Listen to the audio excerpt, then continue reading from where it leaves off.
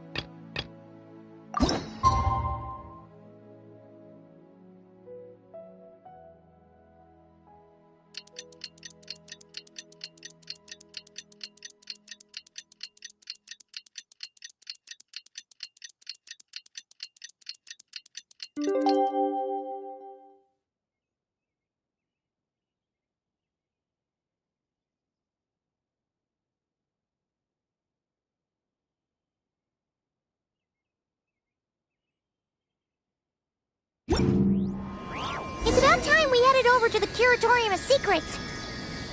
We have something super important to discuss. You remember, right?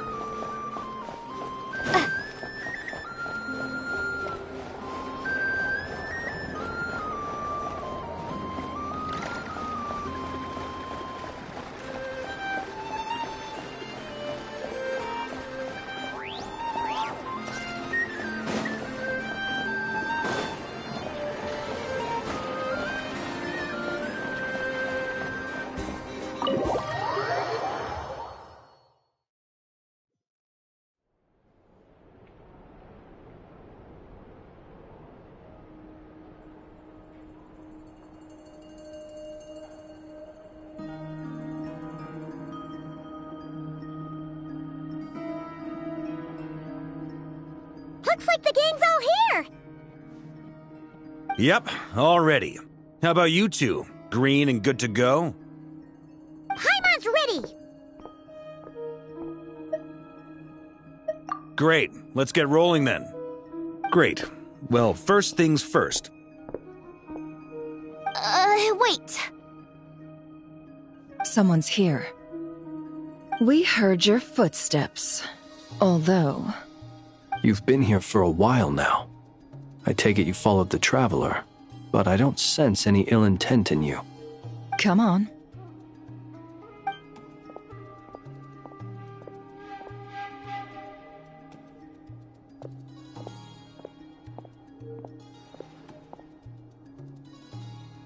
I figured it wouldn't take you long to notice me. I come bearing news from my lady, the Knave. Dottore went through the motions of returning to Snezhnaya, but it was obviously a facade. However, he has not returned to the Kuvaki Experimental Design Bureau, nor has he made an appearance in Nasha Town. Well, in that case, he'll be in his lab way up north. I always wondered why he applied for his own private pad. He was planning this all along. Tell them that Sandrone and I will go on ahead. If they still intend to pursue this matter, they should meet us at the research center in the northern tip of Nodcry. Nice of Columbina's two best friends to think of us. We appreciate the heads up. Our sincere thanks to the Fatui for your aid. Lady Damselette may have left our organization, but at least some of her colleagues remain genuinely concerned for her well-being. Not to mention that the doctor's increasingly cryptic conduct gives us great cause for alarm. We have crossed swords many times before, but it's not personal. We're just on different sides. We don't lack humanity. And so, as fellow friends of Lady Damselette, it's only right that you should be in the know about this. Arlecchino's situational awareness has saved us a lot of trouble. I'll leave the map here with you. If you do decide to head to the research center, please proceed with caution. And remember, at least while you're in Nodcry, Lady Arlecchino's subordinates are your comrades if you want them to be. This is very accommodating of you. We can't thank you enough. Just doing my duty. I shall take my leave now. If you need us, you'll find us at the Experimental Design Bureau.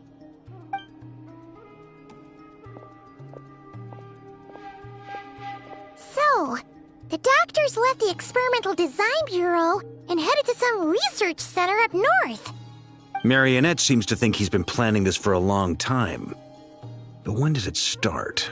Before he even arrived in Nodcry? It seems his loyalty to the Tsaritsa is lip service at most. Behind the scenes, he may even be working against her. Whatever his motives, we know that he's decisive and incredibly ruthless. Facing him unprepared would be a recipe for disaster.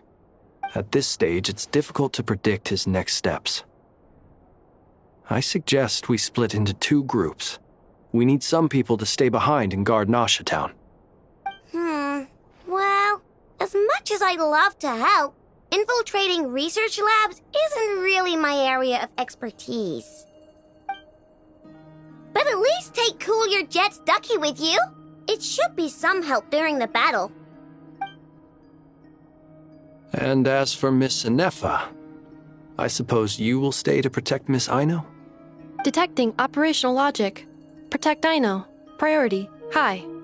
Just in case, Servarka, I think it would be best if you stayed behind as well.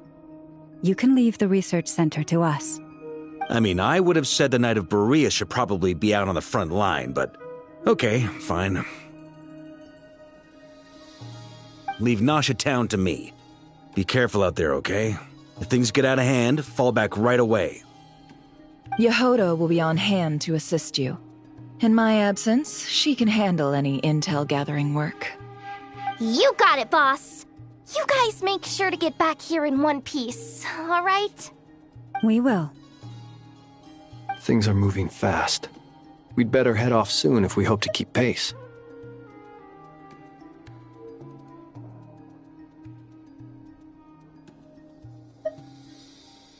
So, it's infiltrate a secret research facility, or...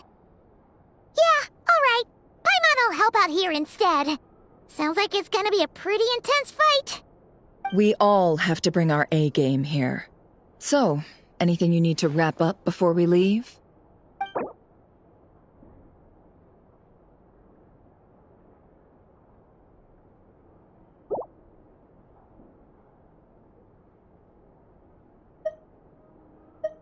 Then you'd better get going.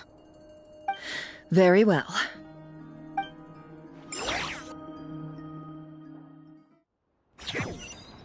All these broken machines on the ground.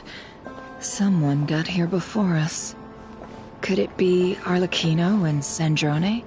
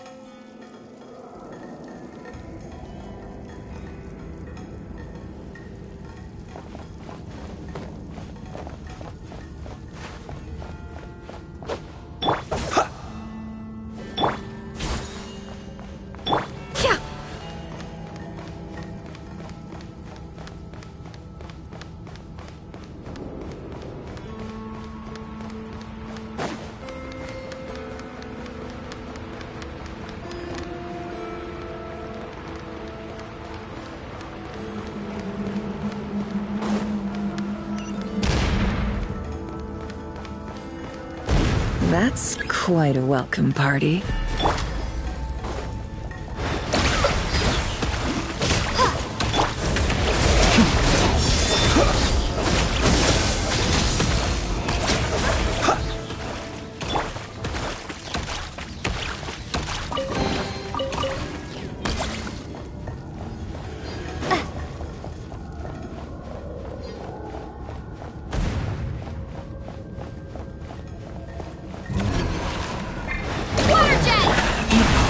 Close your eyes. Observe.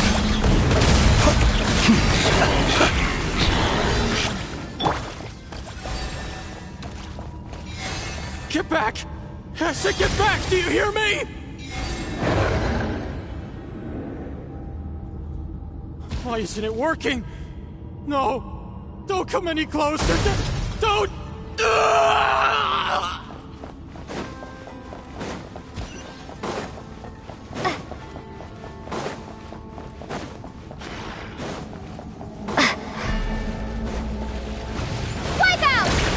Can't hide the truth.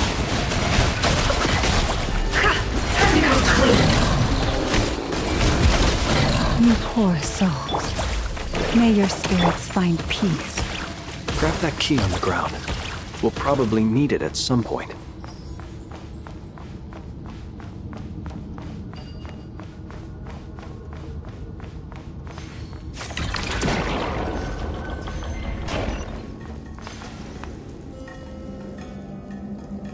Watch out! Ugh, there's no way through. Let's go around.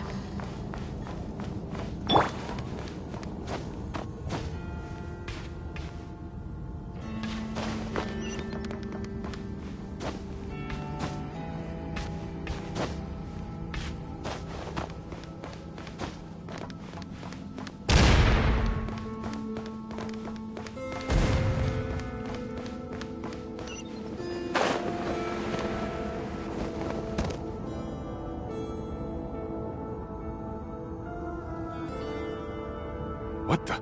Trespassers? Here? What's wrong with you people? We're looking for the doctor, and we understand he might be here. I see you're fleeing the facility. You looking to settle a score with a doctor? Good luck with that. I don't think you have many chances left. Perhaps. But you might have a chance to live if you start talking.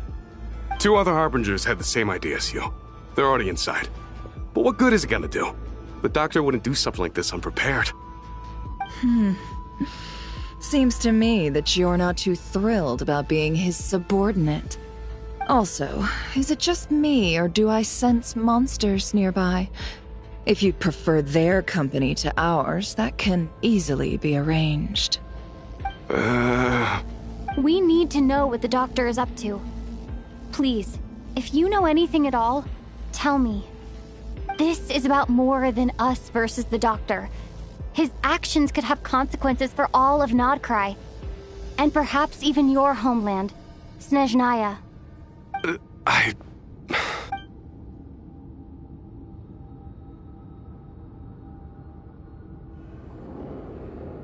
He's building something. Ambitious doesn't even begin to describe it. Feels like this could be the big one. God knows how long he's been planning it. A while back, he told us he'd be returning to Snezhnaya. We weren't expecting him back so soon.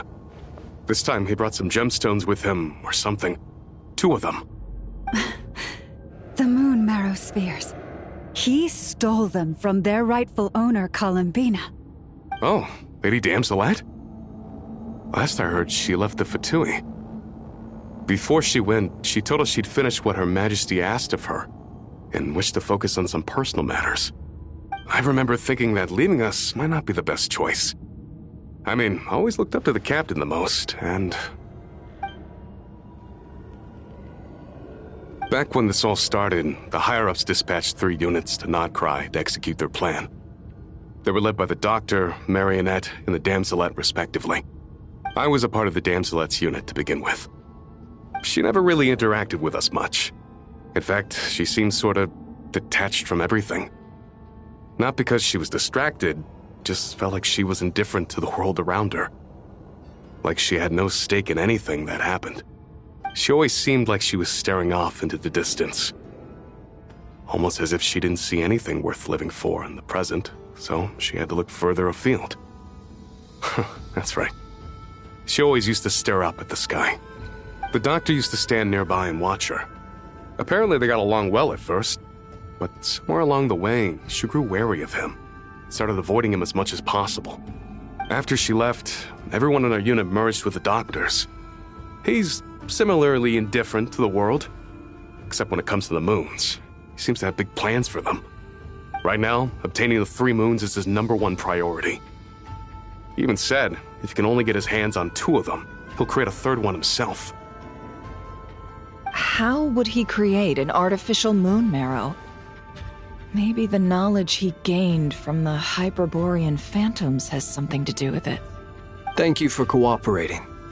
We appreciate the level of detail. I get the sense that you'd serve under Columbina again if you had the chance. Would that be fair? No, she's no longer a Harbinger. As a member of the Fatui, my loyalty will always belong to the Tsaritsa. I'm only telling you all this because I don't completely trust the Doctor. His actions do not align with the goals that first brought us to Nodcry. I understand. We'll do everything within our power to stop him. The Knaves unit is based at the Kuvaki Experimental Design Bureau. Maybe you can seek refuge with them. Well, now we know what's going on here. Artificial moon marrow.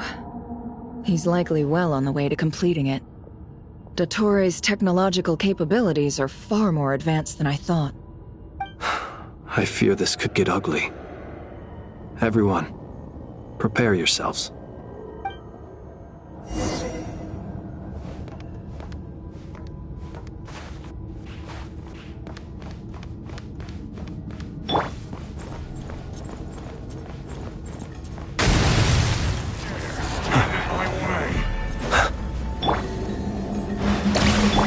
Be silent.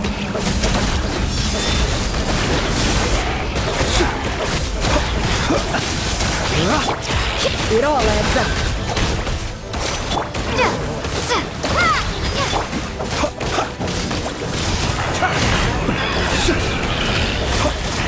Close your eyes.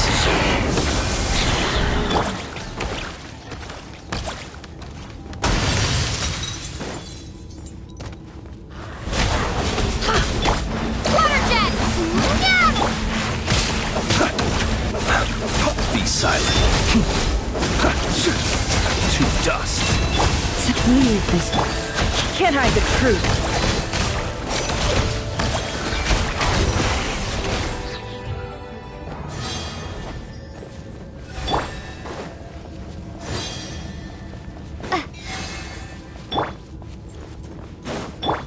Forrest?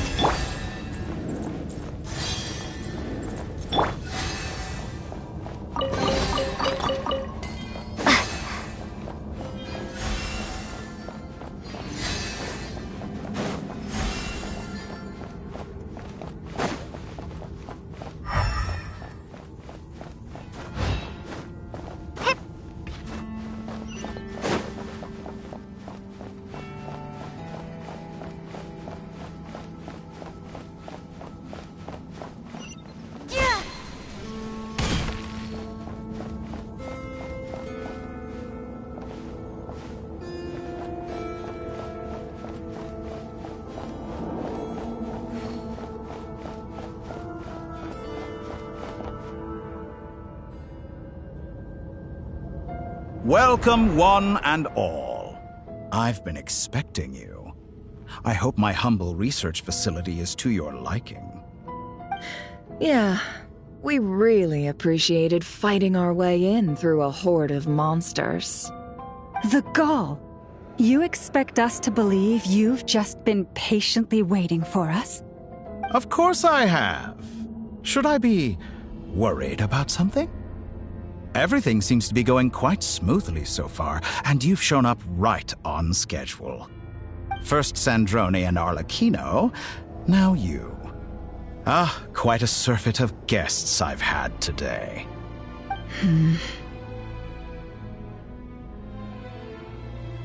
If you were looking for them, I should probably mention that Arlecchino disappeared as soon as she entered the facility. As for Sandrone, why, she stood right here only moments ago demanding answers from me at the top of her voice. Hardly out of character. She never was one for basic courtesy. But I have to admit, I was a little surprised to see her showing concern for someone besides herself. Does everyone you associate with undergo such a change in temperament? Speaking as a researcher, I have to say, it is not a change for the better. It threatens one's ability to remain objective.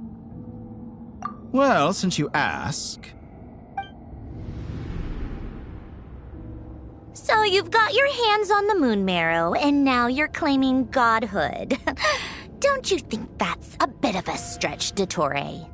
I must protest what you are insinuating with that phrase, claiming godhood.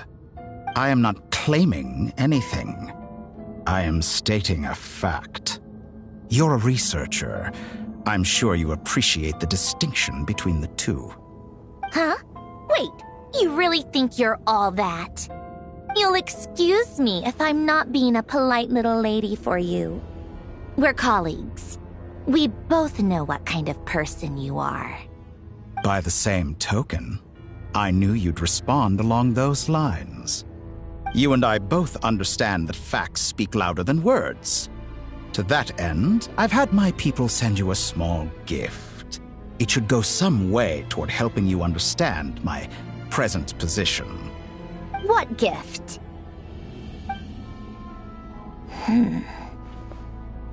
Where have all your troops gone? Who knows? Perhaps they are already marching toward a new world, following in the footsteps of an unknown god. As vulgar and arrogant as you may be, dear Sandrone, I have no intention of taking out my displeasure on your subordinates. They will enjoy equal rights to my own. You sent your people to the Experimental Design Bureau? That's the Tsaritsa's property. Yes, and I am very mindful of Her Majesty's instructions. But you know full well that they do not conflict with my present goals. In which case, all I'm doing is conducting another one of my experiments. Is there a problem with that? Now then, you have a judgment call to make. Am I simply lying to stall you? Or is it possible that every word I am saying is the truth? In which case, your subordinates really are in danger. So now you've turned on fellow Fatui soldiers. You're completely insane. I have set a new rule for myself. Each person gets one chance. Naturally, that includes you, Sandrone. If you wish to leave, I won't stop you. We are colleagues, after all. Scumbag!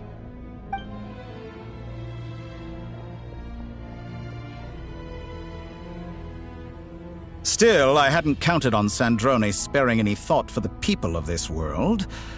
Shame. I always found her self-centeredness to be one of her few better qualities. How can she ever hope to achieve greatness when she's so obsessed with protecting her little design bureau? It's more than a little disingenuous to speak of achieving greatness while taking hostages. Or does honor no longer mean anything to you? Honor? I have the marrow of 2 moons in my possession and will soon complete the construction of a 3rd. I will be the god of a new world. And you speak to me of honor? How charmingly naive. Those are sacred relics. You do not deserve them.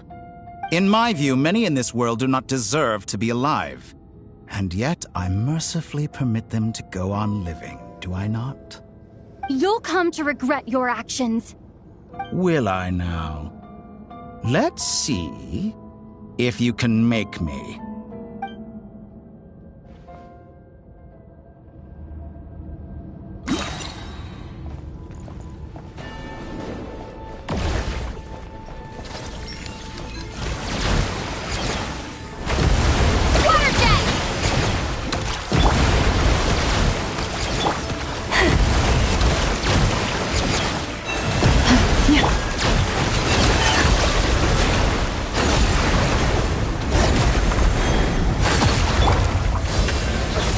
Close your eyes. Target acquired.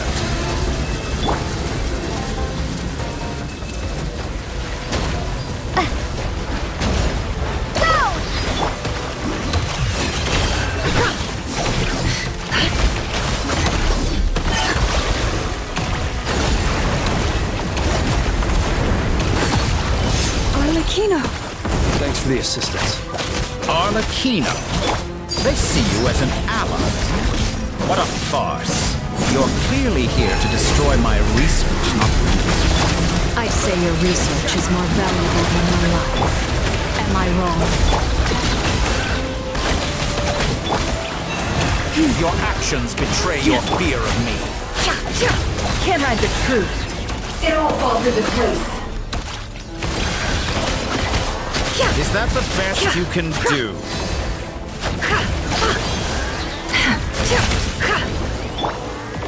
Observe. Be silent.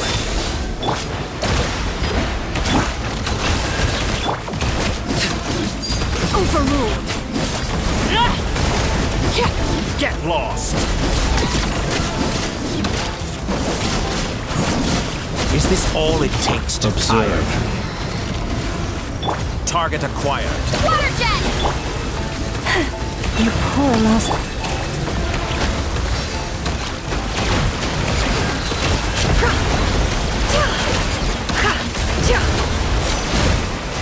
It all falls into place. Water jet!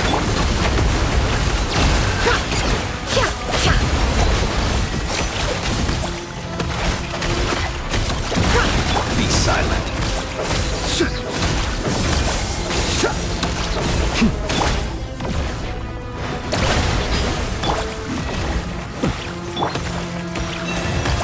Target acquired. Dottore is too powerful with the artificial moon marrow in his arsenal. Fighting him is futile. Quickly! How's this?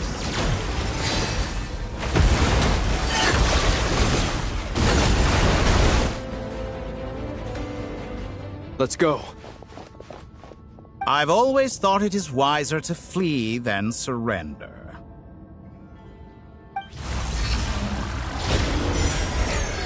Watch out! What the? Forget about me! You should... Where's the Traveler?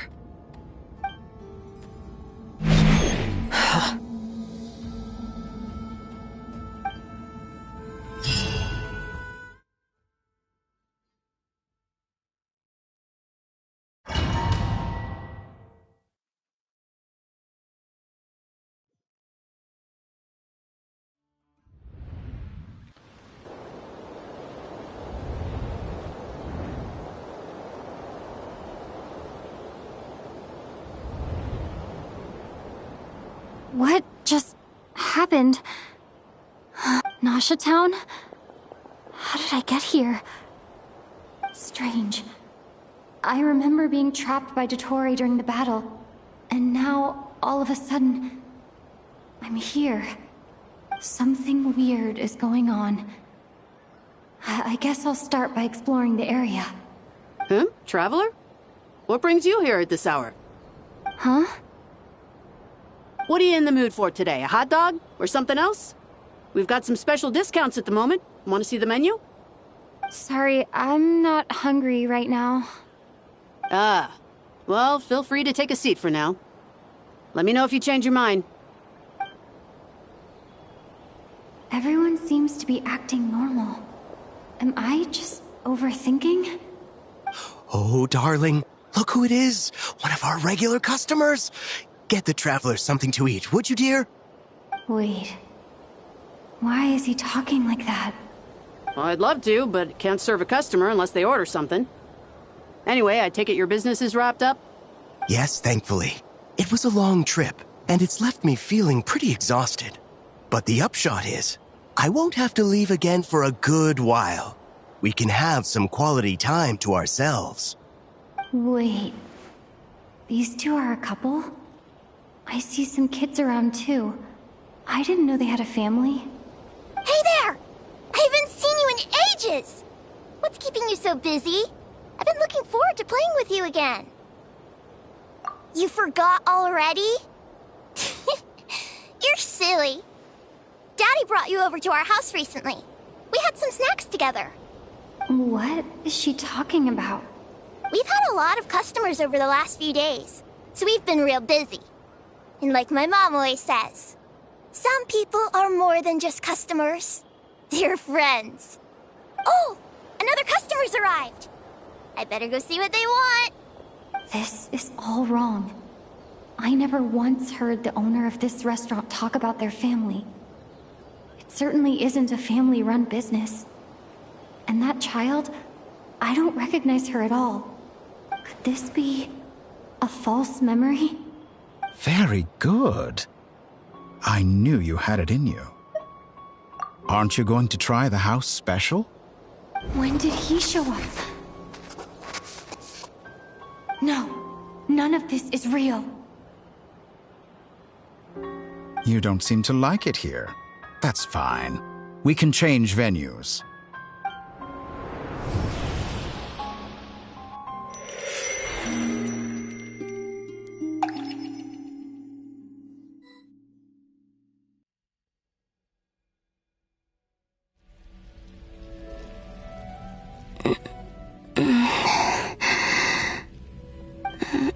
I'm still alive. Where is this place? It took all my strength to open the moon gate, and then I leapt into it. So this is the moon's reflection? The mysterious realm beyond the gate?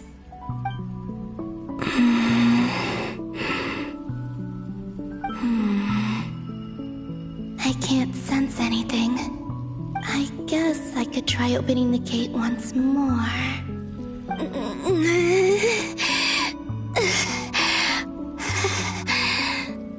No response. Maybe this space can't be opened from inside. If this was the space that killed both Revier and his lover, then why am I unscathed? Or... no, I'm not unscathed. Even the air here feels frozen in place. There is nothing here with which I can restore my power. I should conserve my strength and proceed with caution.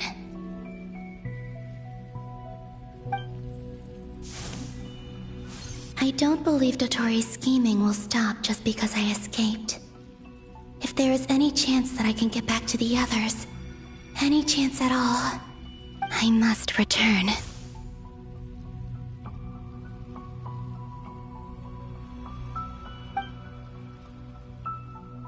Emptiness. Silence. What is this place? Or maybe the real question is, what is it for? What's this? Looks like it responds to my power. Golden. Like Kuvaki. Is it some sort of guide? And why does it feel so familiar? I might as well follow it.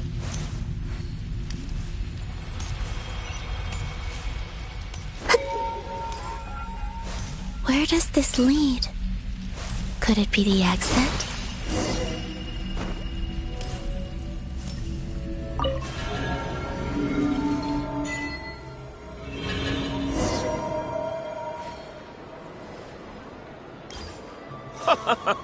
Welcome home, Moon Goddess. Is this Nasha Town? But isn't Moonbriar Night over already?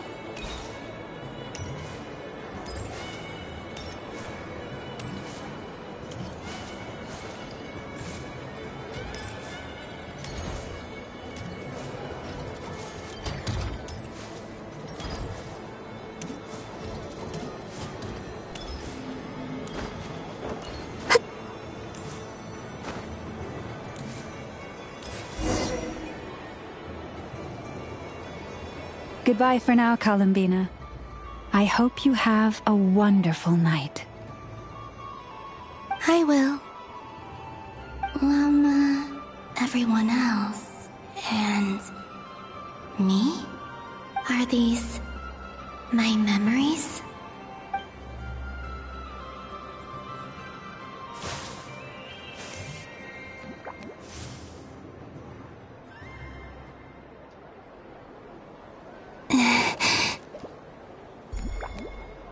I can't touch them. It's as if we're separated by some impenetrable power.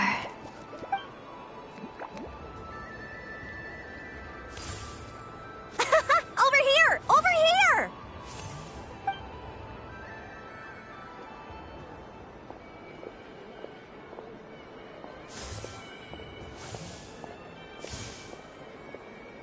But the people in these memories pass right through me. Just like when I disappeared. If only I had known what would come to pass after that. Even so, I should still take a look around. Just being back here. It gives me the strength to keep going.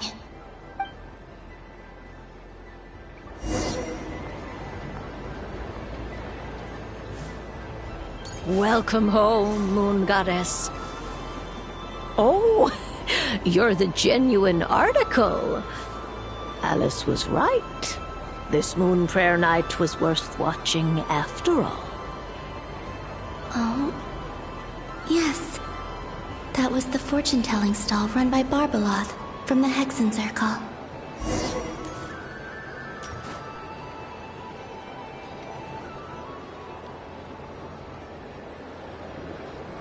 Please, draw the first lunar arcana. This represents destiny and is the foundation for the divination as a whole.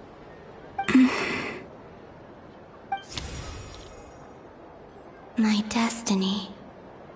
I believe the card I drew was the moon. Now that I think about it, Barbeloth's divination was absolutely right. It's almost time to draw the last card. The one that represents the future.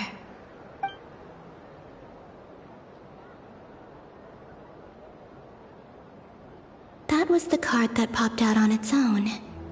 From here, I think.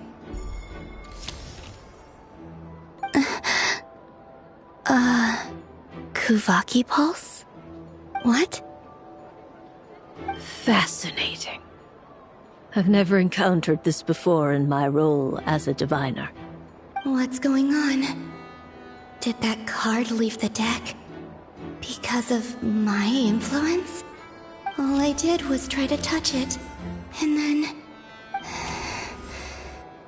Maybe this memory space is not untouchable after all. Are there weak points in the barrier? Or... is it possible that there's more to this space than my memories alone? This card is death. I need to get to the bottom of this. I'll try touching something else.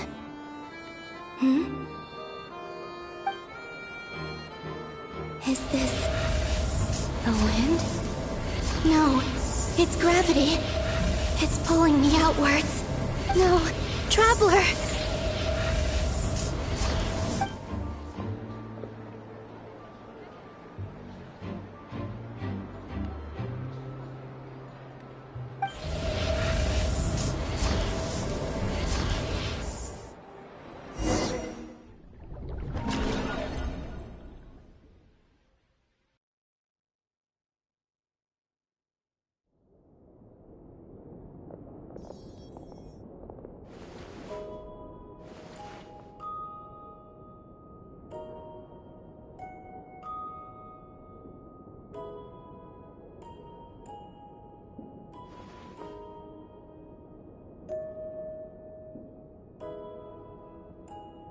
Paimon, listen to me. From the bottom of our hearts, we are so sorry. We completely understand how you must feel. The Traveler is trapped, and we all feel responsible for it. Don't say that! Paimon's not a little kid! You didn't leave her behind on purpose. There was nothing you could do. But...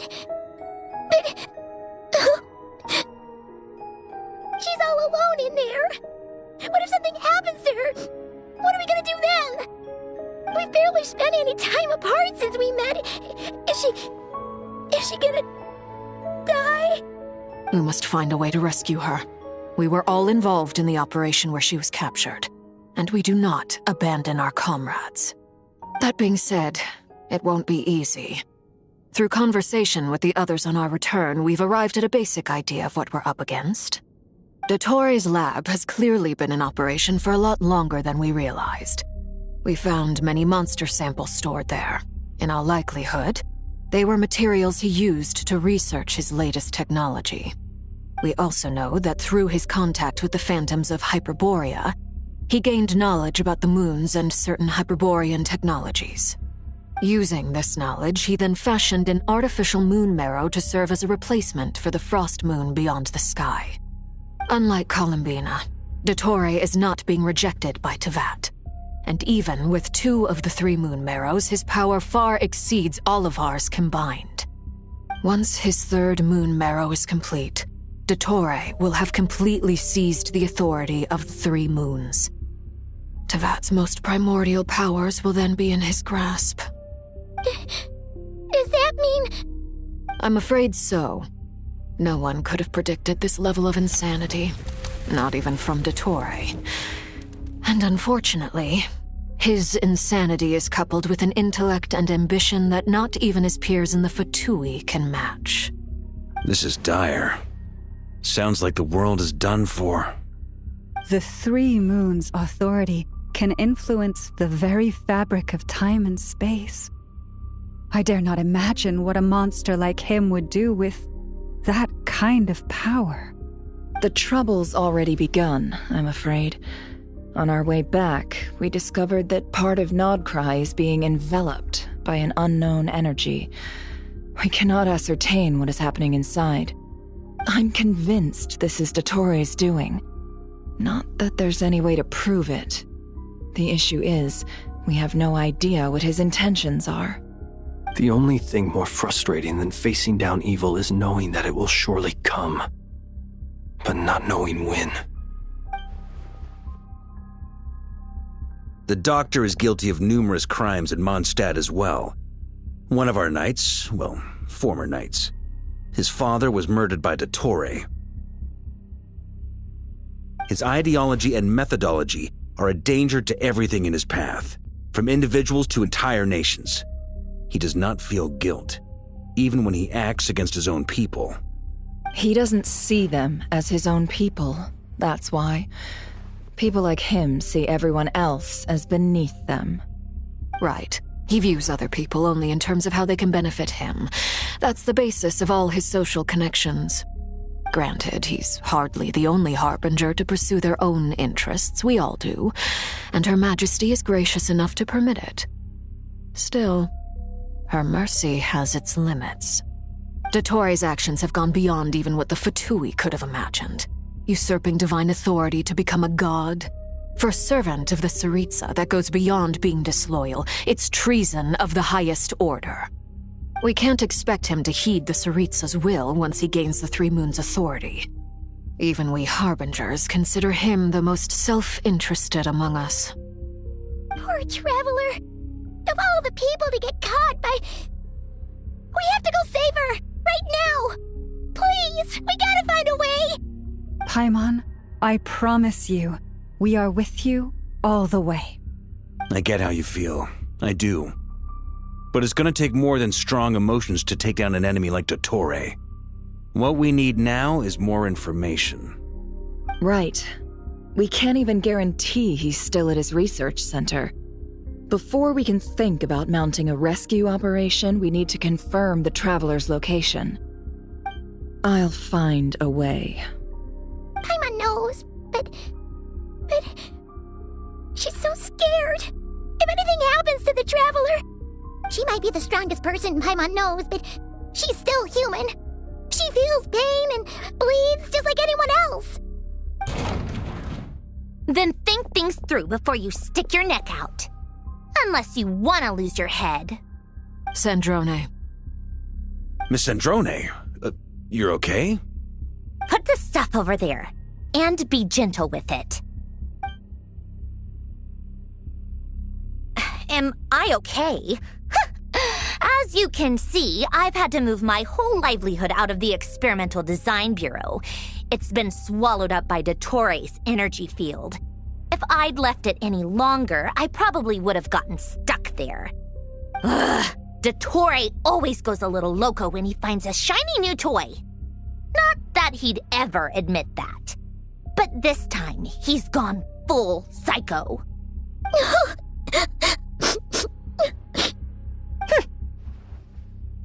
Just go ahead and cry already. Sorry.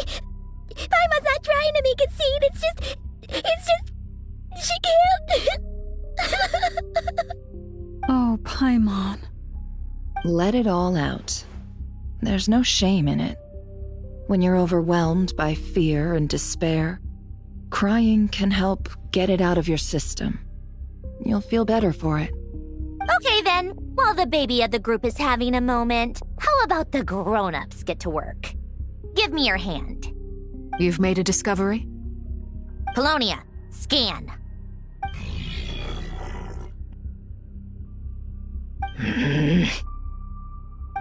You, hand, now. Oh, I thought you'd never ask, my lady. Curses! You're next, then you. Dottore, you son of a... He's done something to us! Everyone who entered his research center has been implanted with some sort of curse. I don't feel anything unusual at the moment. Does that mean it hasn't activated yet? Is there a way to figure out its purpose and what might trigger it? My best guess is Dottore created it using the Moon Goddess's powers. 1 second, analyzing. Ugh! That friggin' maniac! So, what twisted game is he playing this time? The moment I analyzed the energy composition, some encrypted text appeared in my mind's eye. And when I deciphered it according to the Fatui's standard encryption protocol, I got the following message. Feel free to run, or you will perish in nod cry. He's mocking us. Yep, he loves to toy with people. Only in this case, there might be more to it. But I didn't detect any murderous intent or malice either in the message or the curse's energy. As if this is him at his least malicious. Or perhaps all people are cowards in his eyes. Maybe he thinks the threat alone will be effective. What a despicable person. And he has the Traveler in his grasp. If I may, as unhinged as Dottore may be, he has always exercised great patience with the objects of his interest. I remember a comment he made when we first arrived in Nodcry. He said, "This world is, on the whole, an exceedingly dull place. But at least there are a few intriguing features, such as the gods, or the Traveler. Presumably, they interest him because they're unknown quantities. He wants to understand as much as he can about them." Agreed. The Traveler is Tevat's fourth descender. All Harbingers are aware of this. Since Dottore took such pains to capture the Traveler, he is unlikely to kill her right away. Okay, but we still have to do that rescue operation. Of course. I also think we need to read between the lines with Dottore's message. If he's encouraging us to run, that means we mustn't leave Nodcry under any circumstances. My guess is, his curse will only trigger if we leave.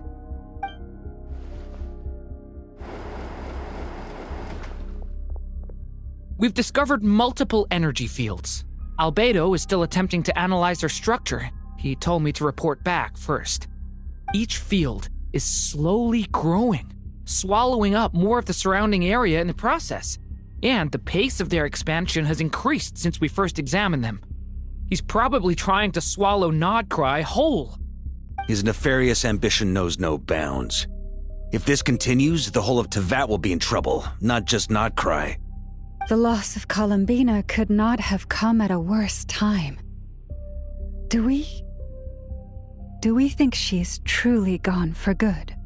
She entered the space beyond the Moon Gate, knowing what became of Rerir and Thalindus. I'm sorry, but I fear the odds aren't good. Don't be ridiculous. If I know her, she's busy finding a way back as we speak just so she can annoy me. She isn't dead. Whatever has become of her, the fact remains that we are two comrades short on the eve of a decisive battle. We need to find out the Traveler's location, but there is also other work to be done. Agreed. Whatever Dottore is planning, we have to get the local populace somewhere safe. So, as well as a rescue mission, we have to organize a mass evacuation at the same time. It would be best if someone could approach leaders of neighboring nations and negotiate emergency asylum for Notcry's inhabitants. Can anyone handle that? Snezhnaya is one option. I'll see what I can do. This would be so much easier if the Traveler was here. No! Stop thinking like that, Paimon. Paimon will join you. She's pretty well connected thanks to the Traveler. Maybe it'll come in handy. Either way, that's what the Traveler would do if she was here.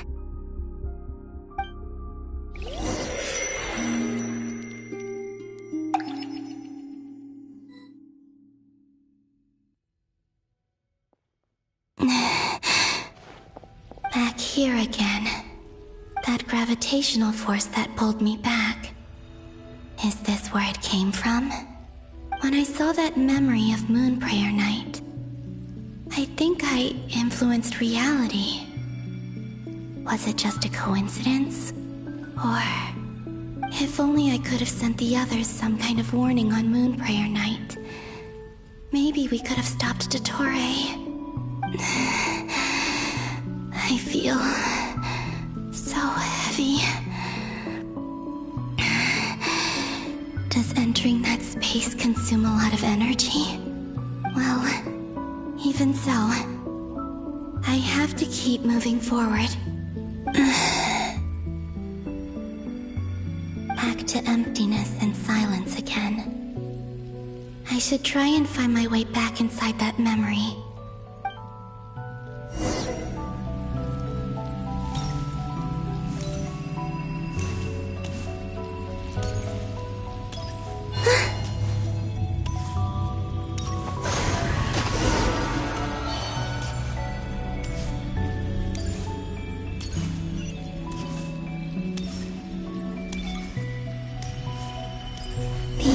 From last time isn't showing up.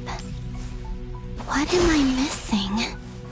Looks like I need to gather these scattered fragments.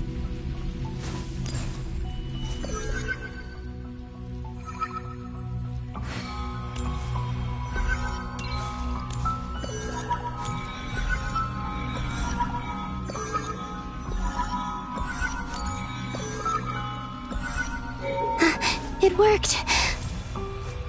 Hopefully I can stay inside for a bit longer this time.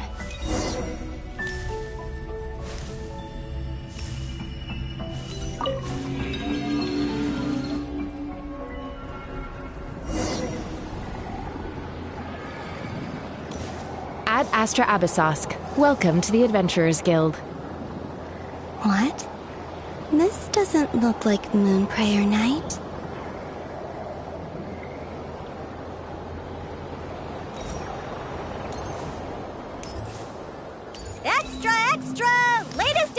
The Nasha Express! I don't think I've ever been here. Maybe this space isn't comprised of my memories after all. There aren't any festive decorations around. Is this Nasha town after Moon Prayer Night ended? Did Dottore's plan not affect the town? Or is no one aware of what happened because he used the Three Moons' authority? Let me see if I can influence anyone else. So, what do we do next? That voice. Paimon? The most important thing right now is to find that mage. Lauma the Traveler and Mr. Varga are here too. I'd better go pay the Fatui a visit. Traveler!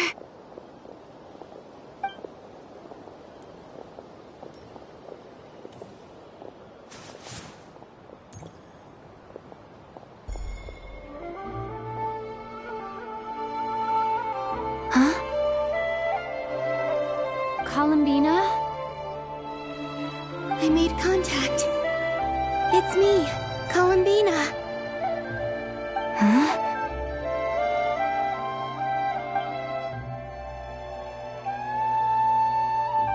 Traveler? Let's go! This is no time to be spacing out! Huh? Huh? Wait a moment. This has happened before. Huh? This is what happened when I disappeared. I stood right over there, thinking that no one would ever find me again. It was only when she called my name that I decided to follow them. But did she turn around because she sensed my touch just now? Is it really possible that from in here, I can change the past? If I keep following them, maybe... Huh? It's that gravity again.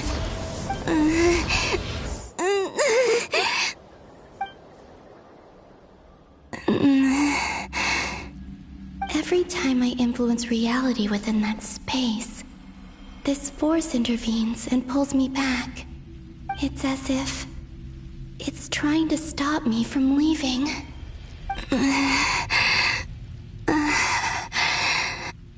I'm getting weaker and weaker. I'll just have to try another approach next time. Come on, Columbina. Keep going. You have to tell everyone what happened.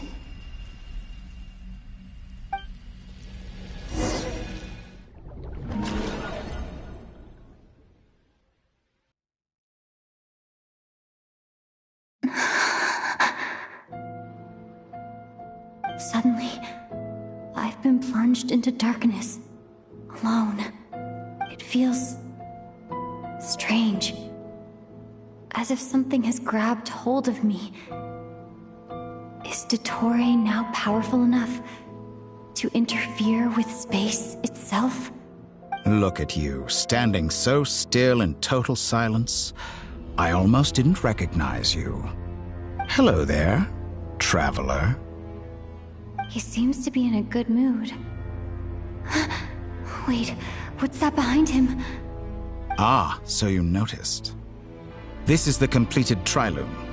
2 primordial moon marrows and 1 artificial specimen. You are wary of it. Good. Maintain that reverence. You performed well in that recent battle.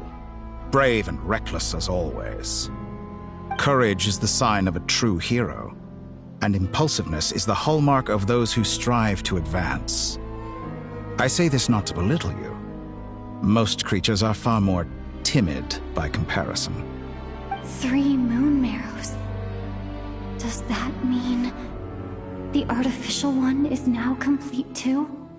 Well spotted. What do you think? For a replica I built myself, I dare say it looks the part. Dottore, are you planting illusions in my mind?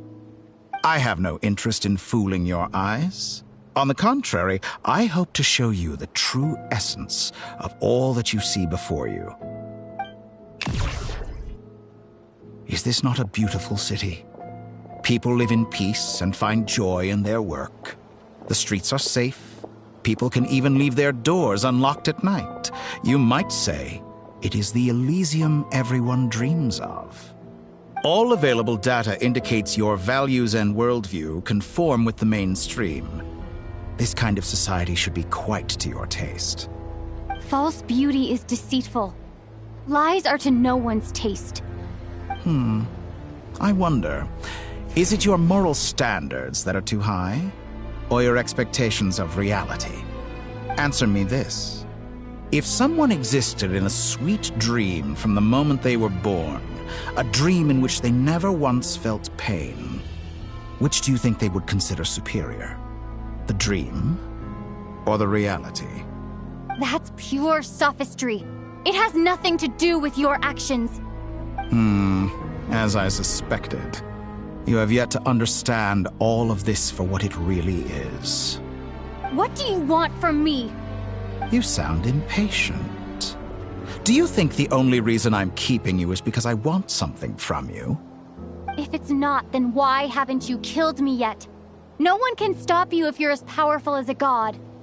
I'm delighted you recognize that fact. I believe we last squared off in Sumeru. Ah, the memories. How time flies. You and I have both grown. I'm not surprised that Arlecchino and Sandrone worked with you. You've always a way of slowly but surely ingratiating yourself with all levels of society. People laud you as a hero, but I suspect there's more to it than that. Oh, but to be clear, I don't say that to flatter you. Do you always give your opponent an appraisal before you deal the final blow? Call it a long-time habit. I'm a researcher, and one of my duties is to give an objective assessment of my subjects. But you misunderstand. We are not opponents. Not at this moment. I just want to talk.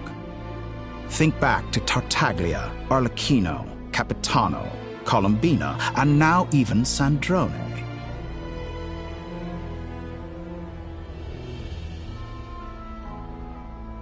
You've worked with each of them in the past. I believe you can work with me as well. What makes you so sure? Well, why not? Should the good associate only with the good and the bad befriend only the bad? I like to think we could have a more mature relationship than that. Surely you don't think all your relationships are grounded in friendship or shared ideals? People come together because it benefits them to do so. If you think of the people you admire, you must surely admit that they have provided some benefit to you. Morality, ambition, dreams. People have plenty of words to embellish the nature of their relationships. But once you break free from those ethical frameworks, you will see that the only thing connecting the two of you is mutual benefit. And that is what I'd like to talk to you about. We're finally getting into it. He's probably been planning to kidnap me for a long time now. But for what exactly? He has the authority of all three moons. I won't be able to gain the upper hand in a fight. Best if I pretend that I'm willing to negotiate for now. You say you're a god, but you also speak of mutual benefit. What could a god want that the three moons cannot provide? Excellent question. But before I answer, I would ask you the same thing. Gaining Colombina's allegiance was a rare and extraordinary feat. But the Moon Marrows are now in my hands, and I have the edge over her. For this artificial moon is not being rejected by Tevat. Her identity and lineage may have been a thing of glory in the old world, but they were also shackles that prevented her from ever integrating into Tevat. I, on the other hand, you may view me as a thief, but I have overcome that limitation. So what is it that the three moons cannot grant you? What stops you from negotiating with me to get what you want?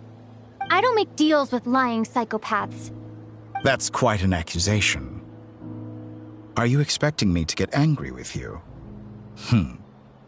Well, this is one aspect in which my personal growth has served me well. In the past, my less mature self might have been disappointed, perhaps even angry, over a small setback like this. Like when you and Lesser Lord Kusanali joined forces to oppose me, for example. But things are different now. Just as the rich do not quibble with the poor, I no longer find myself perturbed by these trivial affairs. Human relationships end with conflicts of emotions and interests. But relations between humans and gods are different. And ours is even more unique. I have ascended to the highest heights and laid claim to unprecedented horizons. And you were no ordinary person to begin with.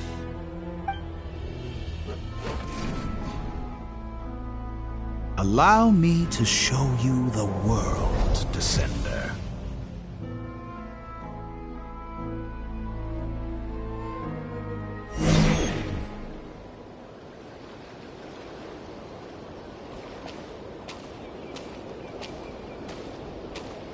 To stand, walk, jump, sit, and lie down. These are the most common of behaviors.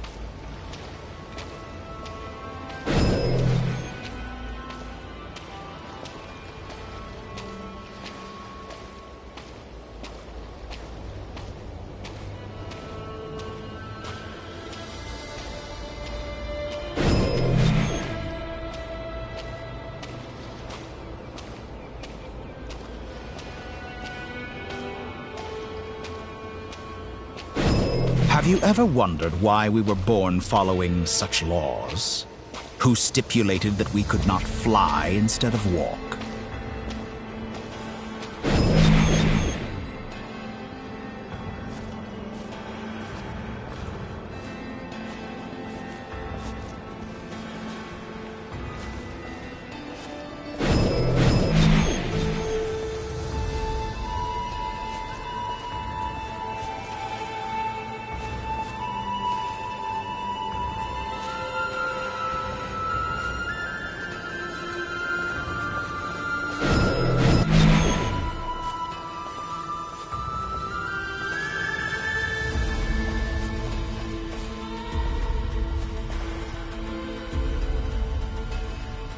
Someone of your talent and experience must surely know of the 4 great rulers who serve the heavenly principles.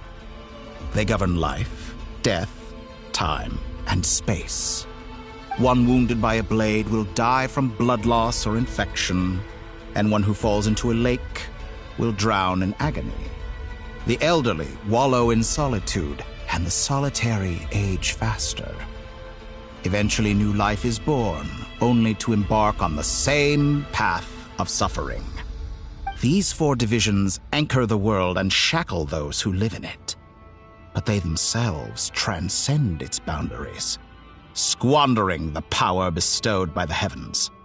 All who live yearn for equality, but unless the gods prostrate themselves and profess that they are mere servants of the living, equality can never exist. Who makes the rules we must live by? Who has the right to restrict us? The limits of the body can be rejected.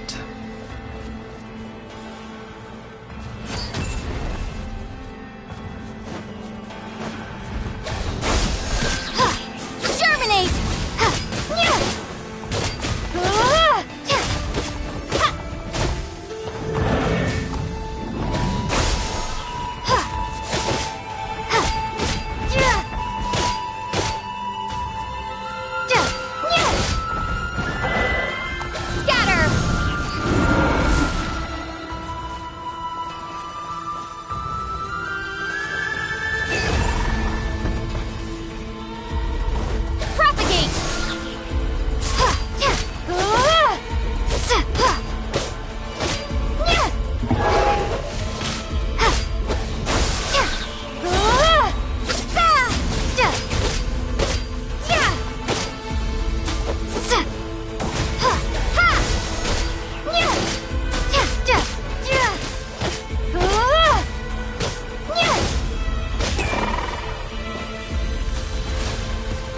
How does it feel to be among those with absolute power?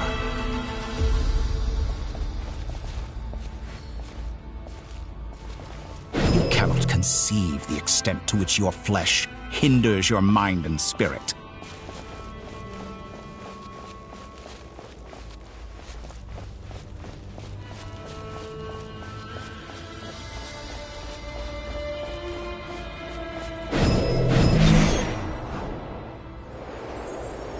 Only by discarding our useless, primitive eyes can we perceive a new world. How narrow-minded we all were in the past. Why should the final answer of the world not be the power that predates those of life, death, time, and space? The power of the Trilune. Through it, I have glimpsed new experimental possibilities. Nature suppressed, authority exiled, souls controlled.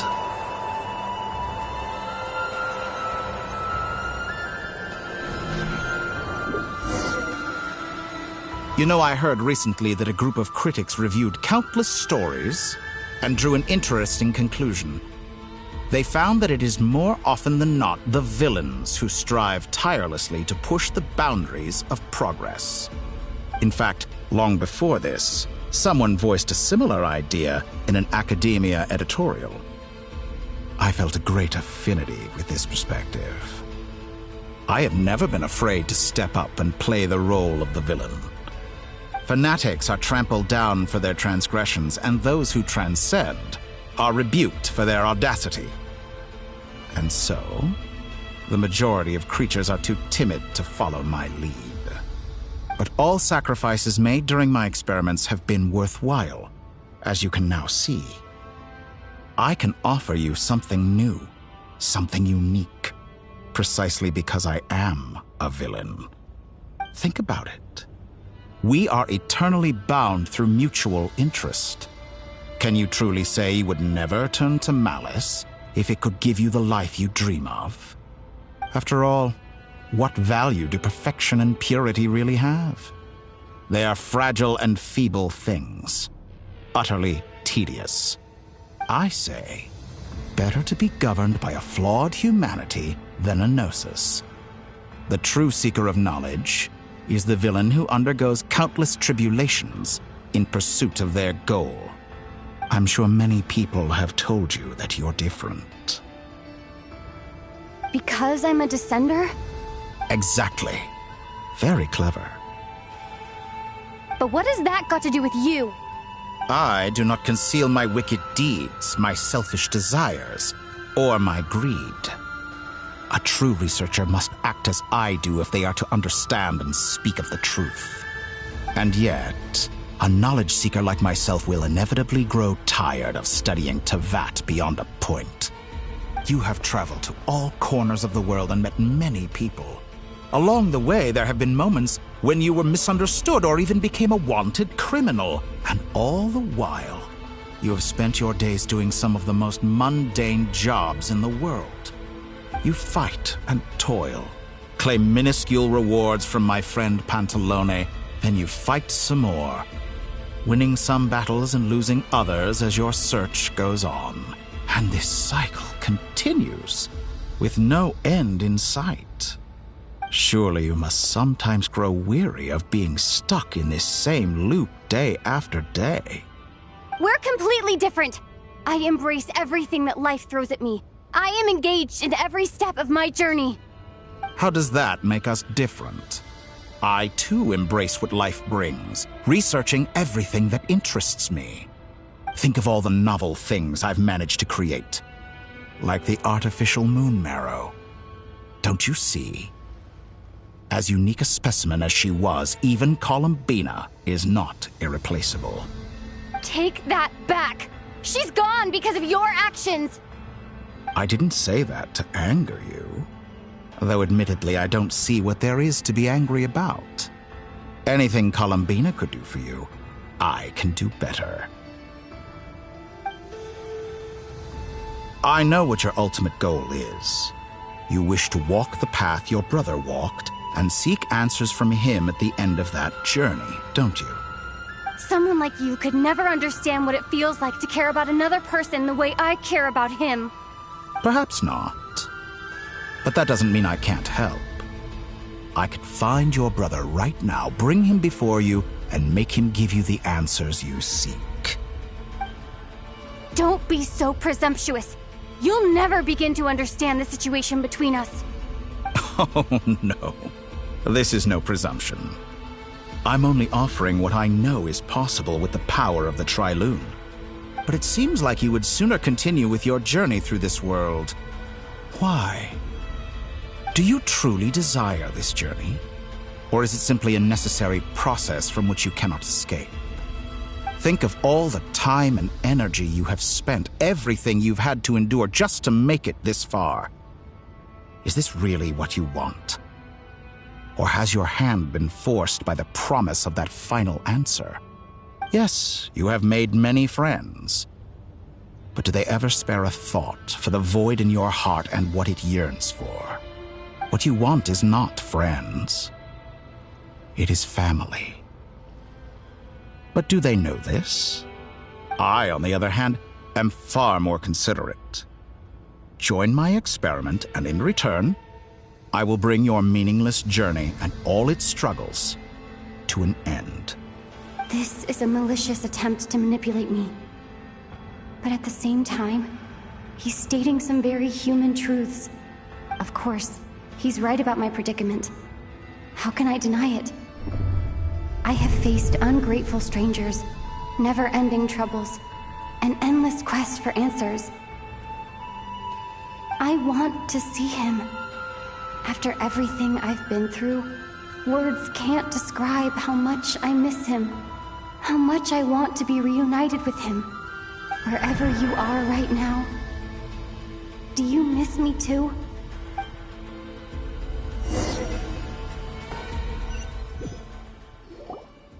All right, everyone. Our next mission is clear. We need to contact all the major organizations, explain the situation to the public, and then begin the evacuation. The residents of Not Cry are quite dispersed. The two most populated areas are the Southern Isles and Pyramida. Miss Lauma, I will leave Hisi Island and Nasha Town in your hands. I will liaise with the Fatui and Pyramida. Agreed. We will reach out to Natlan and Snezhnaya. Anyone found north of the Experimental Design Bureau should follow the Fatui to Snezhnaya. As for those dwelling south of that line, I will ask the Voynich Guild to help persuade them to leave. Then I, Mr. Varka, and the Frostmoon Scions will escort them to Natlan. The Voynich Guild has dealings with the Curatorium of Secrets. I will send them a letter vouching for your credibility. Yehoda, you should help Lauma. This is too big of a task for one person. My wish has come true. You're willingly lending me your most capable employee for the day. Well, good for you if all this only takes a day. Of course, if it takes any longer, I'll be charging a fee. Boss, wait! Don't I get a say in this? Oh, I'm sorry. Something to add, Yehoda? Well, no one's more important to me than you, boss. And remember how Lauma healed your eyes after that big battle? I think that's worth at least 2 or 3 days' work for the Frostmoon Scions. Are you completely incapable of acting in your own self-interest? Or do you simply devalue your own labor? Are you sure you don't want to come with us? Who will see to our other work if we're all busy evacuating residents? Sandrone insists that Columbina is still alive, and we have a traveler to rescue. There's much to be done. But boss, I'm just worried that... Well, Nefer, I'll link up with you once my tasks are complete. What makes you think I'd need you to do that? I'll need it. And considering the way you approach certain matters, I think you'll be better off with me present. That's quite enough. Just focus on your work first. I bet we're in for an uphill battle here. But we can help out too. Inefa and I are gonna help Nasha Town's residents carry their stuff. Loading schedule. Store essential local research data and technology samples, then escort the people to Natlan. Understood.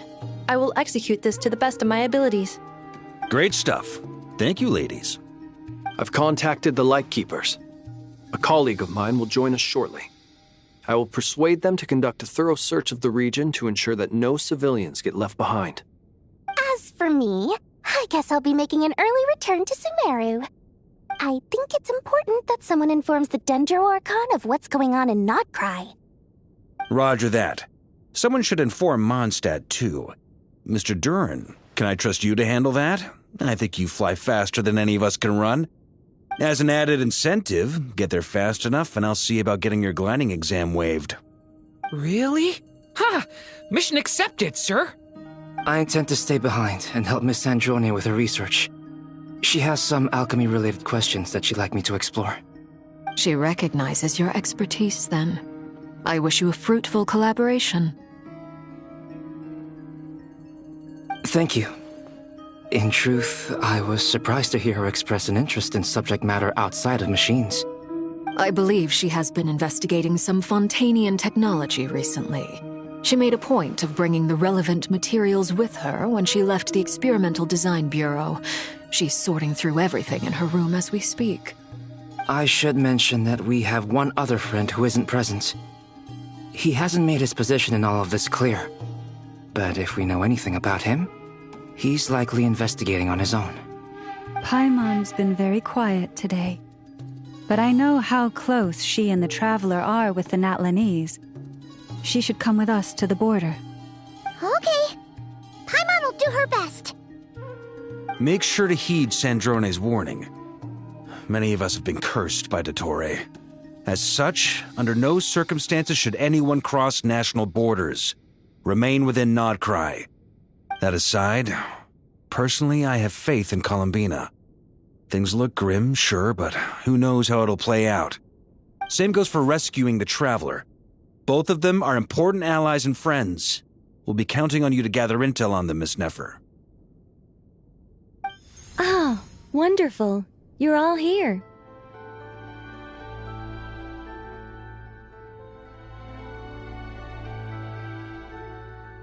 That voice again! Nicole? Whoa, that was loud! And it came out of nowhere. So mysterious. Sorry, this is the only way I can speak to you all right now. Please accept my apology. Anyway, time is short. I'll cut to the chase. We're still facing quite a catastrophe here at the world's borders. Alice has roped in every Hexen Circle member she can get a hold of. Except for me. She told me I had to come and help you all out as a matter of urgency. I quote, "You love talking, don't you? Well, now it's finally your time to shine. Take these. Make sure the whole party gets one each. You'll be in charge of making sure everyone stays connected." Huh? Is this a Dodo communication device? Scanning. Unknown device. Analyzing. Unknown device. Conclusion. Cute. Affirmative. It is cute and good. I believe that I quite like it. This is no ordinary Dodo communication device. It's my very own special modified version, specifically... sorry. I almost went off on another tangent there.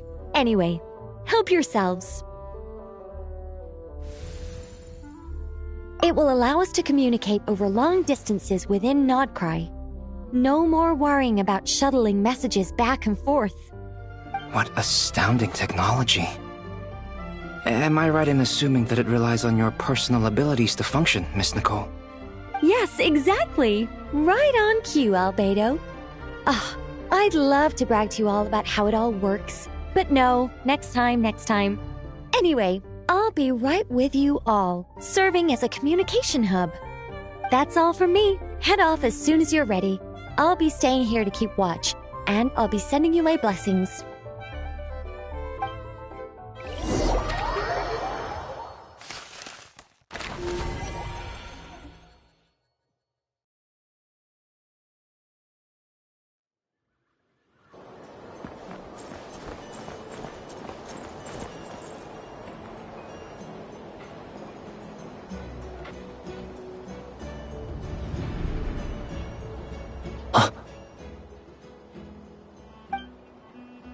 Sir Flint.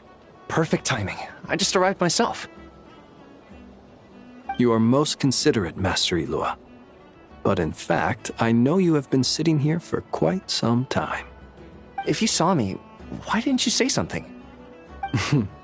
I was curious to see how long you could sit still for. Also, shouldn't you have managed to sense me approaching? That would be a first. You always seem to appear out of thin air without making a peep. Also, how many times do I have to tell you not to address me as master? I don't qualify. I beg to differ. Why should a young man so well versed in social graces as yourself not be worthy of that title? Please, Lord Flint's... Sir Flint's. I'm begging you, don't flatter me into complacency like you do with everyone else. You understand me better than most. My newest acquaintances tell me I love complimenting others. What do you think? I think they don't understand why you do it. You just love puffing people up till they're a big, happy ball of hot air that floats away into the sky. In all sincerity, I can only hope that they bring good tidings when they come back down to Earth. Is the situation that bad? We just held a strategy meeting. Let me fill you in.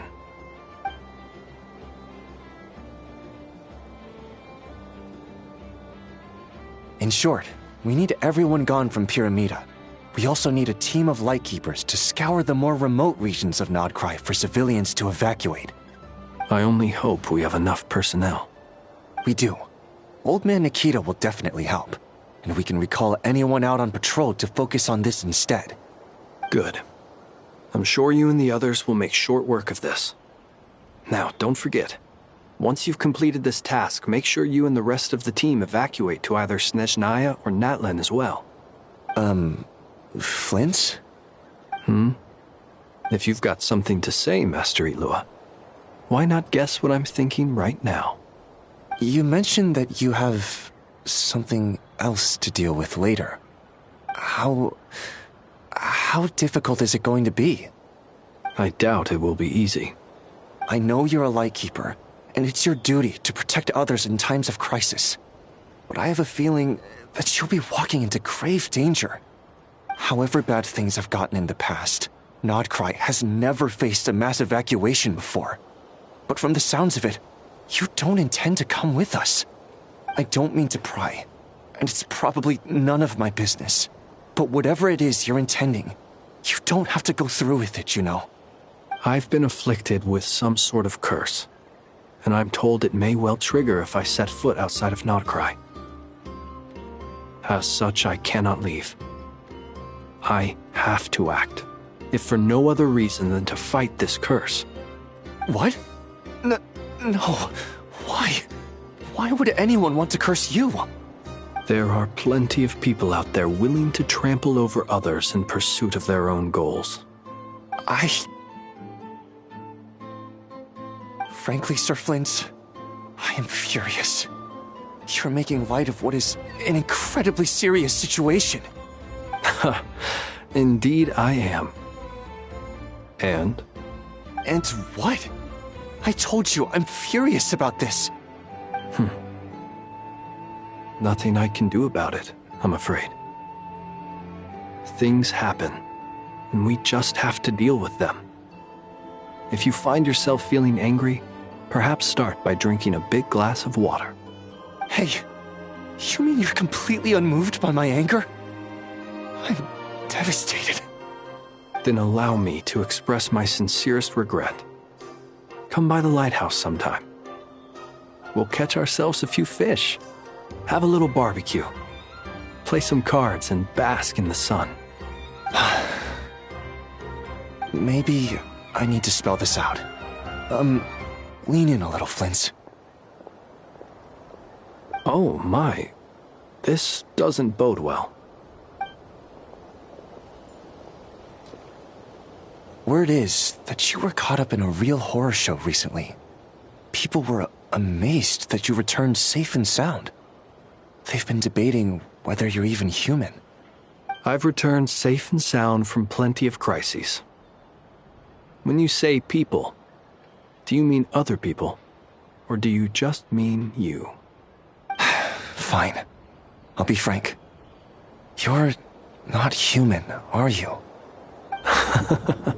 Heavens. Now that's a horrifying thought. You know what? Forget it. We'll revisit this once it's all over. A sound plan. Albeit a little ominous sounding. Just promise me you'll come back in one piece. All right? For you, Master Ilua. How could I refuse? Also, please pass my regards on to our colleagues. Tell them, thank you all for your assistance. Please put safety first as you proceed with the operation.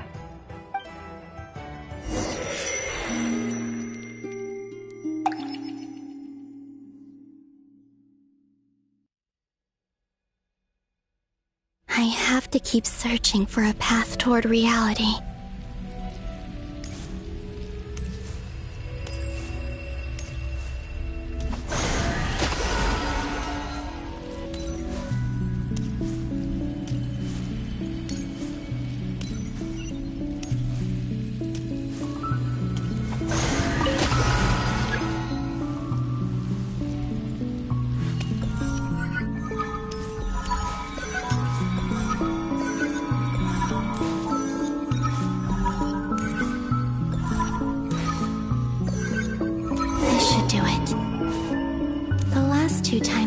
Influence reality in this space. It consumed a lot of Kuvaki. I'll try and be more careful this time. I need to leave key clues behind using less power. I hope everyone still remembers what I said on Moon Prayer Night.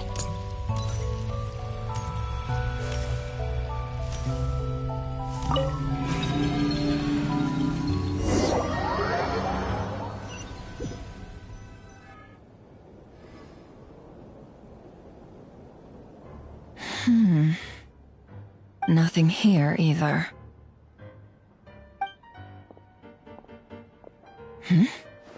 Flints?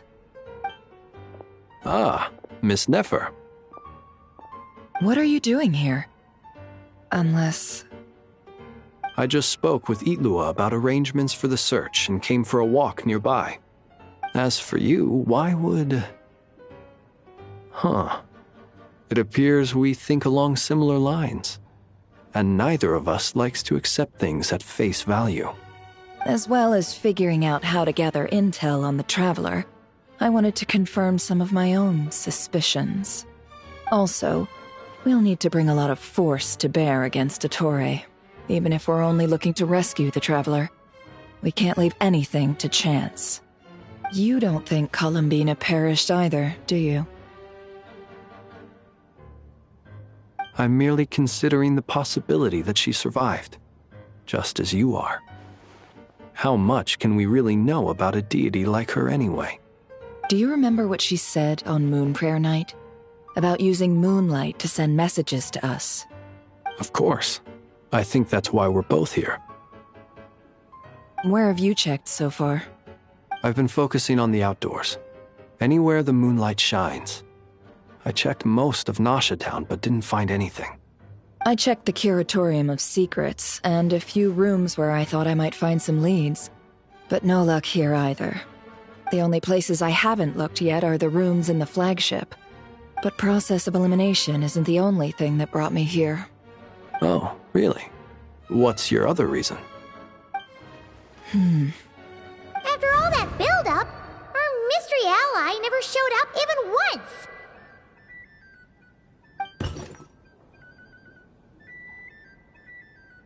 Huh? Am I imagining things?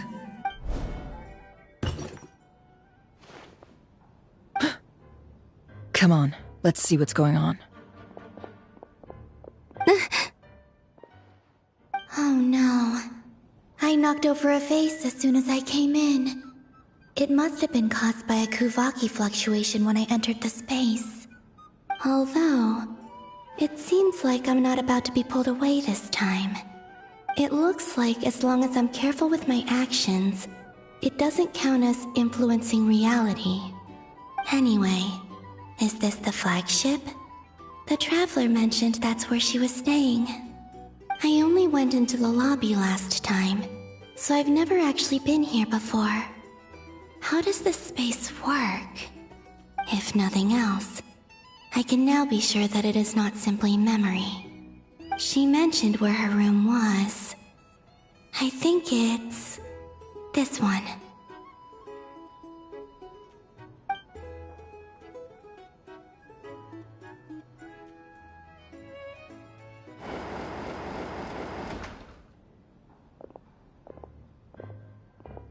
The door is closed.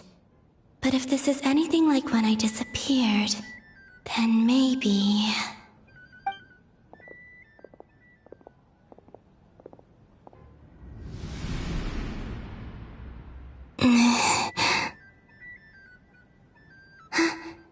I'm in. She and Paimon aren't here at the moment. I hope she's okay. I wonder what happened to her after that battle with Dottore. Best not to dwell on that for now. I need to try and leave them some clues.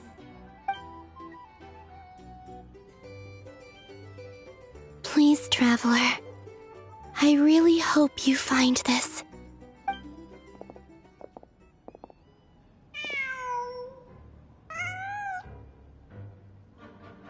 Huh. Just a cat. Nothing else here strikes me as noteworthy. Didn't you stay here for a couple of nights once? Before Rerir showed himself, yes. It's also where the Traveler and I first met. Did you notice anything unusual during your stay? I remember thinking how much noisier the flagship is at night compared to the graveyard. Other than that, no. The Traveler and Paimon were most congenial neighbors. This is where they've been staying, yes? Over here? That's right. I wouldn't usually condone breaking and entering, but we can make it up to them later. Focus now. I have to write a message on the wall using Kuvaki, just like I said on Moon Prayer Night. Simply open your windows on nights when the moon shines bright, and the moonlight will naturally flow towards the words I have written. Here goes. I'll need to carefully control my strength.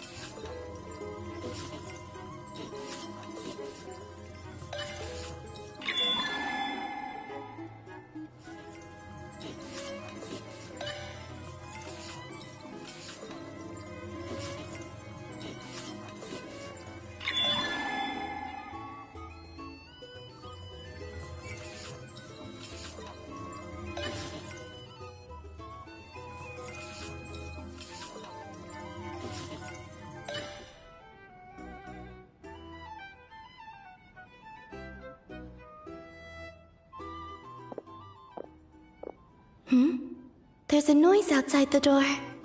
Is she back?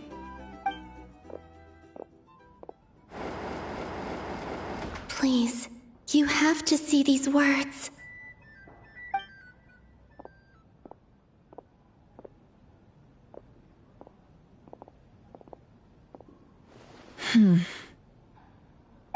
Well, do you sense anything? Unfortunately, no. And this place was our last chance. Not necessarily. We've only looked in Nasha Town so far. Miss Columbina said she would leave messages at her friends' dwellings. It's still worth checking where Miss Lauma lives and where I live. Let's try and make some time to look into those then. Wait. What are you waiting for?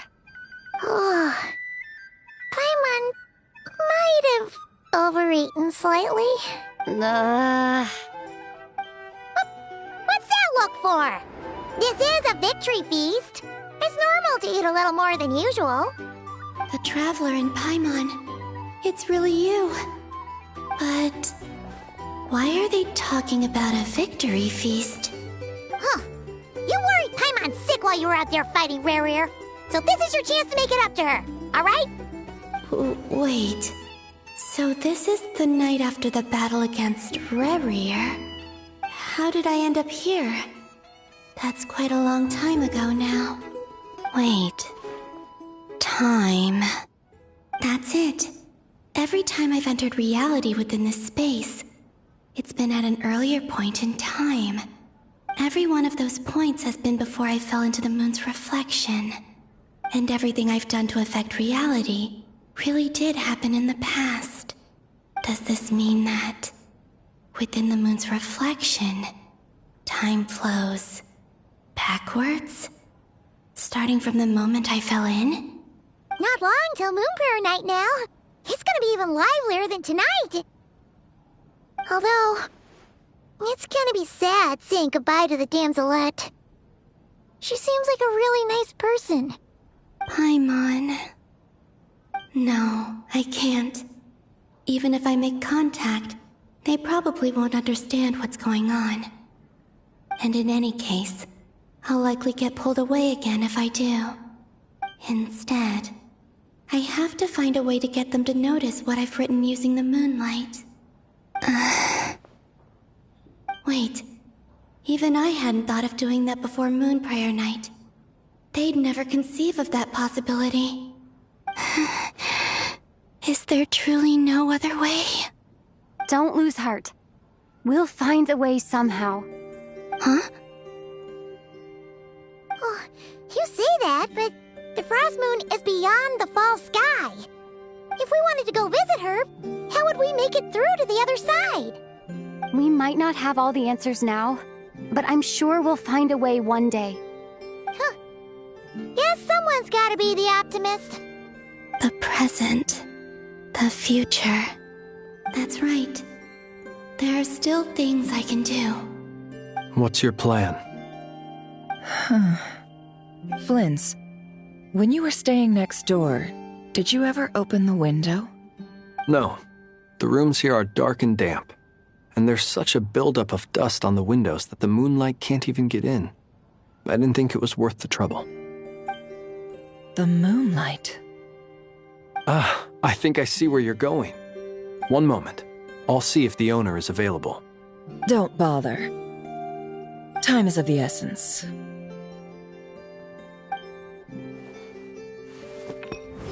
Time. Even if no one sees what I've written at this moment, maybe someone will remember what I said after Moon Prayer Night. I need to write down as much information as I can. And maybe one day...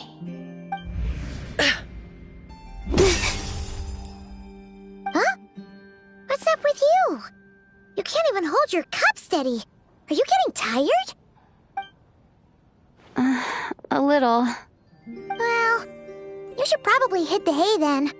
You've had a really tough couple of days for you.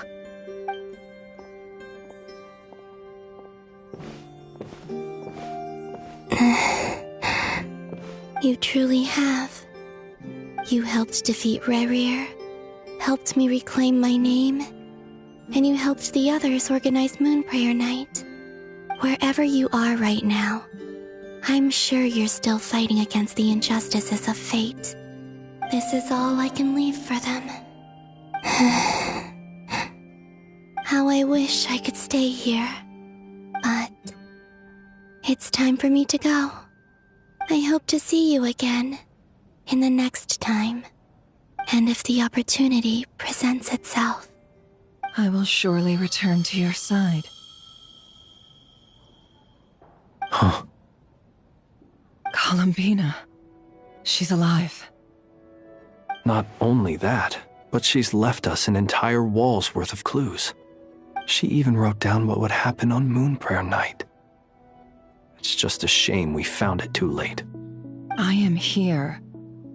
Time in this place flows backwards. I am constantly moving forward. It sounds like she's found a way to influence the past using Kuvaki. But her future is our past. So, these words have been here ever since we defeated the Ray Hero Solnari. We just never discovered them. Which came first, the chicken or the egg? Do you ever mull over questions like that? Only when I'm in a good mood and at leisure. Well, I never do. Everything that has happened already belongs to the realm of fact. As a business person, and especially an intel broker, what I do is extrapolate from those facts to try and read the future. An admirable philosophy. It's a means of survival. Let's go. We have a wall's worth of clues to share with the others.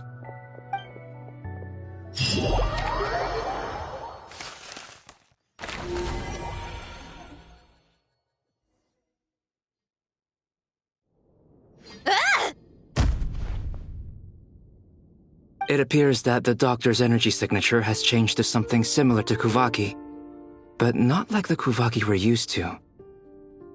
Nodcry's Kuvaki devices will only have a limited effect on it. I can see why you've chosen to place your hopes in alchemy instead.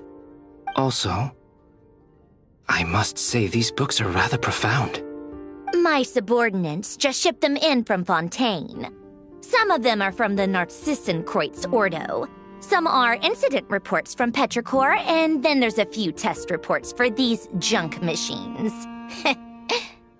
Additionally, after some further scanning, I've discovered something extremely annoying. What's that? Tevat's skies contain multiple moons.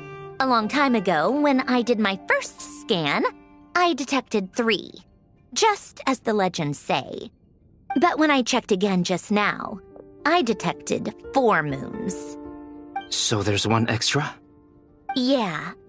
Originally, I thought that if I could still find 3 moons, that would at least mean Columbina's still alive. But then it occurred to me that apart from the frost moon, Tevat's moons are just husks.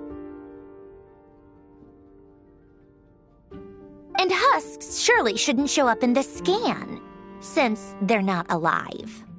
It's weird, isn't it? If we can't even distinguish between a dead and a living moon, how are we supposed to know whether a moon goddess is still alive? Or does this mean that the moon marrows are equivalent to the moons themselves? It's certainly possible.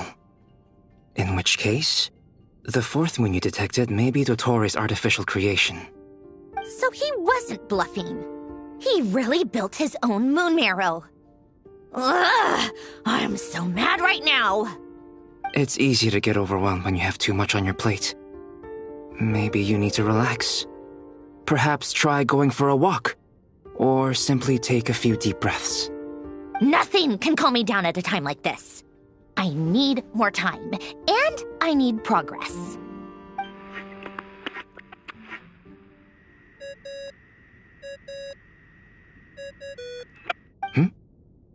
It's Mr. Flynn's. I really hate that ringing tone. Ugh. First the 4 orthants of the Narcissenkreuz, then moon marrows. Now what? Oh, sorry if we're disturbing you. Might I ask what's troubling you? What do you want? We're busy. Are you still at the Curatorium of Secrets? Yeah. Look, everyone else is still out, so there's no hurry. Plus, I'm busy, so I would appreciate if you gave me some space. Even though we have crucial intel to share? Fine, I'm listening. Do you intend to share it via the Dodo communication device? Ordinarily, I would, but this is a unique situation. I think it's best that we discuss it in person. See you at the Curatorium.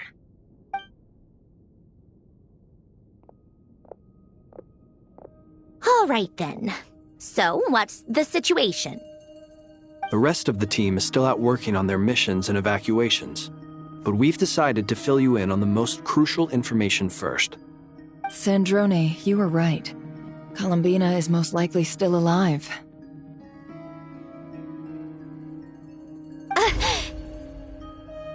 That's the best news we've received in a while, by a long way.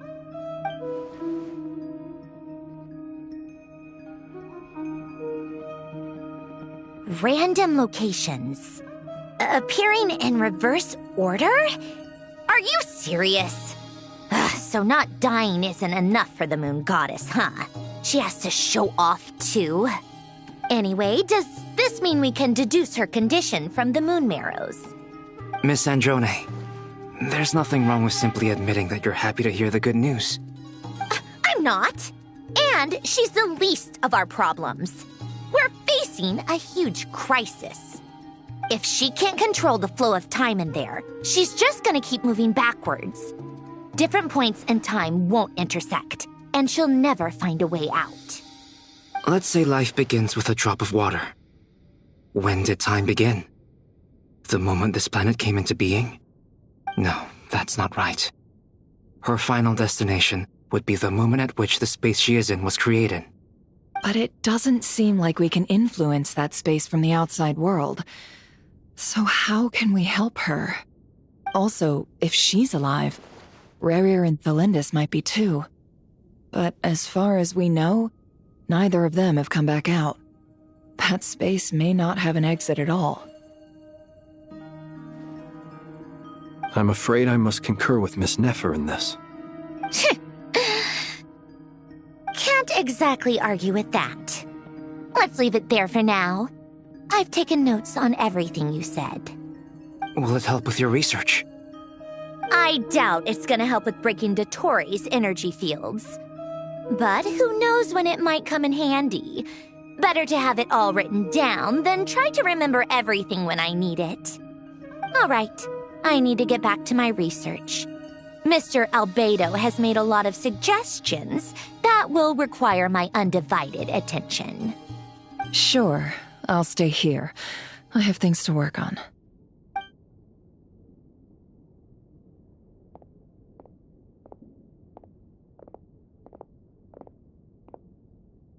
Paimon, are you there?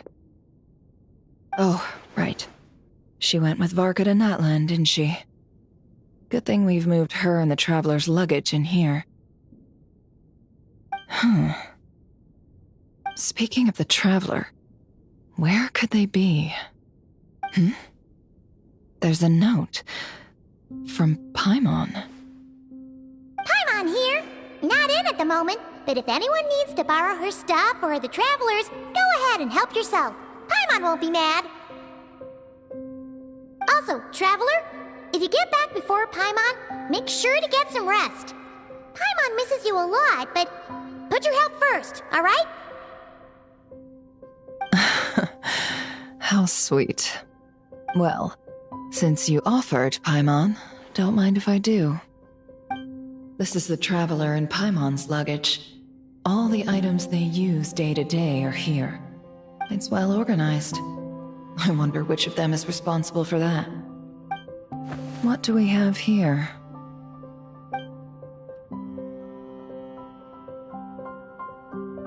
The camera captured a special moment that can only occur between people who are close to one another. You can really sense how the photographer feels about their subject. I wonder why this picture was placed outside. Is it because Paimon recently looked at it?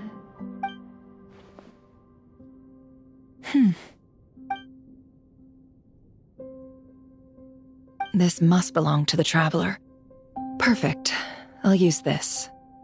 Hang in there. We'll find you.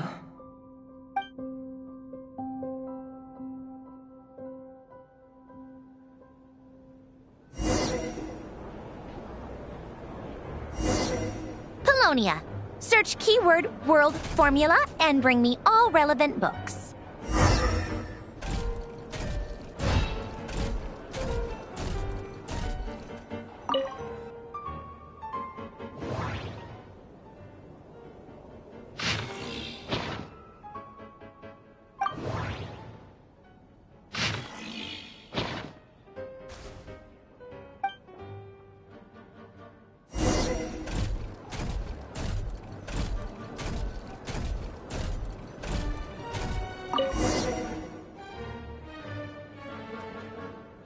Let's see. This one is on Tonki's sermon dictation concerning the apocalypse.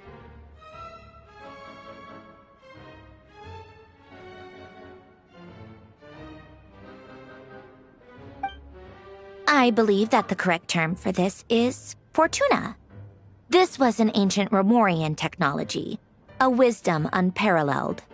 I never imagined that Romorian ideas would be so similar to the diagram I have named, the World Formula. This is strong evidence that human civilization should gradually shed possibilities as it continues to explore and evolve. The end of humankind may well be upon us right now. The sparks of civilization shall run out, unless we consider introducing variables from outside the system. Variables. Surely that can only mean one thing. Descenders? Dottore likely captured the traveler because of her descender status. But the Three Moons' authority comes from the world itself. Why would Dottore need anything beyond that? Where does this variable factor in? The world formula calculates the fate of an entire world. Introducing a variable would therefore give us...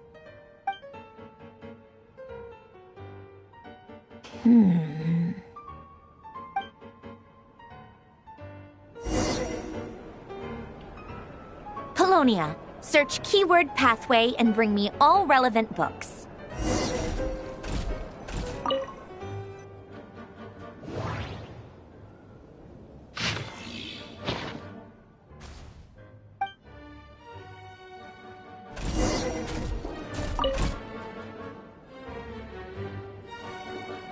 Otonki Sermon Dictation.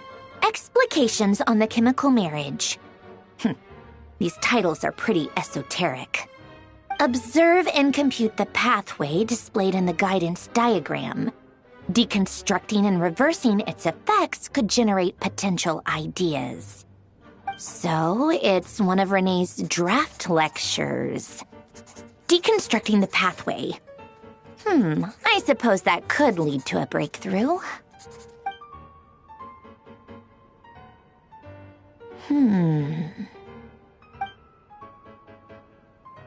This is so long. This guy sure loves showing off his knowledge.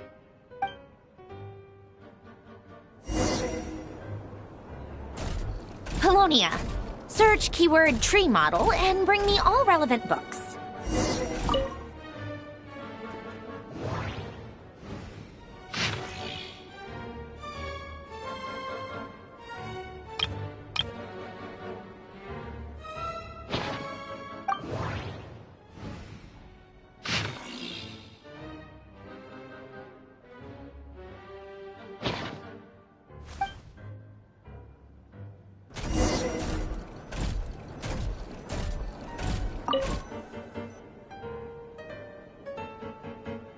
Most of the experimental devices proposed by the Lilia Crucis Ordo are built based on the simple and basic logical structure of a tree model.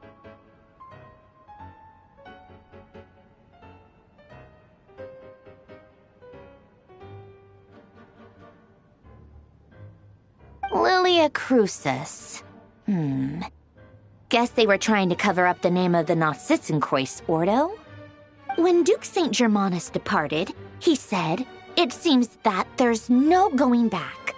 Alas, he is only a genius when it comes to machines. In all other things, he is but ordinary. Excuse me? I'm sorry. That's just ridiculous. What kind of book is this? Great Detective Herlock, the Alchemist and the Clockwork Saint? Isn't this a novel? Come on. Still, the author swears that they knew Renee well. Whatever. I guess it's not beyond the realms of possibility that Renee would say nonsense like that on occasion. Memory, wishes, souls, and persona. Frankly, this sounds more like occultism, but if Albedo vouches for it, I suppose there must be some alchemical basis to these techniques. The way Alain Guillotin saw it, the world was comprised of machines. The universe needed machines, and thus his technologies were created. That's why I was born. René, his full name was René de Petrichor, if I recall correctly. Sounds like he and the town must be intricately connected. That place was also the source of most of our information regarding Remurian civilization. Seems like some of his projects were based on their technology. The cutting of souls and storing them in vessels. These seemingly unrelated techniques underpinned Renee's research. Assuming that the 4 orthants correspond to alchemical categories. The chemical marriage model? Elen would have scoffed at that. He never would have let those theories or parameters anywhere near his mathematical formulas.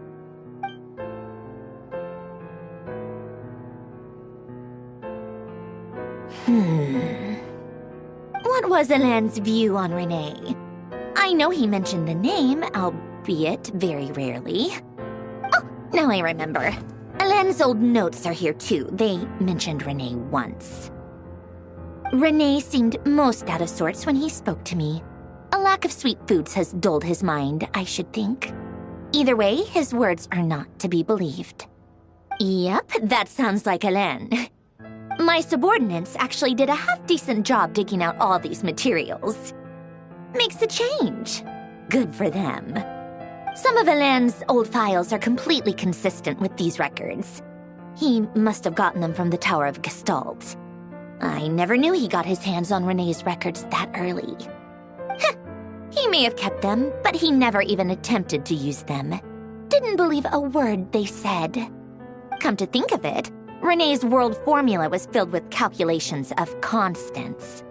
That shows he believed that the fate of the world to be predetermined. As for Elen... it's been too long. I forget what he said. What would he have said? A guy like him, fervent believer in machines, but not headstrong enough. The world can be changed. It is worth persevering. Yes, that's how he used to think at least. He created that procedure to save this world. Yet the scale of the world's fate proved too enormous. The result was beyond his ability to calculate. He died having never seen the outcome. And there I was, left behind in the ashes of his dreams. Did you really never take a close look at Renee's research? Or did you read it but deem his philosophy incompatible with your model? The very thought of trying to incorporate his ideas probably made you feel sick to the stomach. Well, don't worry, because there's a whole new category of lunatic in town. Next to Dottore, every other madman looks sane. You once asked me what I wished for. Should have asked him instead. He's the one pining for things you'd sooner die than witness.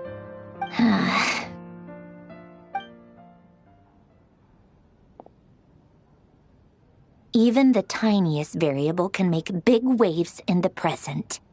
Now then, allow me to put these incompatible fragments together in your stead.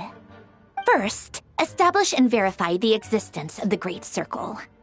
Absolute nihil on one end, absolute reality on the other. Now, search between these two extremes. Then, the construction criteria. Variables. The sparks of civilization shall run out unless we consider introducing variables from outside the system. Input variables. Traverse the world, space-time, and civilization. Then extract the essential nodes from the records to determine which variables they point to. The primordial power that differentiated itself from the void. The power of light. Yes, light. Records. Hyperborea. This is horrendously complicated. After all that, I'm still missing a few variables. I need to think this through again. How do you think it looks, Polonia? Like the frenzied scrawlings of a madwoman? Fine, keep it to yourself. It's not like you can talk anyway. I'll assume you gave it a passing grade. I jest. But true madness does often start with trying to save the world.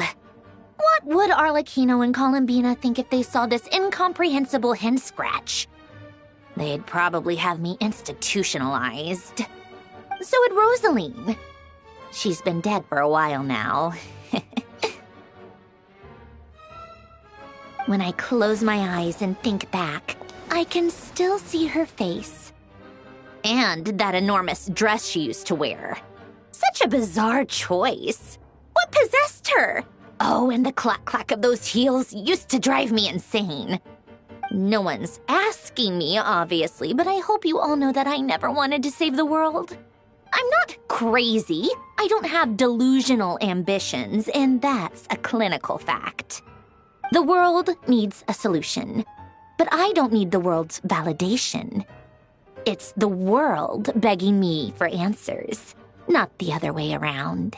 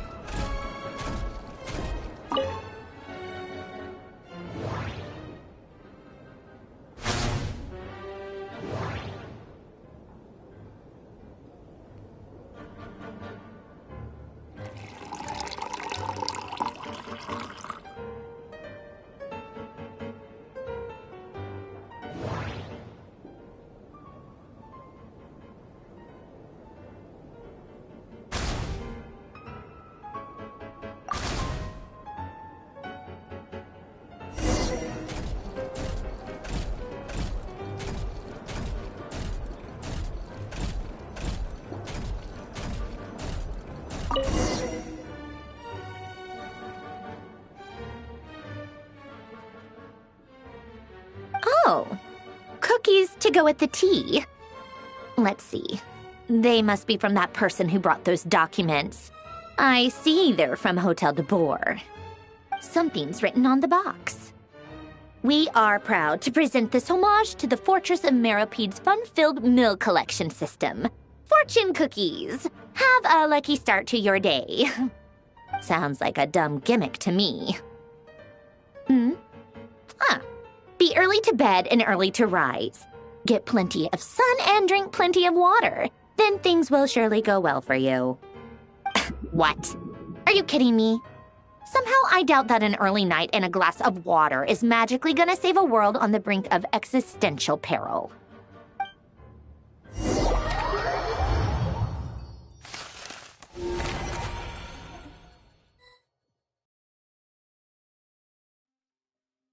Lady Arlecchino, word has reached us that Lady Marionette's troops are all in position. They are ready to act as soon as the order is given. Excellent. The only thing is, they are fewer in number than we expected. It looks like many of them must have lost their lives at the hand of the monsters released by the Doctor. Can't be helped. Allow them to join our ranks and keep in contact. As you wish.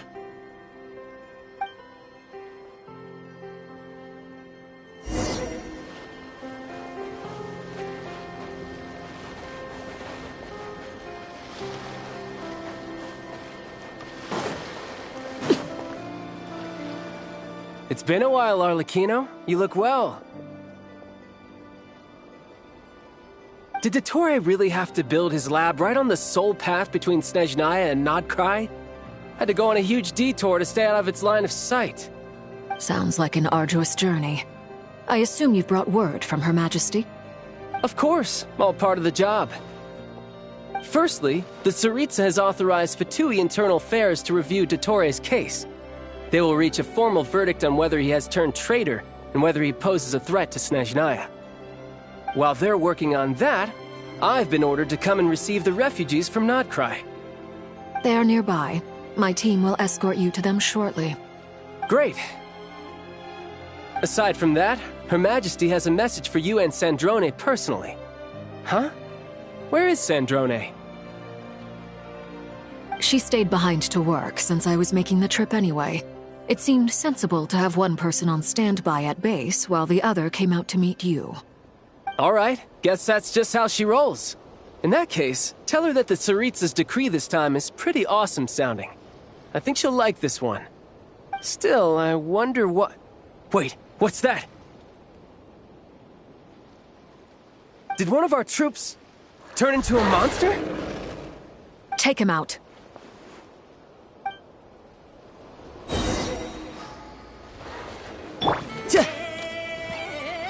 No time to lose. Transfixed!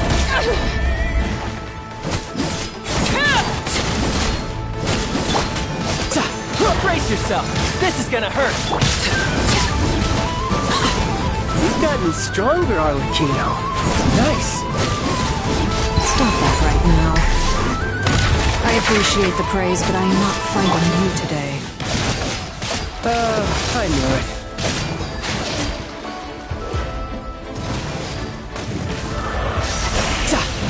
No time. Overruled!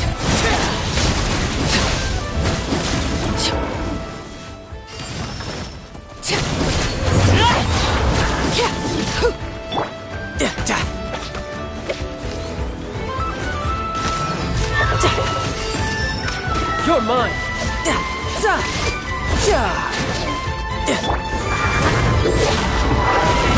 Transfixed! I can't believe it. He was a living, breathing human one moment, and the next? Another fine piece of work by our dear colleague, I'm afraid. What in the world has been going on in Nodcry? A lot. But long story short, Dottore stole 2 moon marrows that should have belonged to Columbina, then built a 3rd moon marrow of his own to concentrate the Trilunar Authority in his hands. What? What do you mean he built a moon marrow? People build roads and houses, not moon marrows. What's his next DIY project? He's gonna build a god? You could stand to be less surprised. We are harbingers. The work we are engaged in makes the creation of gods seem mundane by comparison. I tell everyone who asks that you once crossed swords with Rex Lapis while serving as a key supporter for Rosaline's plan. But right now, you're acting like a common adventurer. Thanks for speaking up for me. Those 2 really took me for a ride back then. Then again, surely no common adventurer would manage to get tangled up with them the way I did. That's gotta count in my favor, right? It almost sounds like you wish to repeat the experience. I might have to lower my opinion of you. No. I'll stop talking. Please, go on. Dottore is currently still experimenting with his newfound power in ways that continue to corrode the outside world. As for the human mutation, I believe this is simply a consequence of his experiments, and not a strategic move. That radiant beast was once a subordinate of Sandrone's. I suspect he was only allowed to live so that he could become an experimental subject. Also, those of us who fought Dottore have been afflicted with a curse. As such, I cannot leave Nodcry. This is so much worse than I thought. No wonder Her Majesty's decree is so extreme. While these exceptional circumstances persist, the Harbingers are hereby authorized to use unilateral executive powers. Should Dottore pose a threat, Arlecchino and Sandrone are permitted to eliminate him. My thanks to Her Majesty. I will pass these good tidings on to Sandrone. Her Majesty has also declared that she will refrain from launching an attack on the now evacuated Nodcry due to the presence of unretrieved research material. A wise decision. By the way, how's my old partner doing? I'm assuming they're with you? Partner? You mean the Traveler? I'm afraid I have bad news. She was captured after our failed assault on Dottore's lab. Her whereabouts are currently unknown. What? Why? Since when does Dottore have a bone to pick with her? That is indeed the question. I'm not sure he does. He must have some other goal in mind. This won't do. I have to rescue her. You can't. We have no idea where the Traveler is. What am I supposed to do then? Stand here twiddling my thumbs? Sandrone is working on it. The best thing you can do right now is complete your mission. Fine. I guess I'll leave this to you then. One last thing. Tell the Rooster to get the message out to the gods and citizens of every nation in Teyvat. Beware. An uncontrollable pollution is spreading forth from Nodcry. The source of that pollution is a madman drunk on the success of his experiments. The Fatui and our allies will endeavor to contain the threat. However, if Nodcry falls, things are likely to escalate. Considering Dottore is one of our own, all Fatui stationed in Nodcry consider it our duty to stay and fight him to the bitter end. Whatever the cost. Hey, don't be too pessimistic. If it comes to it, I'm sure Her Majesty won't stand by and do nothing. I hope you're right.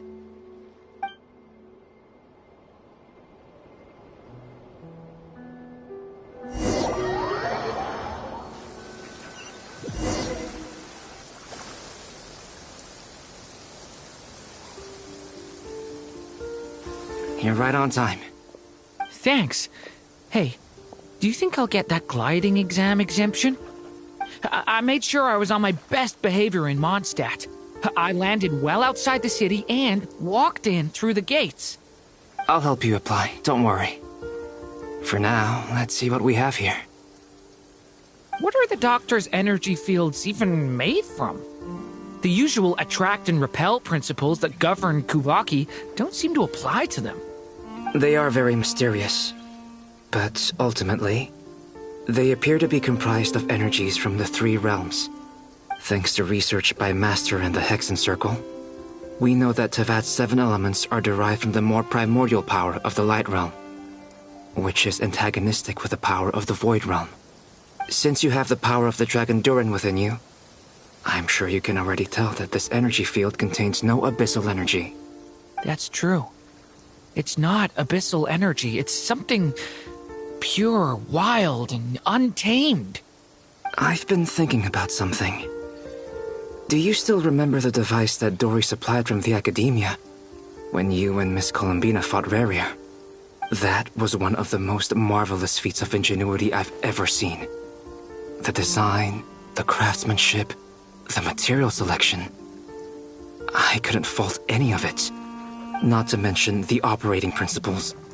Surely the most ingenious feature of all. Dory didn't go into detail on how it functions, but I have a working theory. The clue was that Miss Columbina was somehow able to use the pyro energy that you provided, despite the fact that, as a moon goddess, she should only be able to use light realm energy in principle. Now, all elemental energy is, of course, derived from light realm energy to begin with. Hence, I suspect that the device works by restoring elemental energy to its original state. This presumes a theoretical model of the 7 elements akin to that of light refracted through a prism. Perhaps it is no mere analogy. Maybe there is indeed a prism in this model.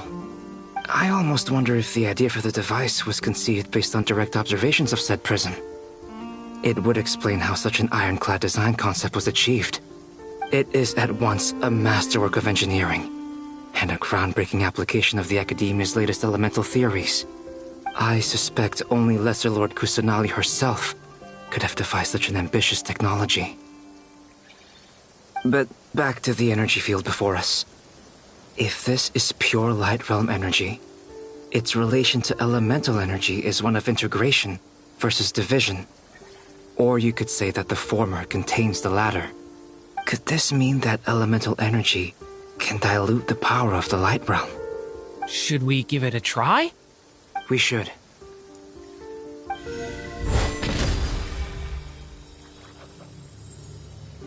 Ha! It works! Clear signs of disruption were detected at the periphery of the energy field. This indicates that elemental energy can disturb or even negate the field. Now you try. All right, here goes. It's working! Switch to abyssal energy and attack again. No surprises there. Abyssal power drains the energy field to a significantly greater extent. I now feel confident in asserting that the energy field is indeed pure light realm energy, and that elemental energy can dilute it. But the energy field is huge. How much elemental energy will it take to neutralize it? We don't have to neutralize it completely. We can try other approaches. That's all for theory. Would you like to continue watching? So you knew I was here. Huh?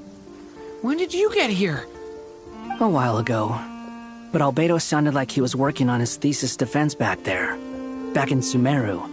You can end a person's whole career by interrupting them mid-speech. Very thoughtful of you. I'm truly touched.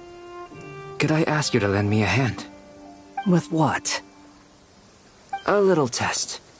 Try using Anima to unleash a concentrated assault with circular blades, with the goal of breaking through at a singular point. Nice! This time it tore through the field. Tremendous. This is a major breakthrough. Should we go through? We probably shouldn't risk having mutually antagonistic energies in such close proximity. Durin, you stay here and watch the entrance. Hat Guy and I will go in to investigate. Sounds sensible to me. Keep your eyes peeled, Durin. Don't worry, I got this. You two be careful in there. Just give me the signal if you need help, and I'll dive right in. What do you mean, signal? It's based on a new alchemical concoction I developed last month. When 2 bottles of it are smashed on the ground together, they emit a blinding burst of light. If it comes to that, remember to shield your eyes with your hat. Glad I asked. Thanks for the heads up.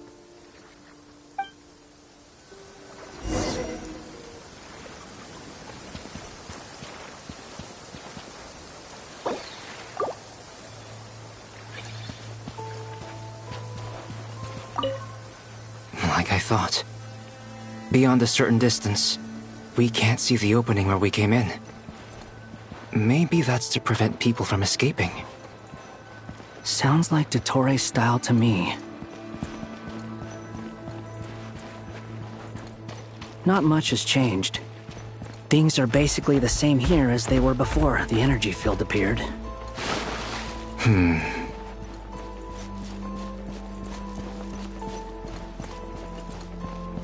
Liz!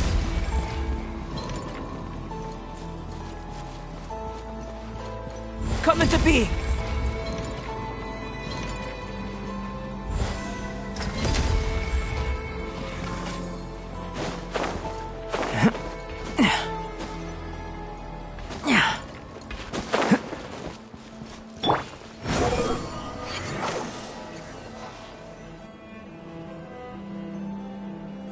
They have no heartbeat and they're not breathing. We can only assume they're dead. But there are no visible wounds. Also, there's an animal squatting next to each body. It's watching us. That's not an animal's gaze. What are you trying to tell us? Doesn't seem eager to talk. I guess maybe it's just an animal after all. Let's keep looking around.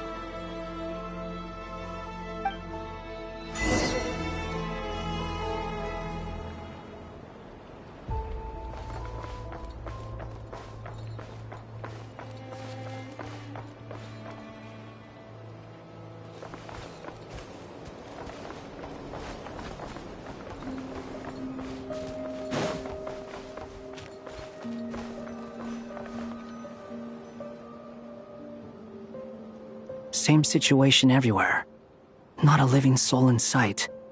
Just countless bodies with animals standing watch over them.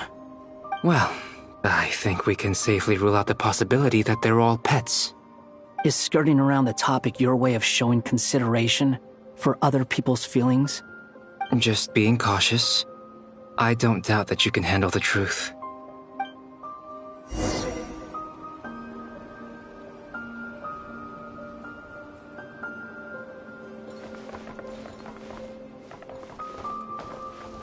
Quit following.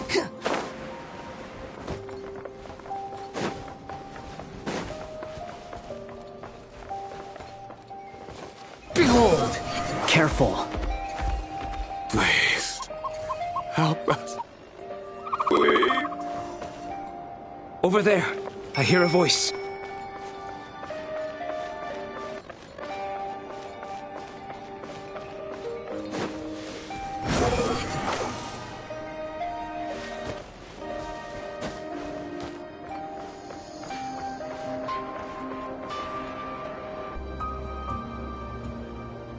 Please. Help us. Please. What happened here? I don't know. Suddenly, everyone collapsed.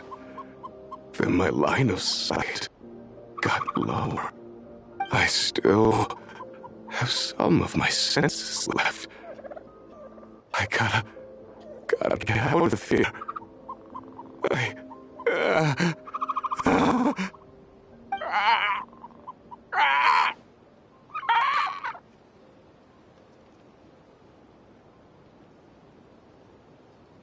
It looks like there's a huge experiment going on inside this energy field.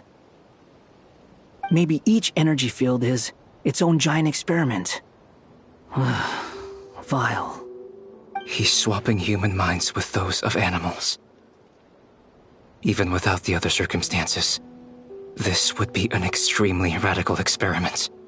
Those people may have lost their sense of selves, but they are not fully animals either. If they were, they would have left. But instead, their instincts are driving them to remain by their dead bodies. We should go. No sense in sticking around here longer than we need to. Agreed.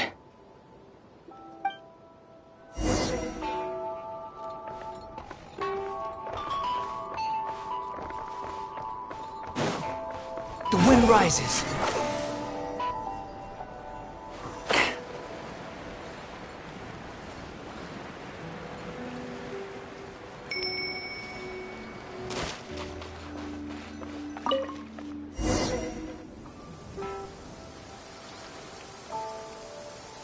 You're back! Everything okay? We saw some things that take a strong stomach. Otherwise, we're fine. We should share our findings with the others.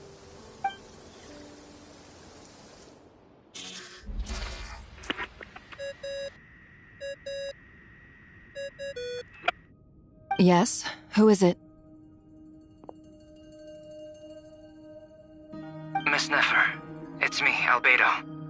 We found a way to break through the energy fields. With enough control, it's possible to tear them open using elemental energy. Also, we managed to take a look inside.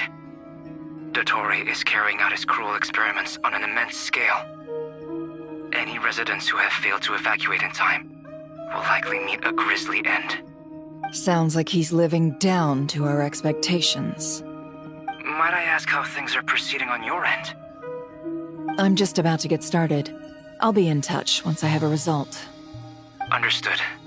Stay safe. I will.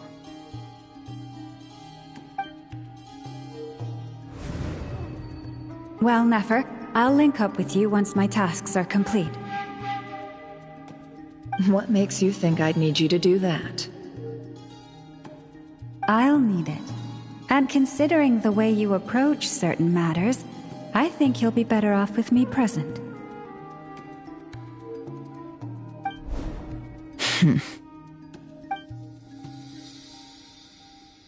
Let's begin.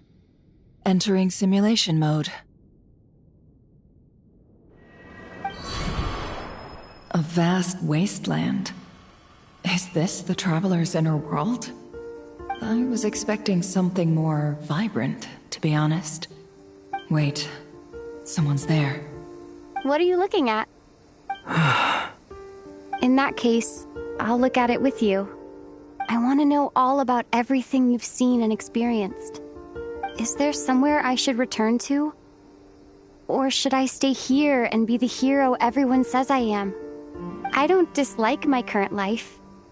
Roaming the land, fighting battles, accomplishing missions, earning a living, looking after Paimon. It's not so bad. I guess the only thing that's missing is that you're not here with me. This is the conscious layer, which contains a person's true feelings. It is filled with both longing and kindness. I suppose anyone who lives long enough ends up wishing for someone who can't be there. Maybe it's the only way we can feel truly alive. Time to delve a little deeper.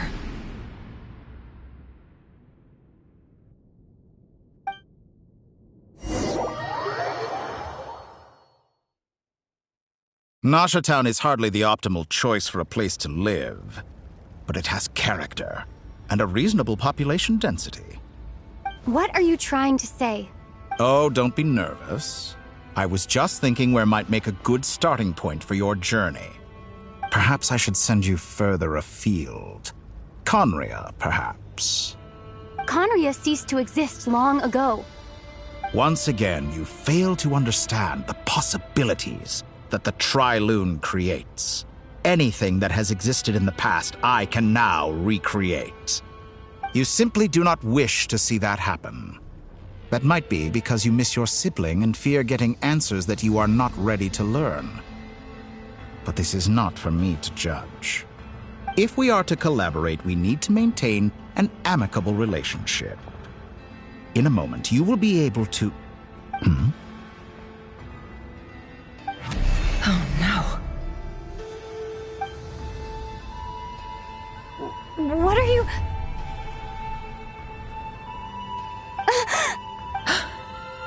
What are you gonna do? Don't move. Something unwanted has crept into... Oh? Gone as quickly as it came.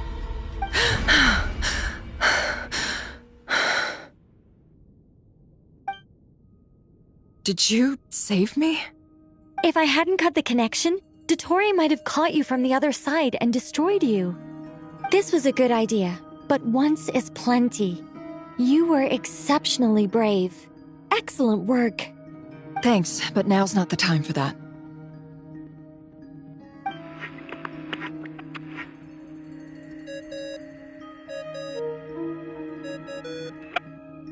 Albedo speaking. I think I know where she is. What is this endless darkness? I can't see anything, even though my eyes are wide open. But why? What happened? Ah, sorry about that.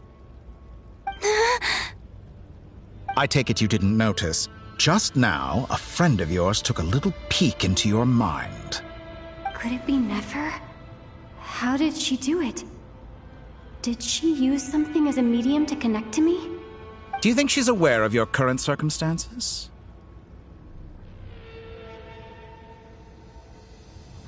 Oh dear. Have I stunned you into silence? I only wanted to slow down your time a little so I could stop your intruder in her tracks.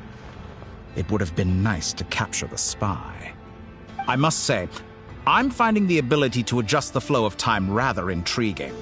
The moment you closed your eyes, time seemed to grow impossibly viscous, didn't it? A whole month passed before you opened your eyes again, but only for you. No one else was affected. I dare say this is something only a god can achieve. Point taken. You've proven once again that you have god-tier powers. Oh, you misunderstand. This wasn't about proving a point. I was testing things out. I find I learn best by doing, and I have to admit, time is not the easiest dimension to control.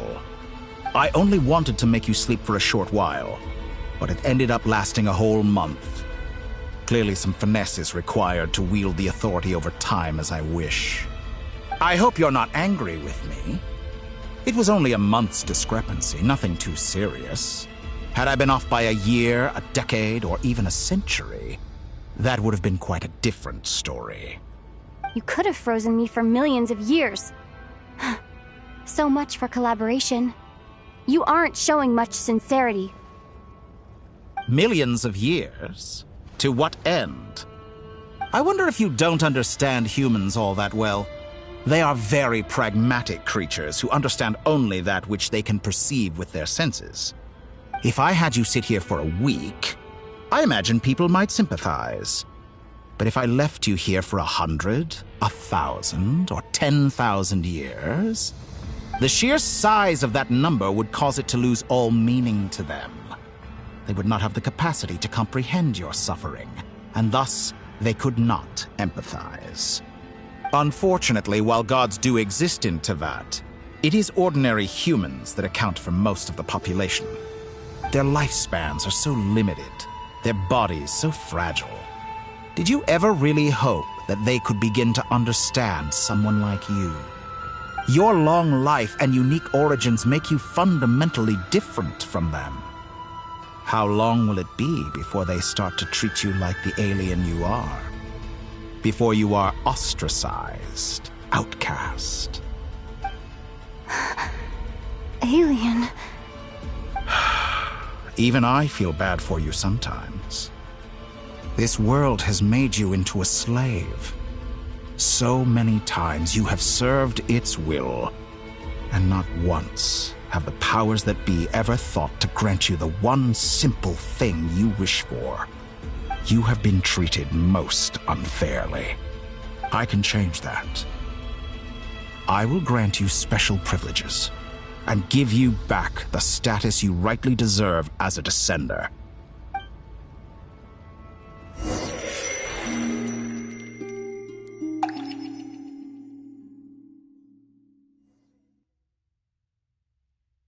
I've entered the past 3 times at this point, but I still have so many questions. For instance, beyond each point being further back in time than the last, what determines the specific locations at which I can make entry?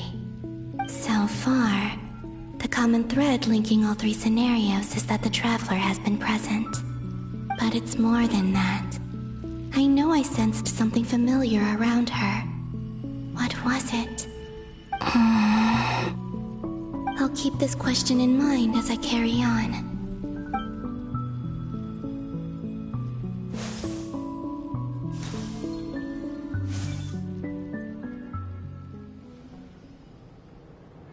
Humans, you never change.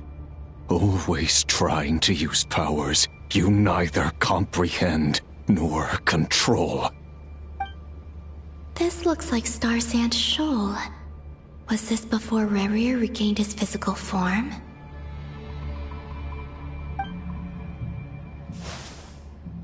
You've messed with the cannon again, huh? Sorry, but this round's not gonna go your way. The cannon. That's right.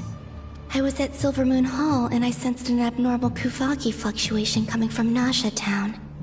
And right after that, came an ominous power emanating from Star Sand Shoal. My body was once torn into countless pieces and hurled into the swirling chaos of time itself. But even so, my life and will were not extinguished. I wonder if I could try to prevent his resurrection. But how would I do it? What can I do, here and now? Traveler! Behind you! Look at that light!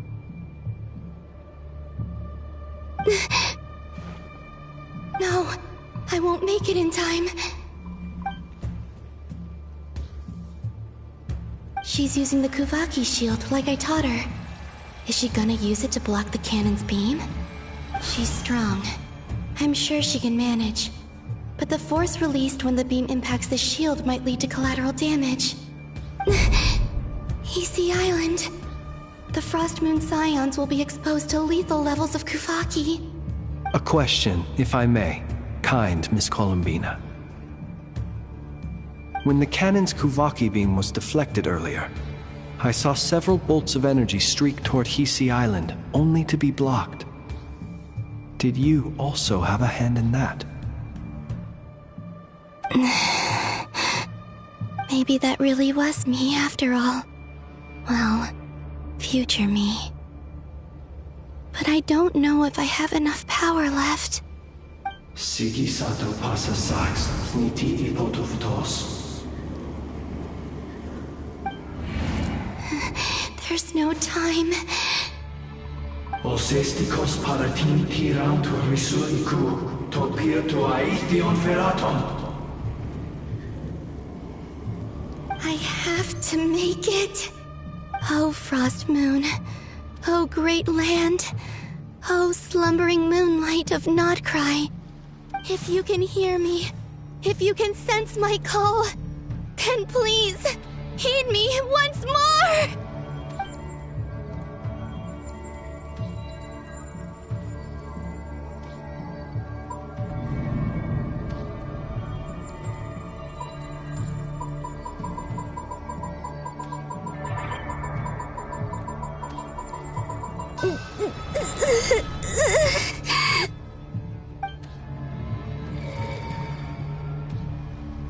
Did it work?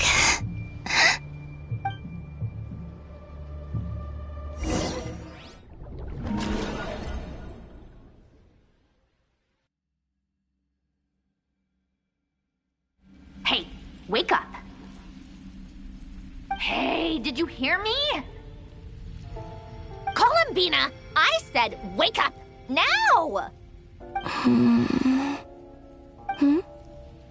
Oh, good morning, Sandrone. It's 3 in the afternoon, actually. And could you kindly not use my quarters as your personal nap room next time? Aw, but I feel so safe here. And your coffee, right? It's so bitter, but it smells lovely. It's like you were raised by wolves in a forest or something. What did you drink growing up? Grass tea? The Frost Moon Scions certainly led a more frugal existence than the Fatui. Then I'll bet you've never eaten one of these before. It smells delicious. That's because it's a Fontanian recipe. I had a little free time today, so I made a batch.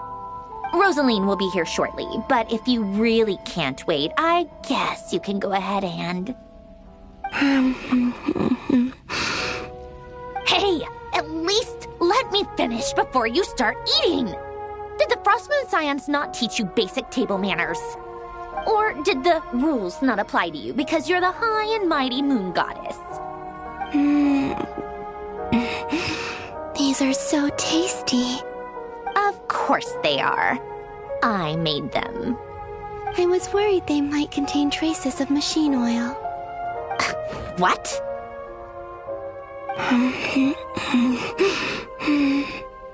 You know, there's something I've always wanted to ask you.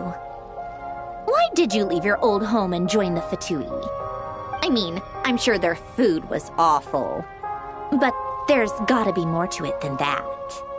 Well, life there didn't go quite how I imagined. What were you expecting? You're a god. Your followers are gonna make some demands of you, right? Surely you can just answer a few prayers here and there in return for the free food and drink. How bad can it be? Well, would you help other people just for free food and drink? The doctor told me that you were created by a great mechanic, Lord something Fisher. The Lord Artificer. Ugh, some people can't keep their mouths shut. Oh, Lord Artificer. And didn't he have something to do with the, narcissist? Narcissenkreuz Ordo. Yes, that was it. Narcissenkreuz Ordo. So, would you try to fulfill their wishes? You must be joking. I wouldn't go even if they paid me. I don't even know them. Exactly. Well, I felt the same way. I did not know the people who made demands of me. What do you know? We're on the same page for once. In his later years, Alen did ask me if there was anything I wanted to do. If I had any wishes of my own. Well, I don't. And I'm not in any mood to fulfill someone else's either. Who's Alen? He was the... You know what? Never mind. You're not gonna remember. Anyway, the point I'm trying to make is, neither of us is the self-sacrificing type. Let me ask you this. What sort of place would you like to live in, if you could choose? A place where people don't ask me for things I cannot give them. where they don't worship me or fear me, but just want to chat with me like a normal person. I'd also like the freedom to come and go as I please, and ideally, it would be somewhere with the smell of coffee and snacks. Not to burst your bubble, but no such place exists in the world. Now, take your snacks and scram.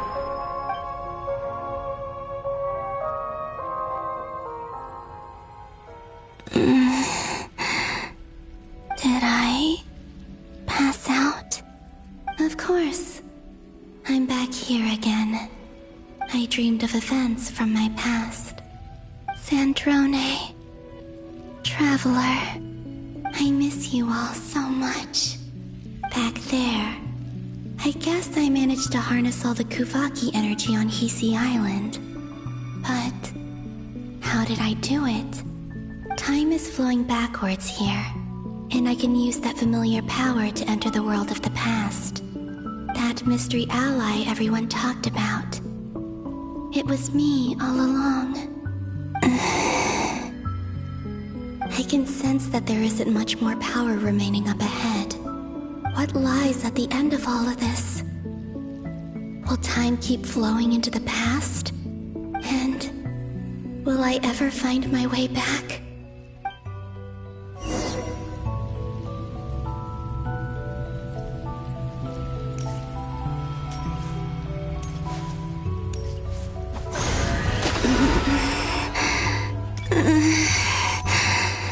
It's getting harder and harder to use my power.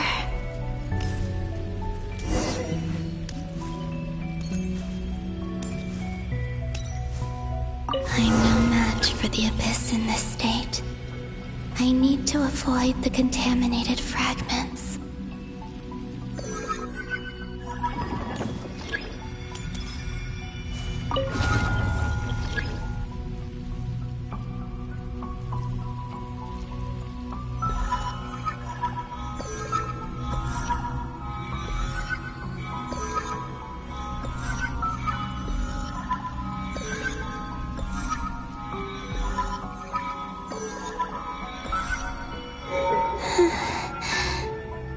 Time to go. I wonder where I'll find myself this time.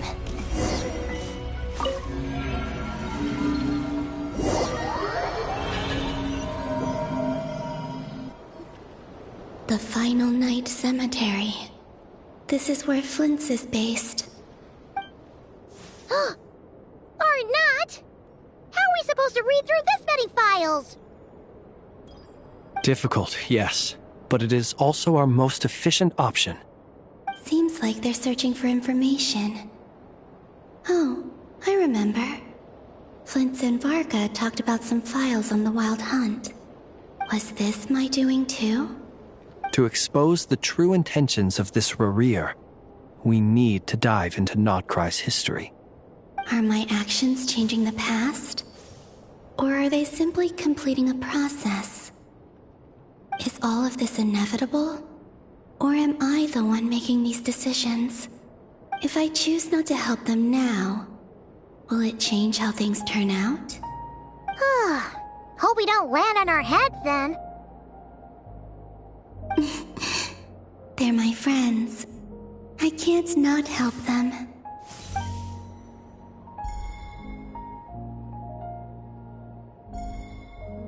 Ghost! And the other one was... here. Hey! Another file's moving!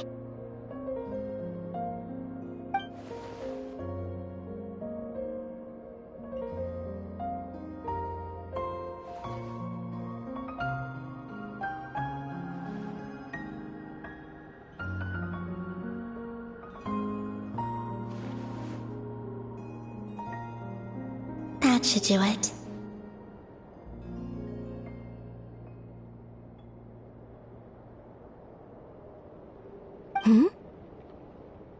Luanatar?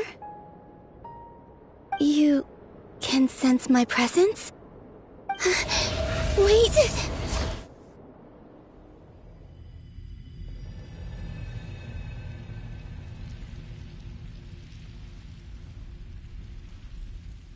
Luanotar. So she's that familiar presence I've been sensing all along.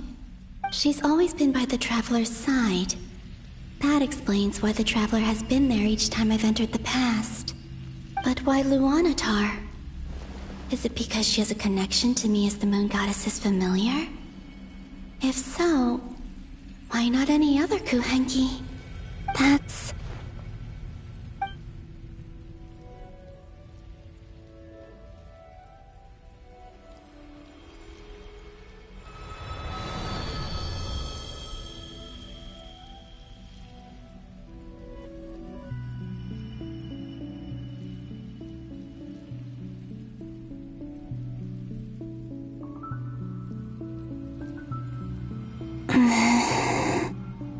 I cannot sense any power up ahead.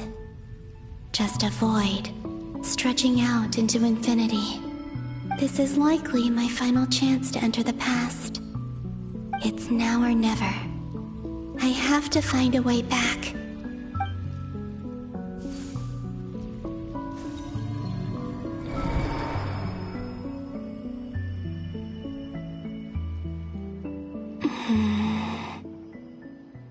Easy Island? How far back in time is this? Where's Luanotar? I can't sense her presence this time. Oh, seeing Enefa and Aino reunited like that sure was heartwarming. Traveler, Paimon. No, stay calm. I don't have much power left to change things. I don't even have that much time left here. Think, Columbina. How do I find a way back? A way back... to where? Do I go back to Moon Prayer Night? Or to the future that followed? And if I return in my current state, what will become of me then? Dottoro's actions that day proved that he'd been planning that for a long time. He had already seized the power of 2 moon marrows before capturing me. Even if I managed to get back, how can I fight against him when he wields the Tri-Lune Authority? I can't. If I go back like this, I'll be playing right into his hands. I have to find some way of rivaling the power he has usurped. Wait. Time flowing backwards. The Tri-Lune Authority. Does that mean... I think I know what the final destination of this lunar reflection might be. I know what I must do. Speaking of homes, we must already be close to where the Frost Moon Scions live. The vibe here feels different, just like the scenery. But how do I communicate my plan to my friends? Should I write it down here? No. Someone else will see it. I need something with a close connection to me. Something I can use as a medium to tell them what's happened to me in here. Now it makes sense.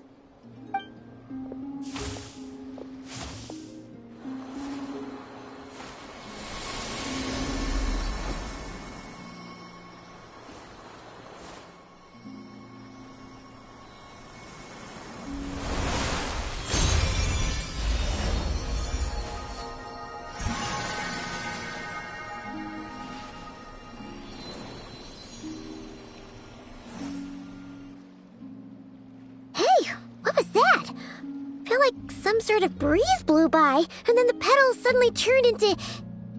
Huh?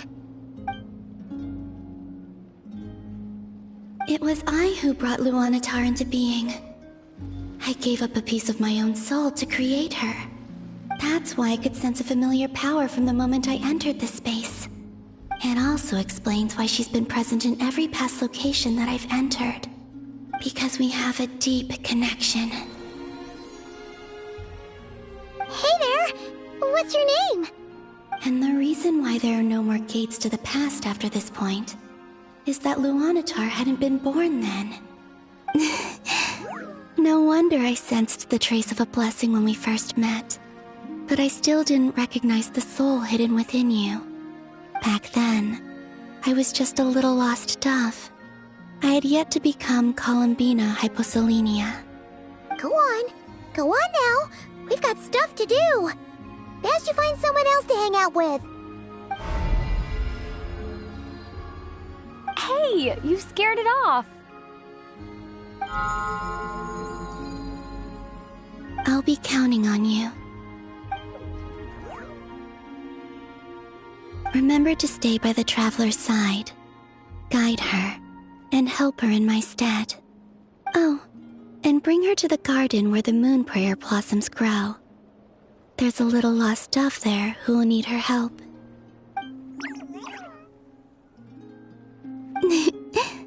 Go on.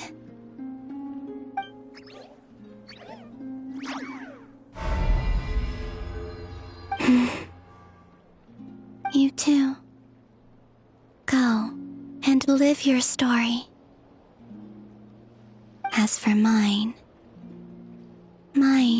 must go in a different direction.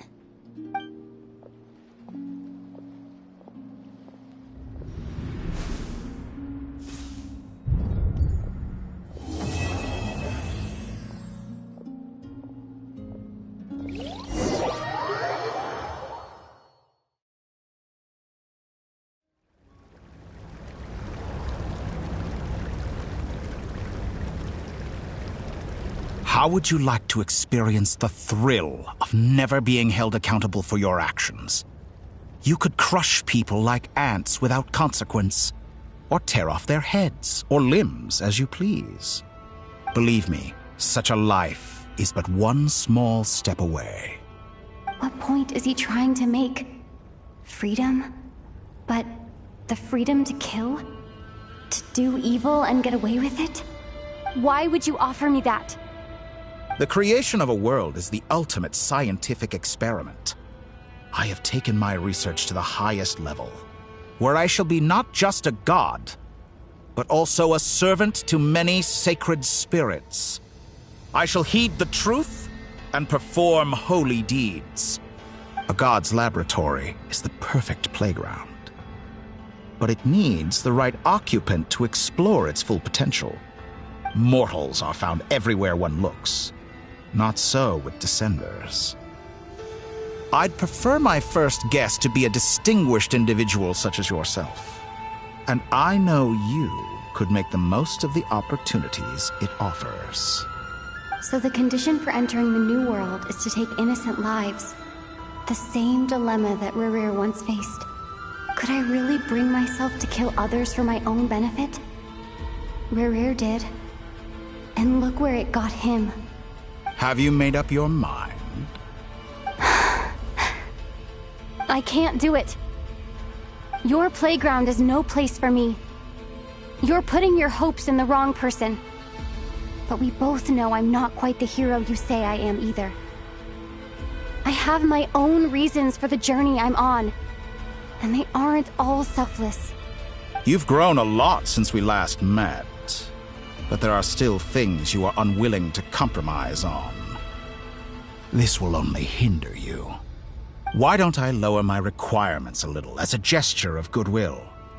I'll give you a little time to learn to be a less noble soul. That'll make things much easier for you. I really doubt I could live that sort of life. And yet you already sound less defiant than a moment ago. The benefits appeal to you because you can read the signs of the times. Why don't we return to my research facility? Your last visit was so rushed. There is much that I have yet to show you.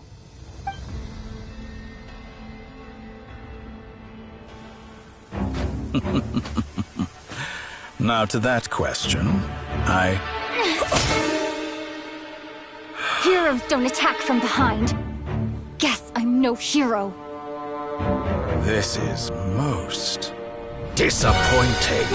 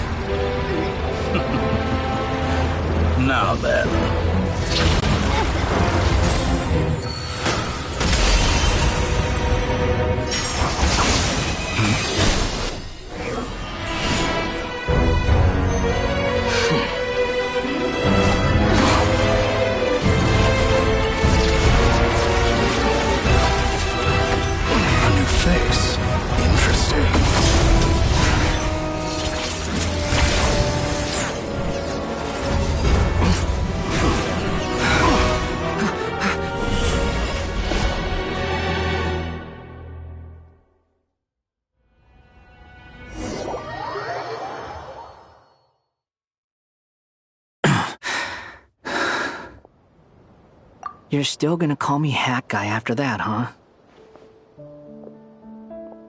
I didn't see anyone else in there who needed saving.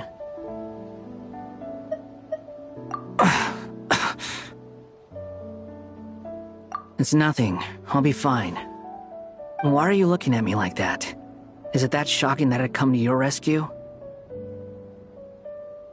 I owed you a favor back in Sumeru. Now we're even. Distracting Dotori was tough. I won't lie. He's not gonna fall for the same trick twice. That was my one shot. I'd hoped to use it to take him out. Ugh. I never wanted to obliterate someone more than I do right now. Dotori doesn't recognize me, but his segments were originally made based on an analysis of my operational principles. I expect it's only a matter of time before he figures out what I am. So Dotori doesn't recognize Wanderer because he deleted himself from Irminsul. Did he really miss his only chance for revenge by saving me? Why the long face? Hey, I'm not blaming you, okay? And I'm not complaining either. Rescuing you and killing Dotori are equally important goals. Everyone would be pretty stuck without you. It's best you live to fight another day. How are you holding up? Are you all right? Hat Guy said to put safety first, so we agreed to run as far away as we could after leaving the energy field and only meet up once it was safe. You don't look injured. It seems that Dotori didn't do anything to you.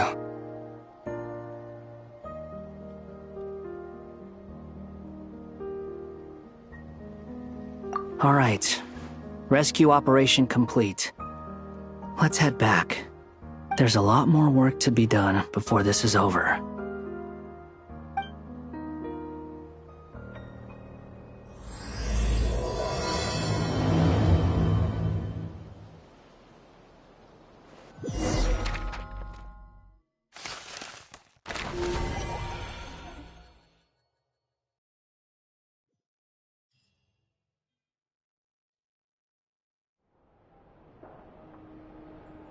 Understood. I will bear the Tsaritsa's decree in mind. I don't see what's so awesome about it, though. Does he really think everyone else is as immature as him? I'm not stooping to Tartaglia's level. I thought you might say that.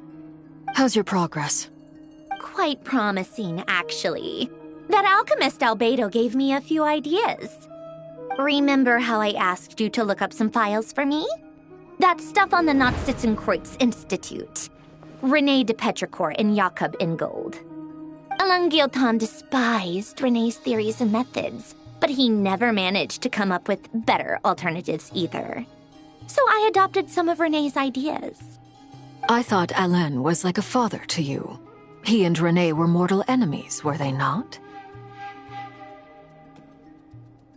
And what would you say if Lenny and his friends one day learned something useful from someone you utterly detested? I would applaud them for it.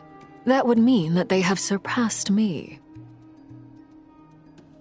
For all we know, Alain Guillotin might have thought the same thing. Not that it matters, though. He's dead, and I'm alive. So it's my call to make. Once you die, it doesn't matter how great you were in life. Only the living get to decide what happens next. Hey, come on out. They're back. Huh?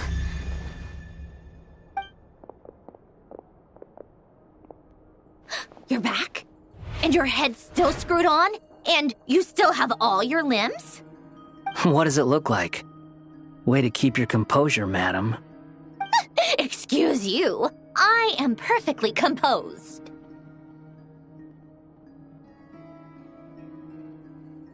Glad you're okay. Yes, it's a huge relief. Worry? Oh, yeah, right. You think we, the Fatui, were worried about you? We were worried sick. Hey! The Traveler and I were already friends. You are free to join this mission in whatever capacity you please, much like your tea parties. It's a laugh a minute with you guys. I must say, I was quite surprised when Mr. Albedo told me he would need no additional aid. We discussed this on our way back as well. I am rarely so unequivocal, but in this case, we had full confidence in Hat Guy. He said he knew what he was doing. Albedo and I pretty much had to just wait outside on standby. Meanwhile, Hat Guy broke into the energy field and rescued the Traveler solo. You didn't have to mention that. Well, I'm thoroughly impressed. You are a force to be reckoned with, Hat Guy. Is she back? Is she really back? Traveler! It's really you! Oh, thank goodness! Paimon missed you so much! You can finally breathe easy, Paimon. It's great to have you back in one piece! Oh, Paimon's been having nightmares the whole time you were gone! Look at them. You know, once you reach my age, there's nothing better than watching a misty-eyed reunion between friends. It's nothing. Same goes when you get to my age, too. I bet Ino and Anefa would be tearing up as well if they were here.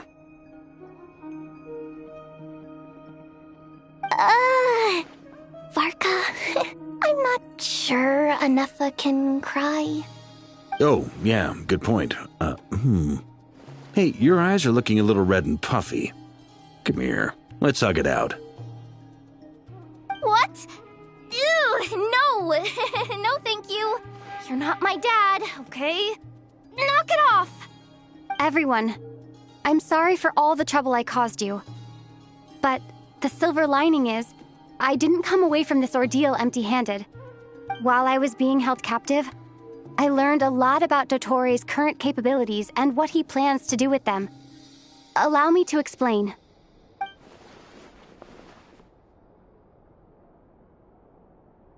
The three moon goddesses were even more powerful than we imagined. No wonder Dottore believes himself to be equal to the gods, maybe even superior. Utter blasphemy. While everyone was gone, Nefer and I made an interesting discovery, and I believe Miss Sandrone has something to share too. Ma'am, perhaps you could do the honors?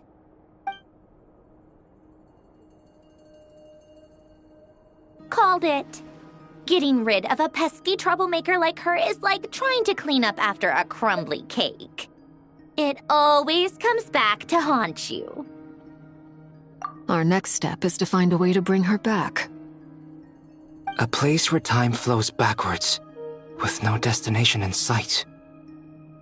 Surely it must have been created for a specific purpose. But I fear the answers are buried deep in Tevat's history, held by great powers beyond our reach. It sounds like she's on a specific path through time, just traveling in the opposite direction to us. The question is, where does that path lead? Or will it keep going to infinity? We considered that question as well. Strictly speaking, time is not infinite. Indeed not. Every road has an end. Nicole! You sure loved quietly sneaking in mid-conversation. I do, in fact. It's something I've always done at our mages' tea parties. Quiet, mysterious, and persuasive. You wonder what lies at the end of her road. Well, just as the world has a beginning and an end, so too does time. And so, the end of the road is the moment that Tevat was born. But where Miss Columbina will end up along this road, that depends on where this particular river of reverse time began. What about the original moons and the moon goddesses? Do they have a beginning too? All things do. In the beginning, no moons adorned the sky. It was the Dragon King Nibelung who raised the 3 moons into the heavens, and thus were the moon goddesses born. They were shadows of the planet, born to wield Nibelung's authority and oversee the world on his behalf. They were extensions of his will, manifestations of his majesty. But then one day, they disappeared just as suddenly as they had once been brought into being. Nobody knew where they had gone.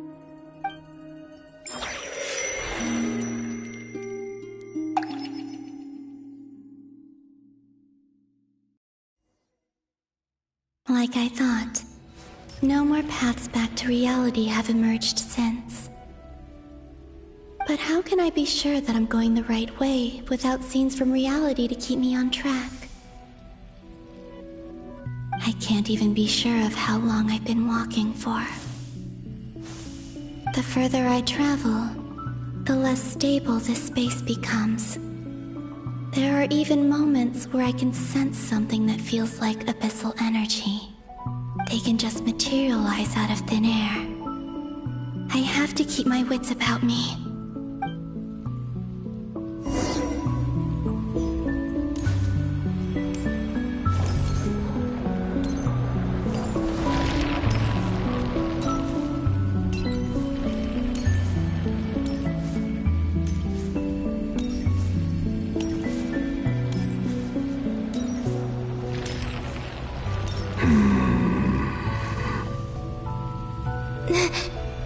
Is that the ray here of Sonari? I can't...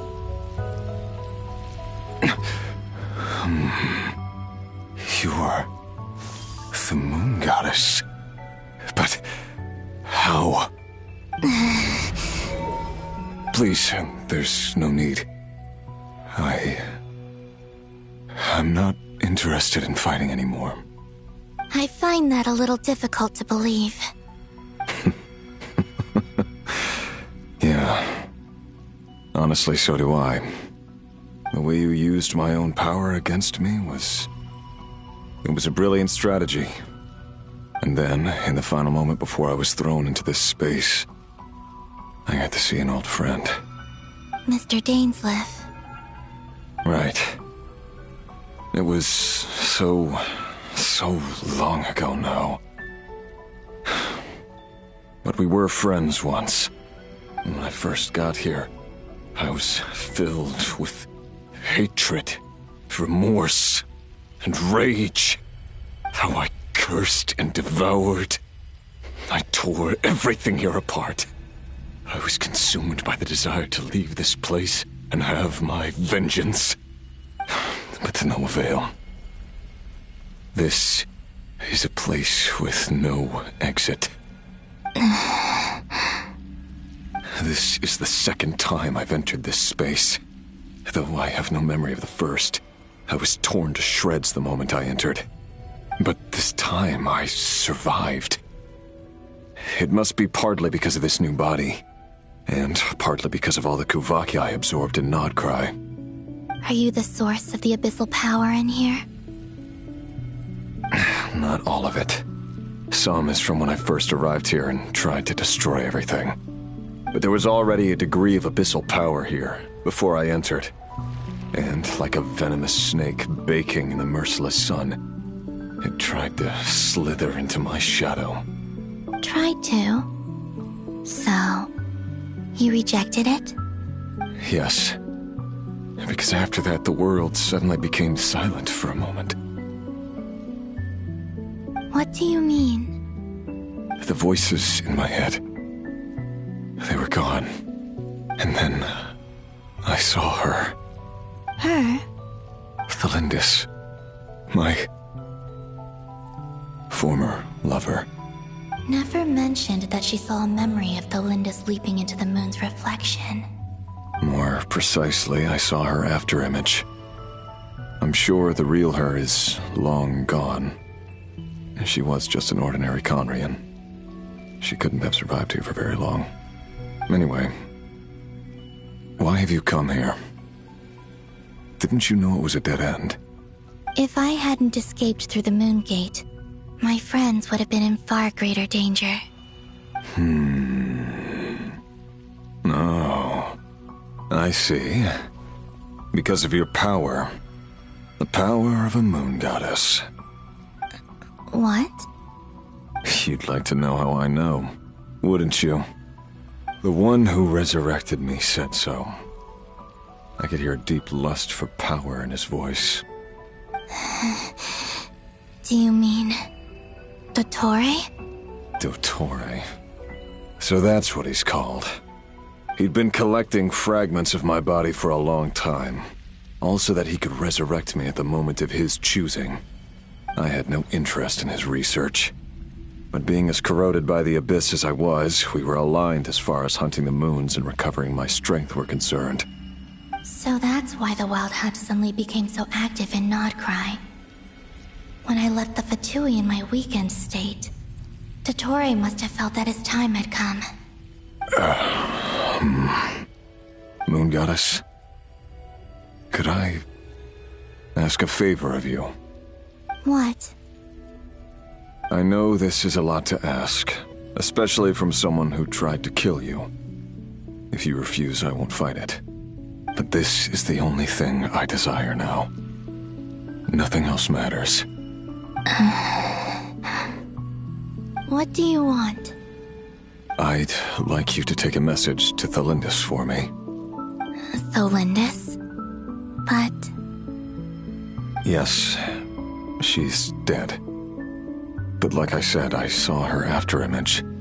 I can sense that some part of her soul remains here. Far, far ahead.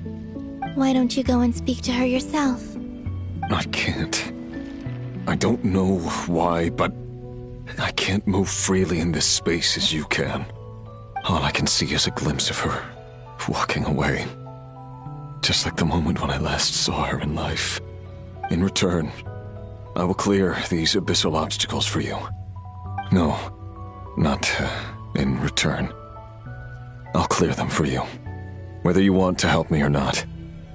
It feels like something I ought to do. Why? Yeah. Why, indeed. I've been asking myself that question a lot recently. Why did I do the things I did? I'm tired of it all. Tired of the person I became. People used me. And then I turned around and started using others. I hurt a lot of people. I think I grew tired of it long ago. But I wouldn't admit it to myself. And ultimately, that's how I ended up here.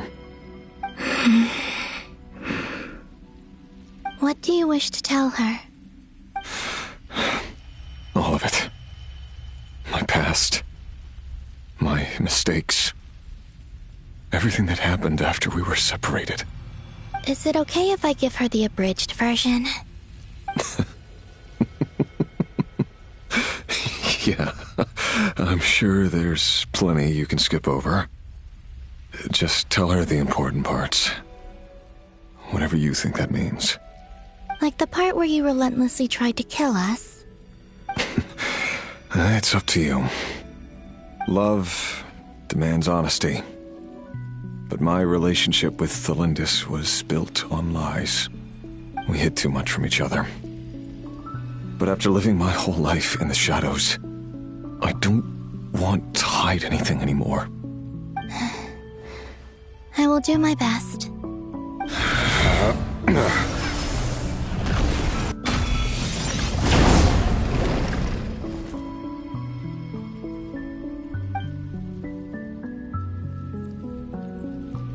There. The Abyss will no longer stand in your way. Even though Mr. Dainsliff felt he had to fight you, I think he still regarded you as a friend. Dane? He said that you betrayed him, but he also felt great remorse at never having understood what you were truly going through. Why tell me this? Because if he'd known that someone could take a message to you, I believe that's what he would have said. Thank you. It means a lot. I know this will sound strange coming from me, but don't die, Moon Goddess. I can tell that you're determined to get out of here.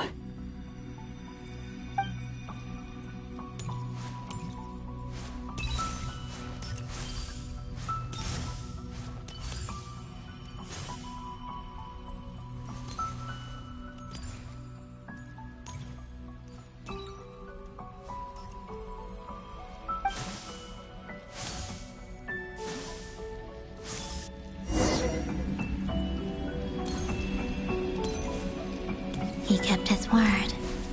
The abyss is no longer obstructing my path.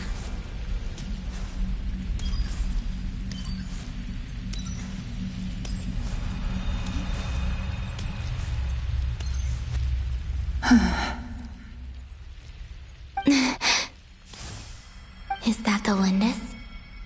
She wasn't far off at all. And yet, they can never meet. Hello, Miss Thelindis. Who are you? How do you know my name? I've never seen anyone else here before. You can call me Columbina. I promised Rerir that I'd bring a message to you. Rerir? My Rerir? Is he well? He's doing better than he was. Better than he was, huh? Sounds like he's had a pretty rough time. Others have had a rough time on his account too. In many cases, their time ran out because of him. And I'm not just talking about the children of the Crimson Moon. So, things got worse before they got better. Could you tell me what happened, Miss Columbina? Are you sure you wish to know? Yes. This is my opportunity to learn the truth. No matter how hard it is to hear, I have to know. I admire your courage. However, time is short. I cannot stay here for long.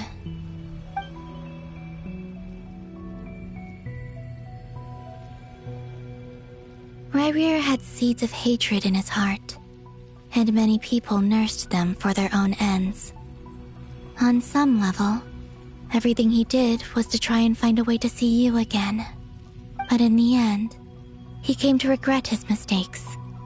He wanted to apologize for hiding his past from you. Beyond that, he did not say specifically what it was he wished to convey to you, but I'm sure that you've always been on his mind. You are what has kept him going over all these years.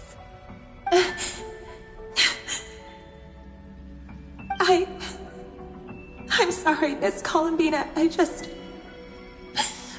is so upsetting. I'm not sure how to put my feelings into words. It's all right. I understand. Well, that's everything from me. So, I guess I'll be... Wait. One moment. Time flows backwards here. The road ahead only leads further and further into the past. I know. I intend to reach the end of that road. Without a moon marrow, without the 3 moons' power, you won't make it far. Wait, unless... Are you one of the moon goddesses? You could say that. I see. I often think to myself, if life is like a train ride, why haven't I reached the terminus? Where am I even going? And it's not just me, it's this whole place. Wherever it is, it seems like it's existed forever. It's such a mystery. Where is it going? I must seem so ridiculous. I can't answer these basic questions, and yet I jumped right in here without hesitating, only to be torn apart the moment I entered by powerful energy currents. Only my soul remains now. Thinking back, I I was suddenly overcome with fear and terror in that moment. Perhaps I too became bewitched by the abyss. I may have been the leverage it needed to control Rayrir. I used to be a researcher at the Universitas Magistrorum in Conria, researching the iridescent moon's marrow. Eventually, I came to the conclusion that time in here flows in reverse. Rayrir was one of the Vinster King's retainers. With me, he was in an impossible position. It plagued him constantly. I wanted to help him escape his lot in life. I wanted him to be happy, so I thought I'd use this place to return to the past. At the time, I thought I could just go back to the day that the Vinster King first found the prince. It was only after meeting the prince that the Vinster King started going too far with his research into the abyss. That was the day all of our woes began. I thought I could stop the king from ever meeting him and solve everything. I couldn't kill the Vinster King himself, so I had to find another way to save Rayrir. That's why I wanted to go back, to kill the person who had brought new possibilities to our realm. I'm sure it was a futile endeavor, but the abyss probably enhances the basest human desires. So I naively hoped I could change everything. But I was simply too weak. Like a speck of dust against the whole universe. Look at me. I didn't even survive the journey here. Not physically, at least. I know I'm never getting out of here. But you're different. You can make it, and I want to help you. I owe you that much. How do you plan to help me? Have you noticed the golden energy that exists here? Based on my past research and my observations since coming here, I believe they carry you forward faster. I can share what I've learned and help you understand the pattern in which this energy appears.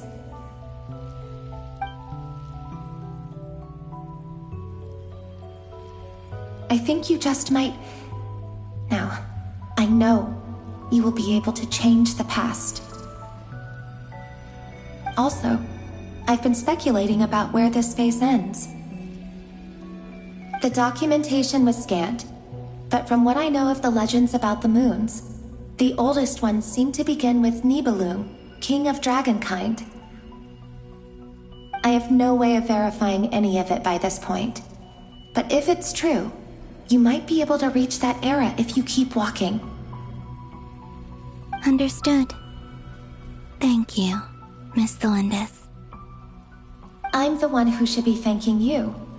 If you hadn't entered this realm of everlasting death, what use would my deductions be? Thanks to you, they have some meaning. About Rayrir, I'm so sorry. For everything.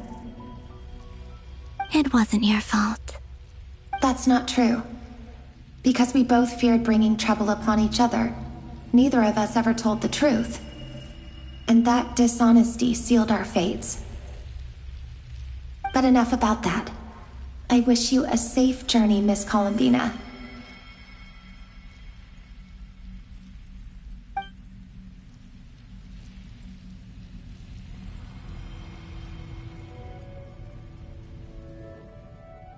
And may the outside world never have to experience pain like this again. Rayrir, you're there, aren't you?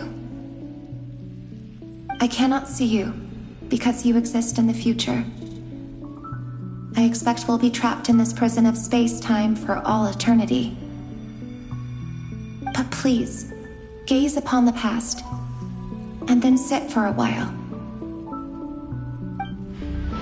Let's find a place to sit down together, just like we did when we first met.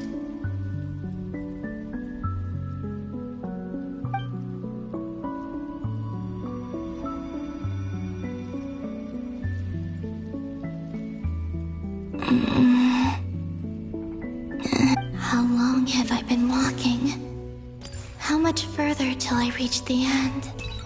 Is there even an end to be found? Everything's getting blurry.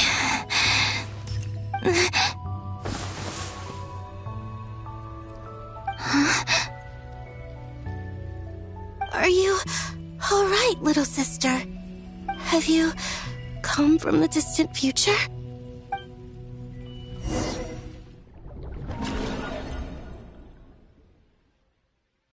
So, how exactly did the moons just disappear?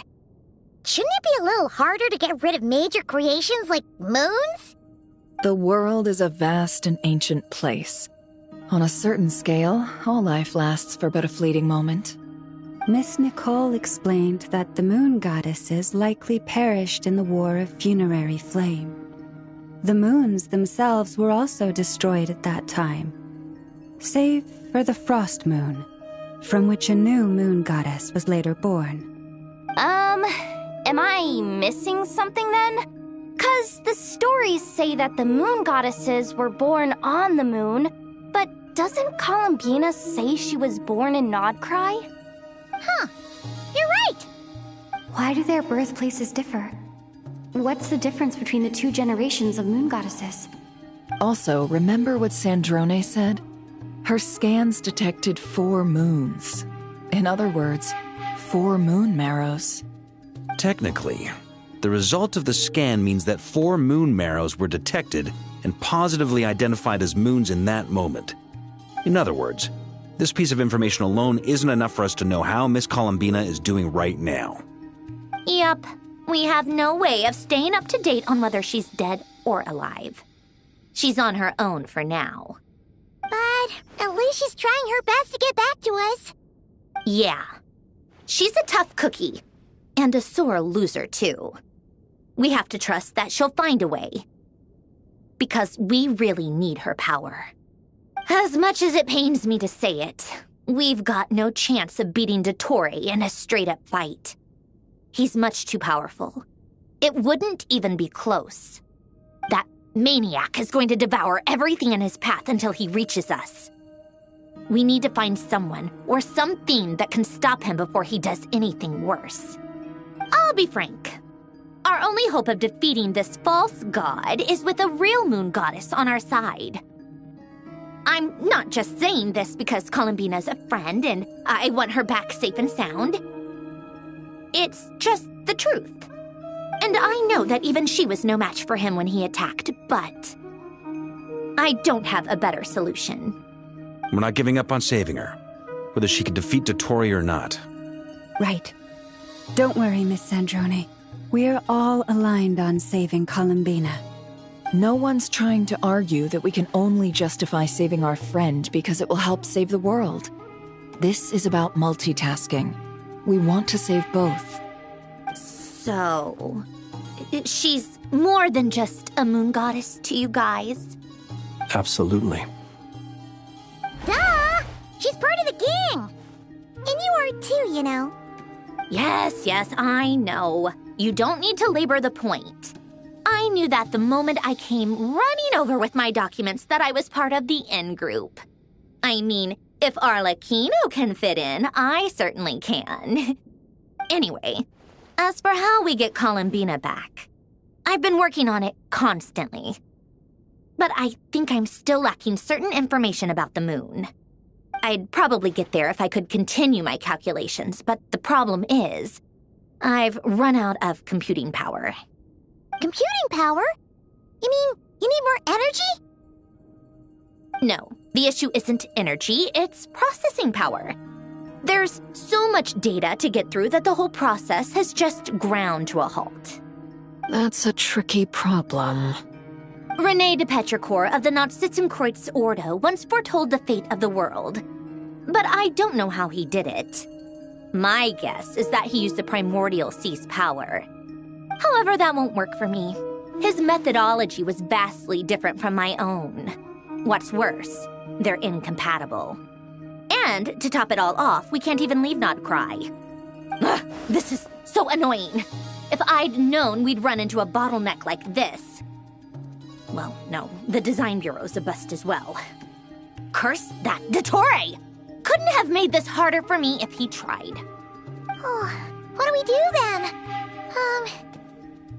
How about we grab a bite to eat and take a break? Maybe something will come to mind after you've cleared your head. You don't get it, do you? I'm trying to calculate the fate of an entire world here. And I need accurate results, not fake prophecies. Where the heck am I gonna find the computing power for that? Ahem. Anyway, time to shelve the discussion on technical difficulties. Being a killjoy isn't very ladylike, after all. Either way, we've done what we can. Rest well, everyone. Remember to let us know if anything new comes up. Hawkeye? Is he hinting that we should talk outside? Let's go somewhere a little more private.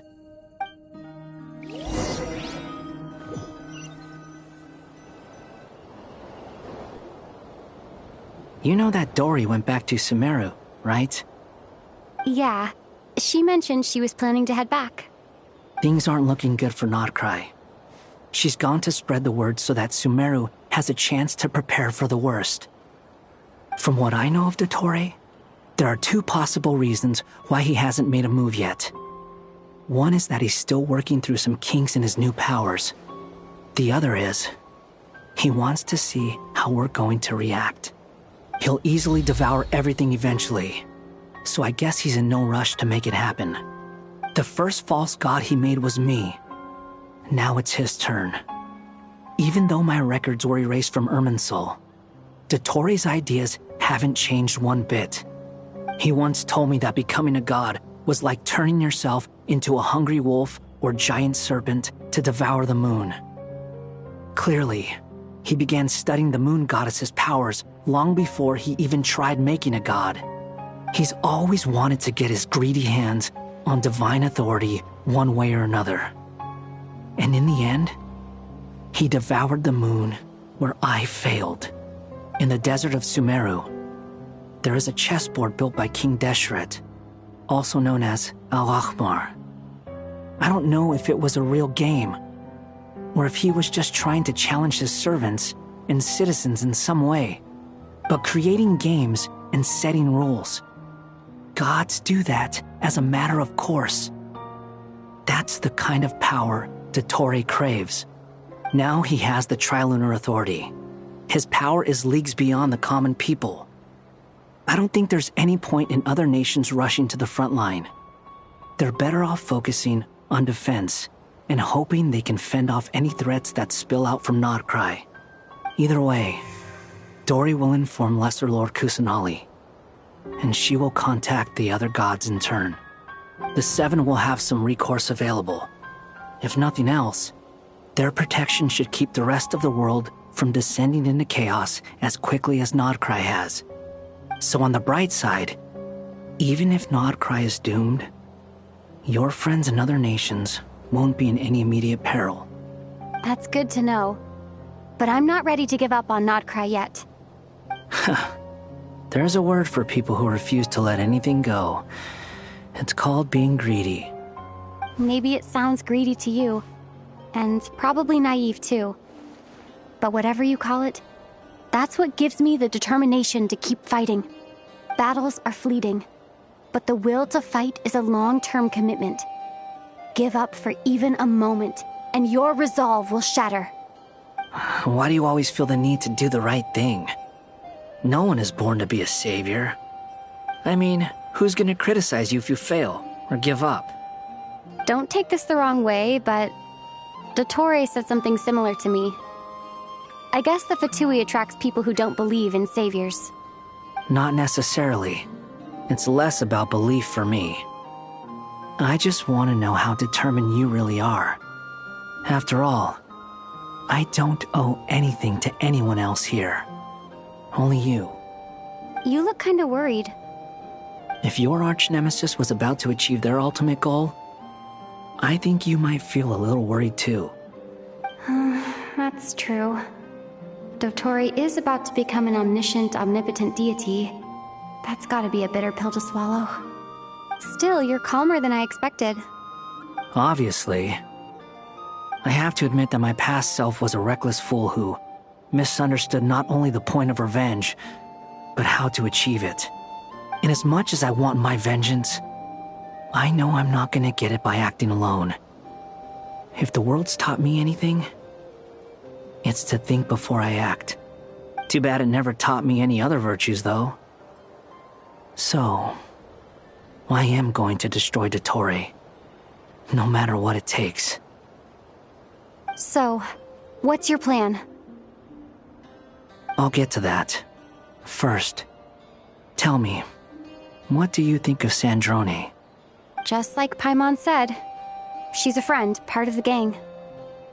How much do you trust her? This is a serious question. Think carefully before you answer. Although she's with the Fatui, she has her own values, and she's helped us a lot. If nothing else, she's clearly going the extra mile for Columbina. I see no reason not to trust her. If you say so. In that case, the three of us need to talk. I have some thoughts about her computing problem. It can be solved, but it will come with a cost. How much? If I can afford it, I'll cover it. Sometimes your heroism really backs me into a corner. You know that? Come on, let's go talk to her.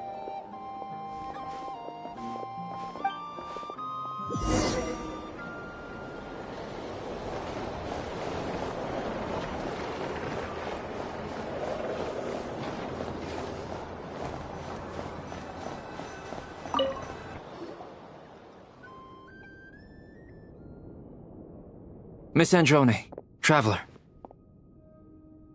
Hey there. Paimon's here too! She was just helping them sort through their things.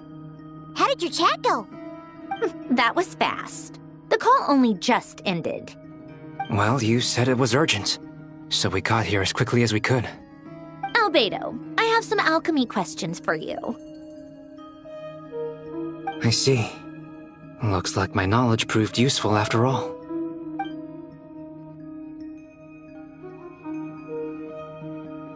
If I might ask, what is the end goal for the modified formula you'll be using?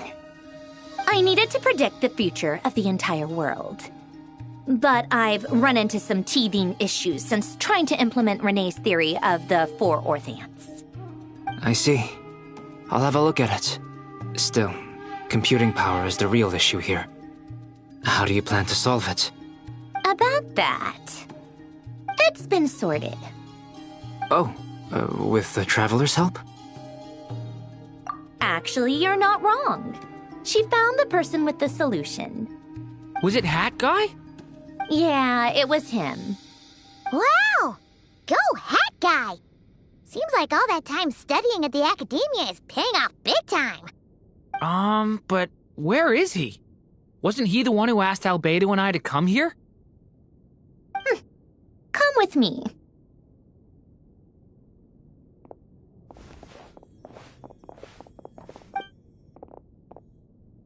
Hat Guy? What's happened to him? Hat Guy! Can you hear us? No response. I guess he's in hibernation. Hat Guy mentioned that he was a puppet. It seems that his functions are currently shut down. I presume this has something to do with the solution to your computing problem. That's right. He and the Traveler came to see me. Wait, what? You have a solution? Would you calm down? Why do you always react so hysterically to everything? Excuse me? How would you know? You shouldn't be so quick to judge complete strangers. It's very bad manners. Oh, please. It doesn't take that long to figure out that you have a temper. Where does a mere student get that kind of confidence? I've actually published more papers than you. Not that status counts for much. Even Paimon's applied for academia admission. Huh? Are you serious? See? This is why I can't be bothered to explain myself. She recognizes no one's skills but her own. Okay, fine. I'll hear you out. So, tell me, how do you propose to solve my computing power problem? This world itself is constantly processing all kinds of information. If it's the world's future you're trying to calculate, you need a processing device that's designed to cope with that volume. Easier said than done. Only Irminsul can handle that kind of... Wait, is that what you're suggesting? But surely we can't just plug my formula directly into the ley lines.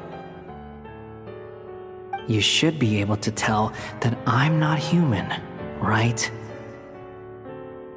Yeah, I noticed. The technology, though, seems pretty ancient. Very different from Fontaine's. It's a completely different system. Conrian, to be precise. I'm what they would have called a puppet. Puppets need an energy source and processing power. The artisans who built them sought out the materials most suited for that purpose. You? Do you mean... The Traveler and I have talked it over. She's willing to vouch for you.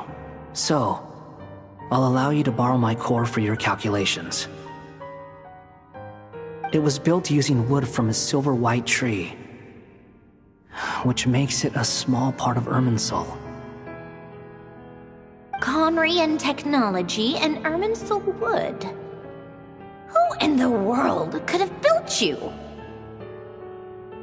Are you sure about this? A puppet without its core will cease functioning completely. And if it's left in that state for too long, it might not recover. You could die if you do this. You do realize that, don't you? I can put two and two together, yes. No need to rub it in. I won't lie to you. This has never been done before. I cannot guarantee your safety. Doesn't matter. I'm prepared for the worst. Did you two actually talk this through? Is he... Are we really considering this? Yes, we discussed it. The bottom line is, he trusts me and I trust you. Let's give it a shot, shall we?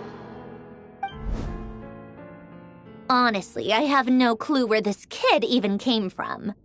But for whatever reason, he lent me his core to use in my formula. I'm very close to finishing my calculations now, and the core is currently in use. So I'm sorry, but I can only show you a sketch right now. This is what the core looks like. A silver-white branch. It certainly matches the legends told about Irminsul. Is Hat Guy gonna be okay? He's not gonna die, right? Right? In theory, he should be fine. As long as we put his core back in time. Beyond that, all I can say is that I'll try my best to avoid risk and make sure the core doesn't sustain any damage. I think I know why you called us here now. Someone needs to watch over his body and make sure it's protected until the process completes. Correct. He said that the only ones he trusts here are you two, and the Traveler. And the Traveler will have other work to do. He will have our undivided attention. Aww, Hat Guy. On a more positive note, things are progressing steadily on my end. I'll call everyone in for a meeting once the results are out.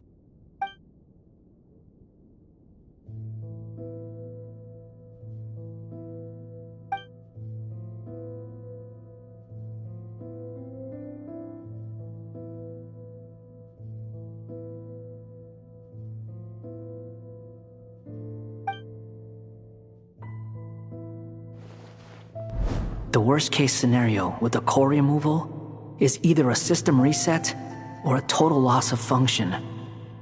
But I'm not afraid. A quiet death should have been my fate long ago. A core is completely different from a heart. It's like another vital organ entirely. I never believed it could be a true replacement for what I sought. But in the end, it turns out the core was more useful to me. Pretty funny when you think about it. It's like the punchline of my entire life. Do you think there's any difference between a puppet and a human? If not, then this would just be another samsara. I have already experienced both a past life and a next life. Part of me wonders whether I'm only capable of making this decision because I've become a real human. What's with that expression? Isn't this a good thing? Sanjoni will succeed, won't she? She has to. She will. We all have to persevere until this is over. That's right. And I'll protect you all until a moment of victory arrives.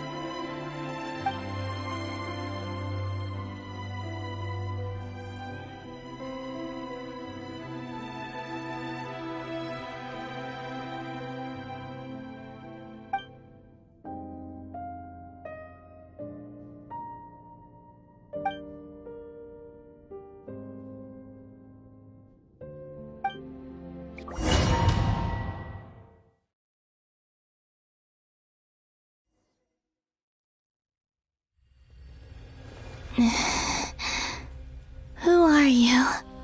Call me Sonnet. You have the same power as Canon. Sonnet. So, you're the goddess of the iridescent moon? Oh, goodness. You recognize me? Well then, what's your name? Columbina. Columbina Hyposelenia. Hyposelenia? What a lovely name. Did you choose it yourself? It was a joint effort between me and my friends. Friends? You mean your friends in the heavens? Huh? Oh, sorry. You must be exhausted. I apologize. Hang in there. Let me introduce you to my older sisters. Do you mean the other two moon goddesses? Arya and Canon? Wow, you sure know a lot. Hey, does that mean that our story goes on into the future? Oh, I guess that wasn't the best question to ask. It's alright. We were prepared for that possibility. You could say we were too prepared. I can't even remember how long my sisters and I have been here by this point. When did you get here? How long has it been? I can't say for sure, but it feels like it's been forever. I see. Are you feeling alright? You look a little unwell. I can hold out a while longer.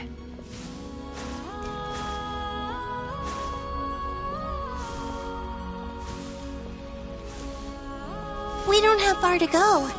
The place where my sisters and I are based is just up ahead. Don't worry, they're both really nice. I'll introduce you.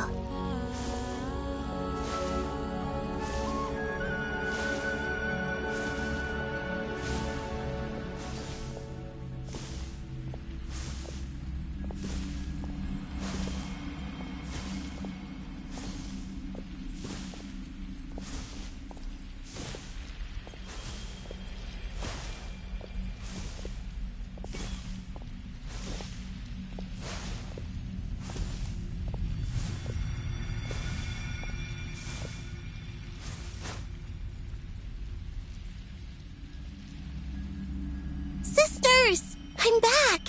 And look who I've brought with me!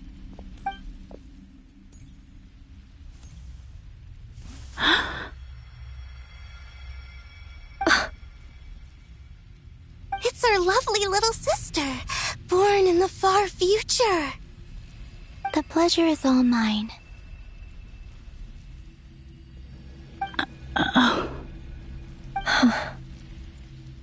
Allow me to introduce you to Columbina Hyposelenia. This is Arya, the goddess of the eternal moon. And this is Canon, goddess of the frost moon. Canon, don't you think Hyposelenia's power is similar to yours? Hello, Columbina. I apologize for our startled reaction just now. And please, forgive our little sister if she's been annoying you. She tends to talk a lot. It's fine. You seem shy. Don't worry, Columbina Hyposelenia. No one can hurt you here. Could you tell me where here is? Please. I must know.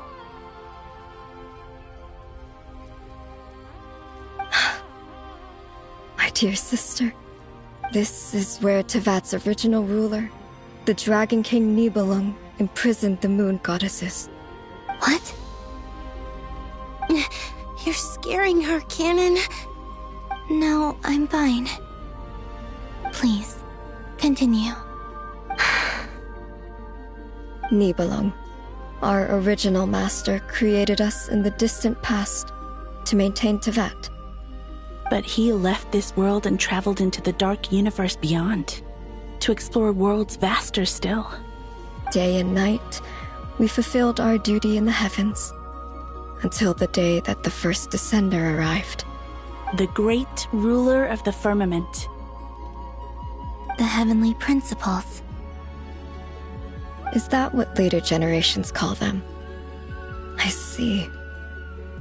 But we did not reject them at first, nor did they seem to harbor ill intent towards this world. We coexisted in peace. They were like a guest in our home. Slowly, however, we came to realize that our guest had a growing desire to change and dominate the world.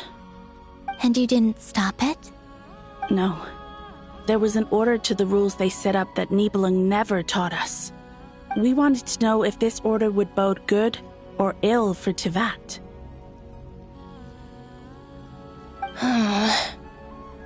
All right. Canon and I wanted to know. Sonnet was against it from the outset. Later, we discovered that this great ruler of the firmament bore an almost paranoid hostility toward the desire of certain life forms to seek power. Or perhaps they feared them. They would even cast down celestial nails as manifestations of their power, to punish the civilizations of the world below. Only this was far beyond mere punishment. Right. Their rules brought order, but the price people paid for merely testing the limits of those rules was far too great. I did everything in my power to help the punished escape catastrophe, but still, too many lives were lost. The ancestors of the Frost Moon Scions were some of the ones you helped. But just when we had decided to take countermeasures, the Dragon King, Nibelung, returned.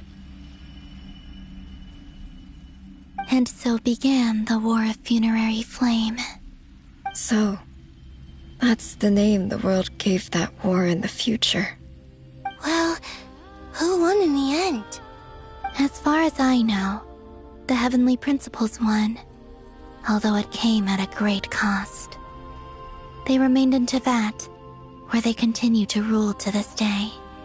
And the world's original master, the Dragon King Nibelung, was destroyed. And what of the moons? Are there still 3 moons in Tevat's skies? You can tell us the truth, Columbina. We know we are but remnants of a bygone age. We are prepared for the answer. Only the Frost Moon remains. but it has been cast beyond the false firmament by the heavenly principles. The eternal and iridescent moons were both shattered during the war. So death finally came for us in the end. Sonnet. But you're still here, aren't you? A moon goddess cannot live without her moon, Columbina. She's right. That's why I began to disappear. Because the frost moon is cut off by the false sky. How much worse it would have been if it were outright destroyed. Our souls may endure within this lunar palace, but if our moons are destroyed, then we shall disappear the moment we depart from it. I'm sorry. There's no need to apologize to us, dear sister. If anything, we owe the world an apology. If only we'd decided to act sooner, rather than arguing amongst ourselves. all the more reason not to spend this time in regret and repentance. Instead, we should focus our efforts on how we might help our future sister. Sorry? Don't you see, Columbina, your story is not yet over. Is that not why you are here?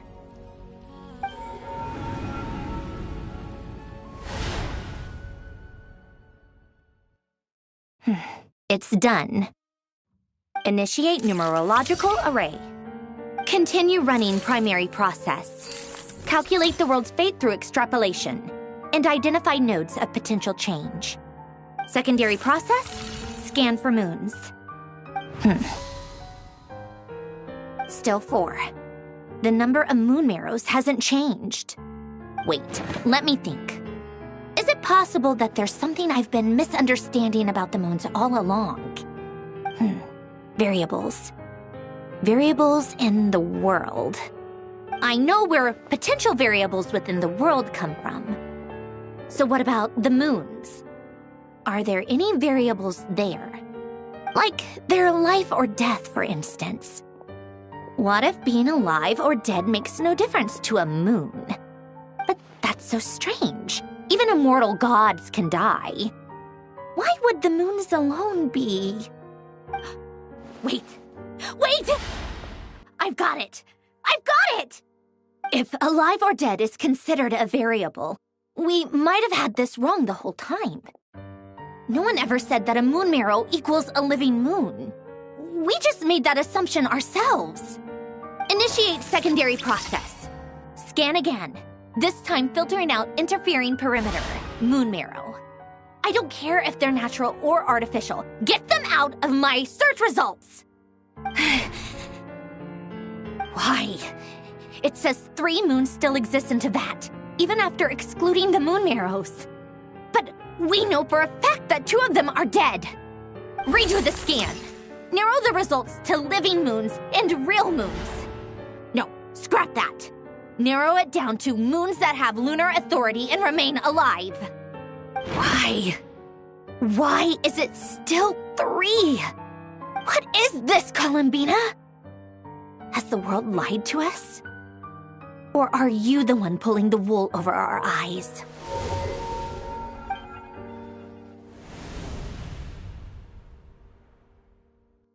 So, you think that the moon's reflection might be where Nibelung imprisoned the 3 moon sisters? Yes, it would explain a lot, such as why that space would respond to a moon goddess's power, opening the moon gate at her command. It would also explain why Miss Columbina has been unable to leave, and why time flows in reverse there. In the messages she sent, Columbina promised us she'd find a way to return, but we have no way of knowing how, when, or where this might happen.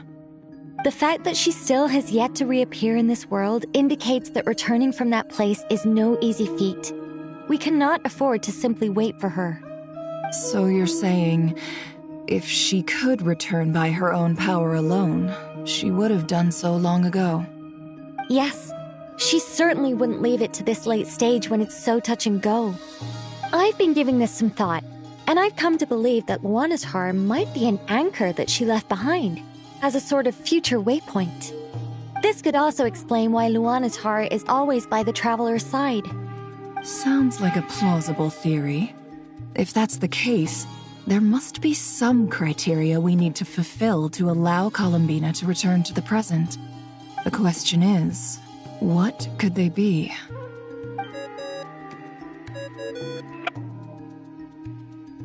Hello? Listen up! This is extremely important!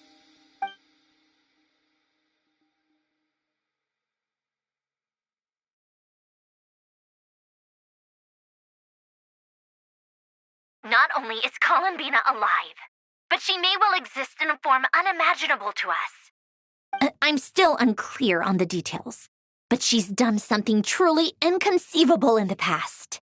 And the clue to what she's done lies in the moon and Tevat's sky. Truly amazing. Oh, I'm so delighted for her. I'm sure we all feel the same. And I'm sure Columbina is ready to get back here and fight by our side. I'll keep my calculations going and try to find some way of coordinating with her. But that's not an excuse for everyone else to slack off, okay? All of you had better keep trying to think of solutions. How can the dead moon still live?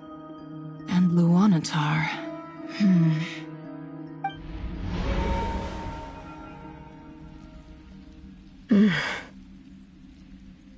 It's hard to believe that's what will happen in the distant future. Our authority is linked to the most fundamental rules of Tevat. I suppose it's no wonder that many would covet that power. I didn't realize that when you said friends, you meant people who live down in Tevat. That's so lovely. I always wanted to go down there and have some fun.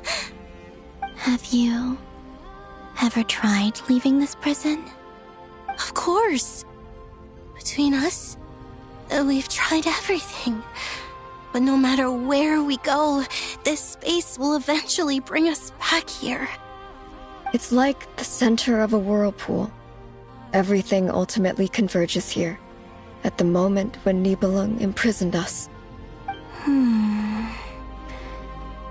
In that case, have you tried using any of those pathways that connect this space to the real world? Sorry? What are those? They're passages through which you can make small-scale changes to reality by using Kuvaki. Or am I the only one who can use those passages? Because part of my soul remains in reality. Kuvaki. What is that? You don't know? It's a unique kind of elemental energy found only in Nodcry, the land from which the moons arose. Oh. Well, it's true that the moons first rose up from the part of Tevat you say is called Nodcry. But there is no difference in the elemental energy between there and anywhere else. What? Could you show us some of this Kuvaki hyposelenia? Maybe if we see it, it'll make more sense. Okay.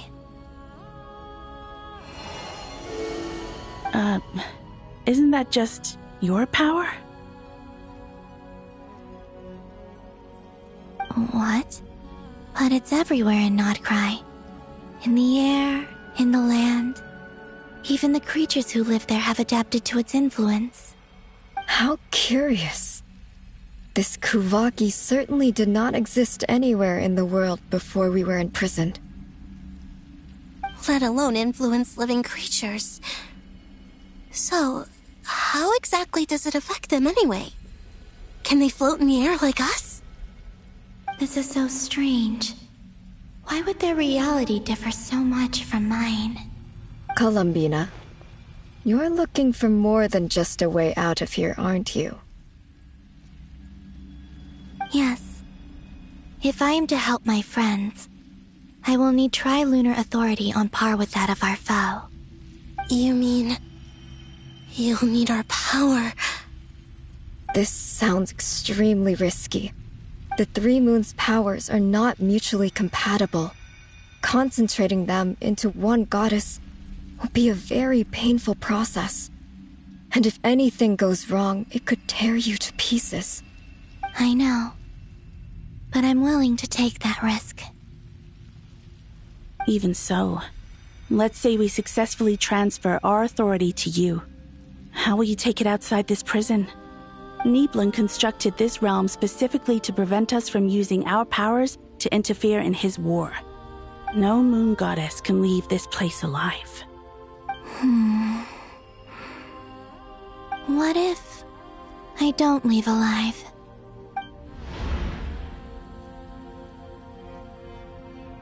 Where do we even start? How are we supposed to figure out what we're meant to do to help Columbina?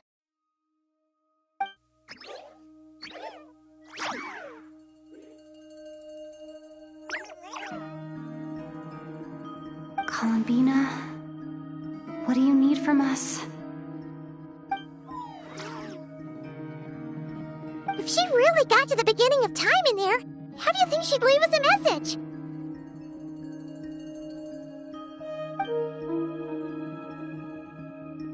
You don't think she'd write it down on a stone tablet somewhere in the hopes that we'd find it, do you? Seems unlikely.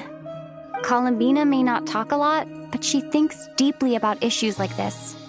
Let's review what we know. This is the Columbina who fought alongside us against the Rahir of Solnari, and with whom we celebrated Moon Prayer Night. She knows our personalities, our ways of doing things, even our unique strengths and abilities. So, if she wanted to tell us something from a long, long time ago, what would she do? Oh.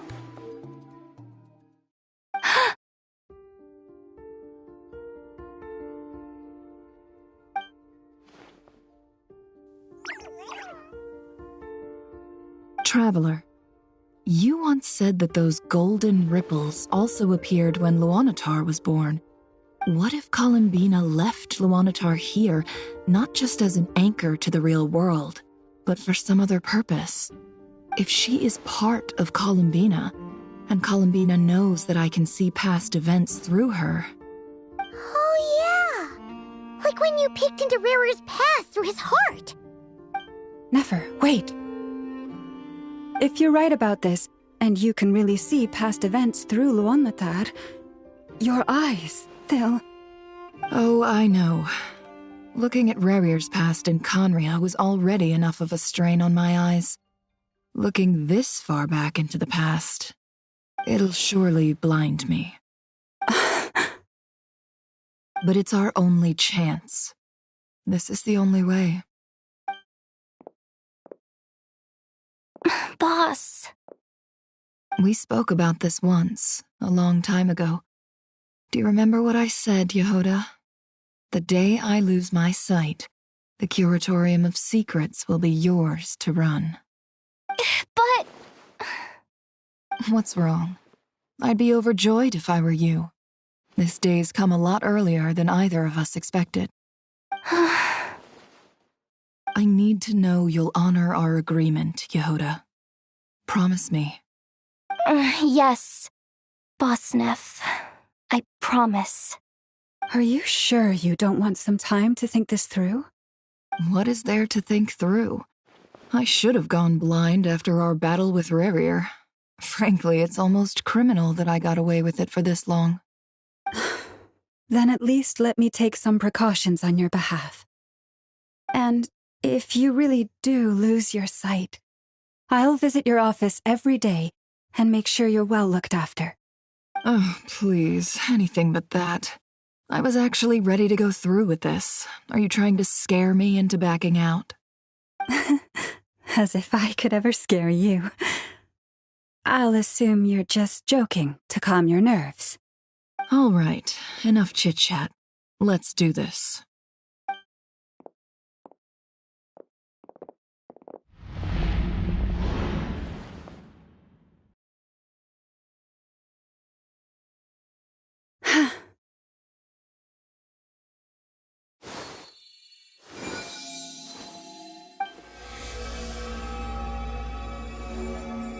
All done. Good. Now give me some space.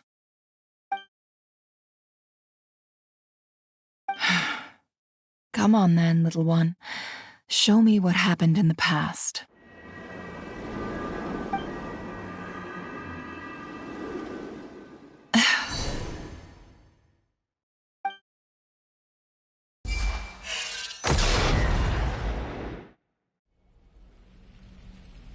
Between the Trilunar Authority, Kuvaki, and the soul-surviving moon, the Frost Moon, I think I might know how to get back.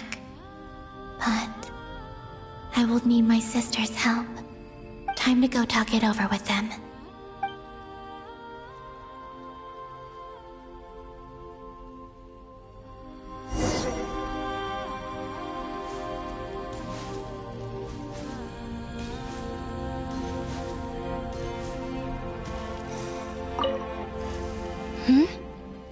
Have you decided what to do? I hope it's not too dangerous. You really scared me when you said that thing about not leaving here alive. Come on, let's go find the other two.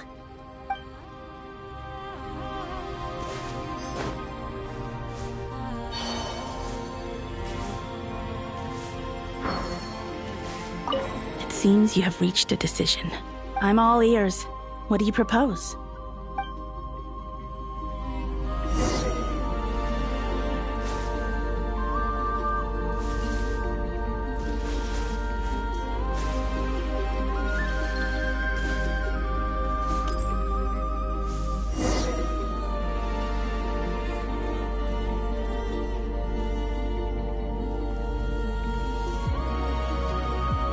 Have you figured it out, Columbina?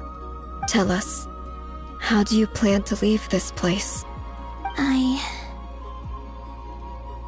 intend to die here, in this moment, and then be reborn in the future with the help of my friends. What? What are you saying? How can the dead be reborn? And how will you inform these future friends of your plans? You can't exactly leave oracles. Nothing can escape this place. Not a single ray of moonlight. And even if you found a way, what if they never find the message you left for them? You'll... No, that won't happen. Come again? They will find my message. I'm sure of it. I'm not following. How exactly will you achieve this? It's quite simple, really. First, I will leave my soul here.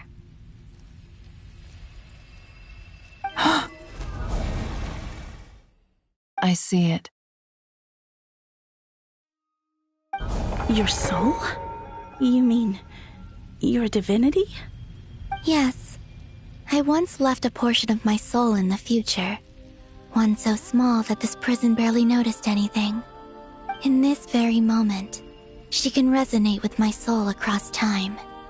When the time comes, I believe that she can serve as an anchor to pull my soul from here back to the future reality. Just as gravity connects the world to the moon. Exactly. In the future, where I came from, the moon has been cast beyond the false sky, but I can still feel that it is there. In a similar way, I can feel a connection to the soul fragment I left behind even now. My friends can use it to detect my presence. But how do you just leave your soul here? Is that even possible? On my way here, I met an ordinary mortal who entered this place long before I did. Her body is long gone, but her soul remains. And before that, I encountered an old enemy whose entire soul survives here intact, while the power that once corrupted his body has faded away. So, perhaps this space is specifically designed to imprison divinity and authority, but not the physical body. Still, even if your body can escape, would it not just be a lifeless husk without the soul inside? Wait, is that what you meant when you said you wouldn't leave alive? Yes. I shall turn my body into moonlight and pour it over Nodcry. That power shall protect the land and quietly blend into it, awaiting my soul's return in the future. However, I cannot do this on my strength alone. I would need your help to do this, so I'm humbly asking for your assistance. Oh, dear sister, you need not be so formal. As I said before, we are but remnants of a bygone age. You, on the other hand, were born alone in that distant future, and you have walked a long and lonesome road since then. How could I bear to let your story end here in this dungeon? Don't forget, we are your sisters, your family.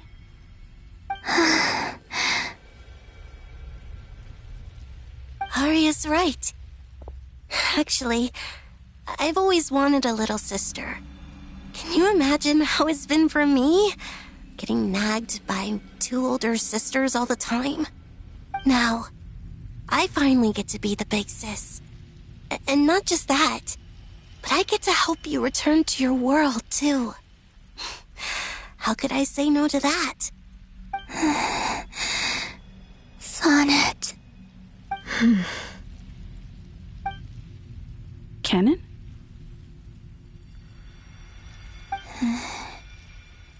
I'm sorry. I know this is a bold request. The Frost Moon is rightfully yours, and it remains intact. Oh, no, please, don't misunderstand me, Columbina. I was just thinking back on the years that the 3 of us once spent together. You cannot imagine how happy I am to hear of the future world you describe. The Frost Moon Scions, your lovely, kindly friends. For the 3 of us, whose purpose in life was to maintain the peace in Teyvat, it is a great relief to know that the people of this world live in such an abundant future. If your plan can save them, and save Notcry, I will gladly give you all that I can. Besides, the 3 of us have been together since the day we were born. I could never abandon them to live on alone without them. Kennen. Still, I do have one question I would like to ask you before we proceed. Certainly. What is it?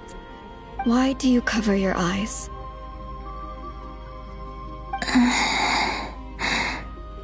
Yeah, I was curious about that too. But it seemed personal, so I didn't want to intrude.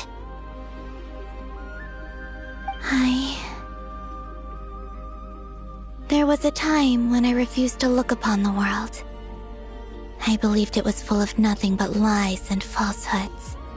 I wished to hide my feelings, seal my heart, until I could return to my true home. I see. Perhaps that decision saved you from ever having to see the false sky again. But at the same time, you likely missed out on many true and precious things, like the smiles on your friends' faces. Promise me this, Columbina. When you return to the future, open your eyes, take a look at the world around you, and see your friends.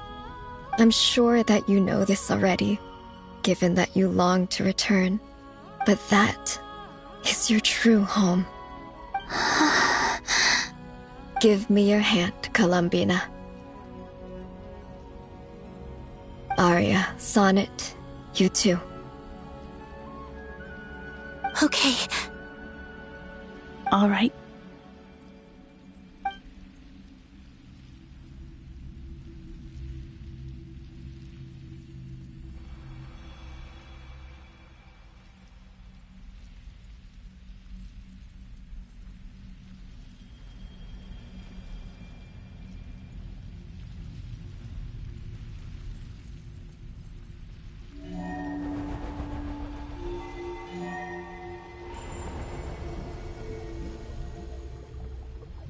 We once were the songs sung for eternity, but now it is you who must continue to sing. We once were the tides in the great river of time, but now we subside, and you arise. We were the messengers of madness and inspiration. But now, the lies have faded, and your truth must endure. We are souls awaiting the sun. You must return to be with those who smile when they see your face.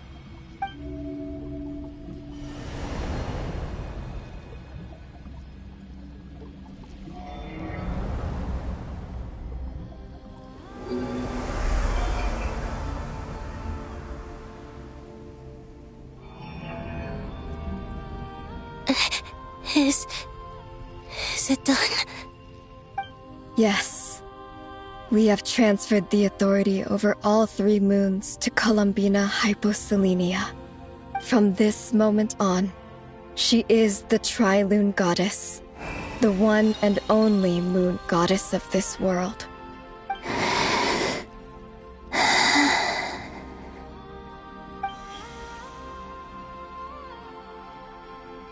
Thank you. Thank you, my sisters. Now go, and do what you believe is right, Columbina Hyposelenia. Be aware that we cannot grant you the power of the 3 moons beyond these prison walls.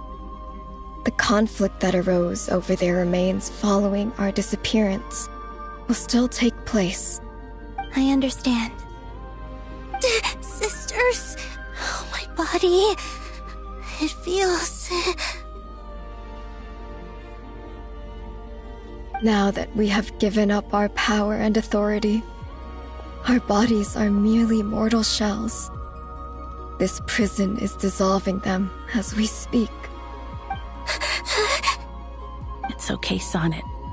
The end must come for every god, just as it does for every human. That's all this is. The final destination of our lives. Canon and I will be by your side the whole way. We have one final request, Columbina. Could you use the 3 moons' power to send us back into the real world? Now that we have lost our powers, I doubt this space will seek to hold us further. It's just...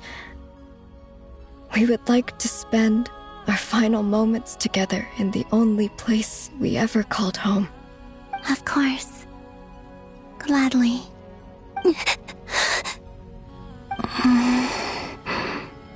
Sonnet? Yes? Don't... I wish I could tell her not to give in to the abyss. Not to be afraid. But is this really what I should say at this moment? Don't forget. I'm so glad to have a big sister like you.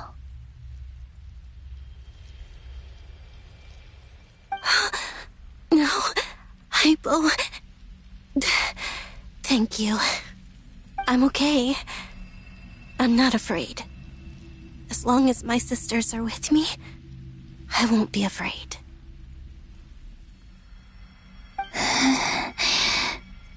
It looks like this is goodbye, sisters. Goodbye, Columbina.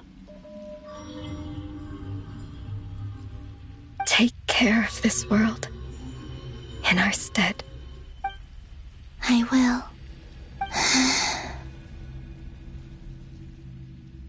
And now, it's time for me to bid farewell to my body, too. May it become the moonlight that keeps Nodcry company through the long years ahead. So this is why Nodcry was not always home to Kuvaki. It only appeared after I poured my body out upon this land, and only this land.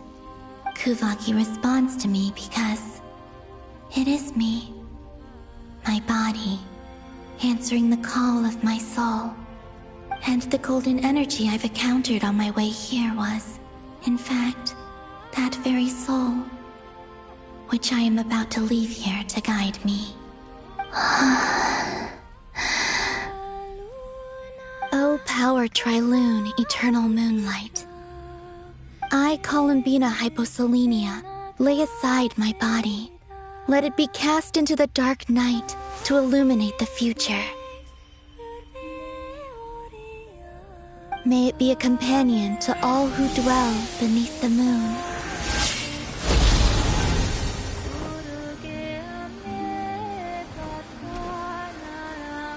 Until the time comes for me to return home.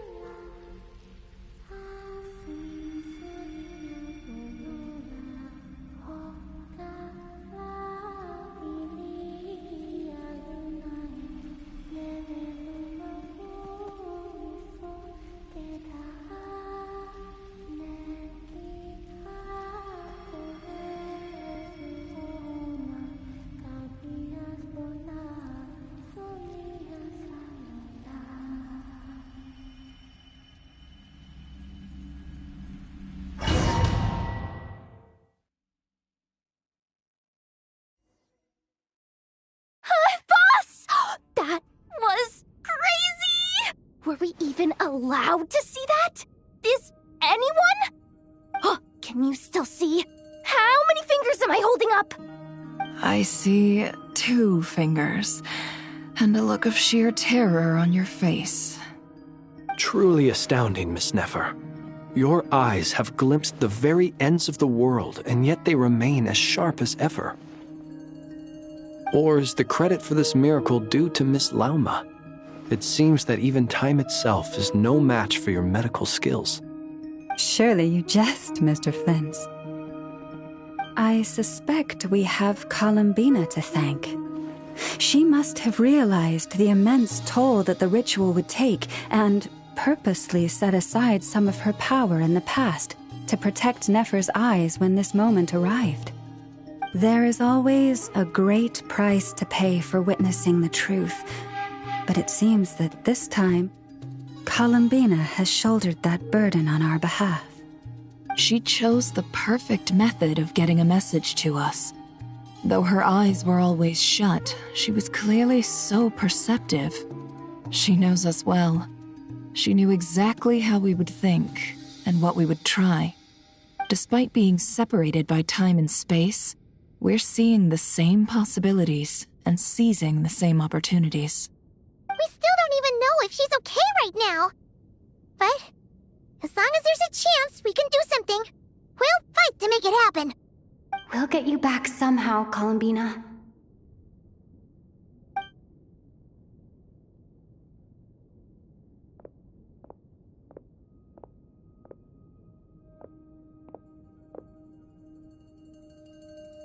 Well, based on the information we now have, let's figure out our next moves. Thanks to these gentlemen, we have a much clearer picture of the situation with Dottore. The civilian population has been moved to safety, so we no longer need to hold back. Miss Androne, how are the calculations going? So far, so good. I'll keep seeing how far I can push the system, though. Can't have Hatman being powered down for nothing. There's still a long road ahead. Where should we begin?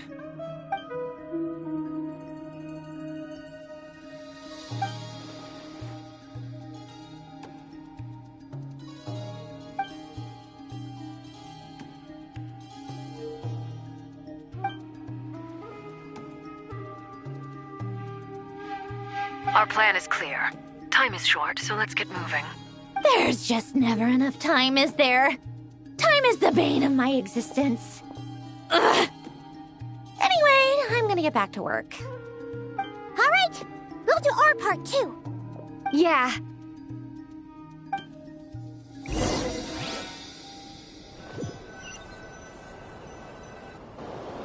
Albedo's theory says that elemental energy can dilute the Light Realm's power, but I'm no expert in building elemental defenses. Sounds like something out of the Advanced Elemental Theory section of the library. Whew.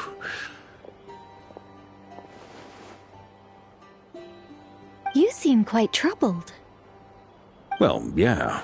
I mean, who doesn't get a little flustered when they're completely out of their depth? You were the very picture of confidence back when you approached the Hexen Circle. Eh, I could have been faking it through that whole meeting for all you know. Who's to say I'm not just a ball of nerves in a charming and gregarious package? Oh gosh, really? I'm so sorry, I had no idea. Well, you're all the braver for it. Still, I was much more in my comfort zone than I am here. At least in Mondstadt, you can cry for help from a cliff top and actually stand a chance of summoning Barbados himself. Things have never looked bleaker than they do now. If we don't pull this off, Tevat's doomed, isn't it? Oh, you think so? Actually, yes. Yes, it probably is. It's a shame. Don't put too much pressure on yourself. Tevat has faced annihilation many times in the past, but it also gave us you, didn't it? Hey, don't give me that. It's not like I'm anyone special. I disagree. Every human born in this world is special. We angels have always believed that. In that case, this humble human being has a big favor to ask of you. I thought you might say that. I'm sure Alice, in her great wisdom, sent you here precisely to help us in this difficult time, yes? Well, that has less to do with her wisdom, and more to do with my power. Of course, of course. Well, the thing is, these elemental defenses we're about to build, I don't think it's a question of if they'll fail, but when. Durin's findings from his patrols make it clear that Dottori is constantly expanding his territory. First it was his lab, then the design bureau, and now this. It's not realistic to completely stop him encroaching on the rest of Nagcry. Rather, our goal should be to stall him for as long as possible. If Miss Sandroni's calculations are correct, well, they're the closest thing to certainty we have in this situation, so let's assume they are. Anyway, her calculations suggest that our best hope for victory lies in Miss Columbina's return. It's up to us to slow Dottori's advance and buy time for her to make a return. Are you asking me to help you with building the defenses? No. I'd like you to prepare for what comes next. When he eventually reaches us, we will have to fight him. You were an angel once and a mage now. I'm asking you to lend us your protection. Oh. Can I take it that you're triggering the terms you fought for during our three-way talks? Well, technically those terms were about protecting Mondstadt. But if you're happy to agree to the change in location, then yes, let's do that. You're cashing in on this much sooner than I'd imagined. Well, yeah. The way things are going, I might not get another chance. Very well. The mages have heard the knight's plea, and we will respond. To tell the truth, Alice and I had already discussed how we might help you all, so I didn't come empty-handed. I always like to be prepared.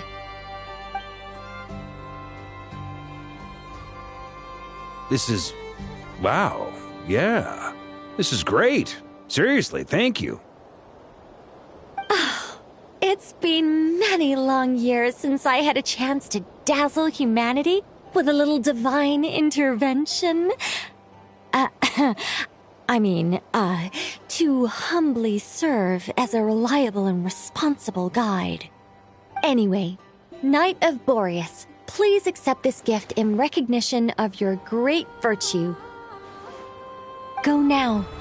May the angel's blessing deliver you safely to your destination.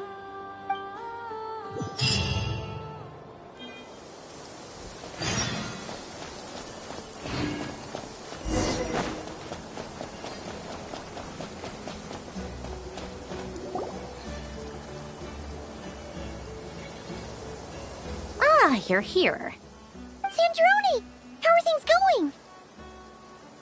Glad you asked.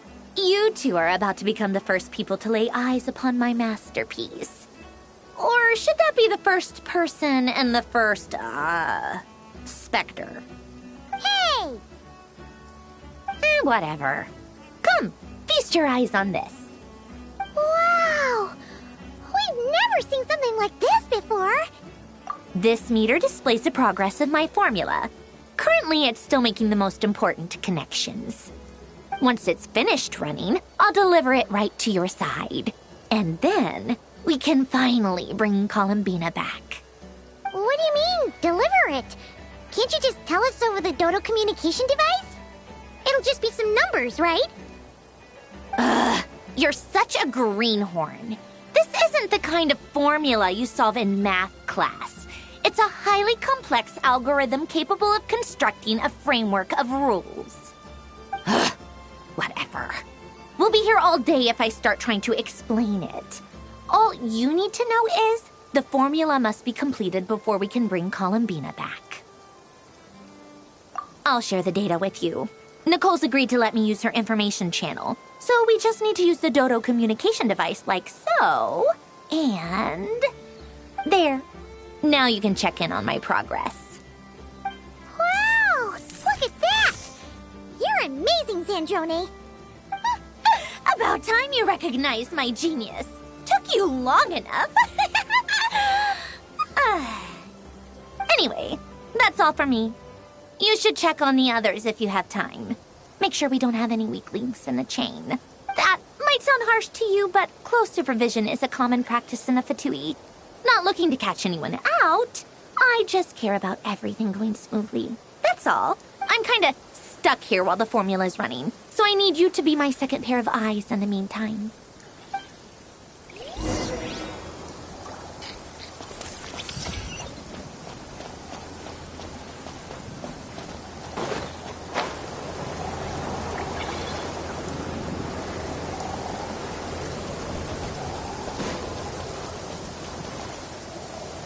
Thankfully, Miss Nicole has come to our aid. Nasha Town is now looking very well defended. Golden Flame. Yes, that's Nicole's power, all right. Based on the latest message from Grandmaster Varka, it sounds like they've reached an agreement. The situation should be more stable with her assistance. Everyone will have at least some degree of protection. Albedo! Durin! Hello there, you two. Are you well rested? That's good to hear. As per the plan, Albedo and I will be in charge of Nasha Town. As Dottoro's energy field expands, it's creeping ever closer in that direction. But we will do our best to hold our position. We fought side by side many times before, and always with great success. I believe this time will be no different. So don't worry about us. Focus on fighting Dottore.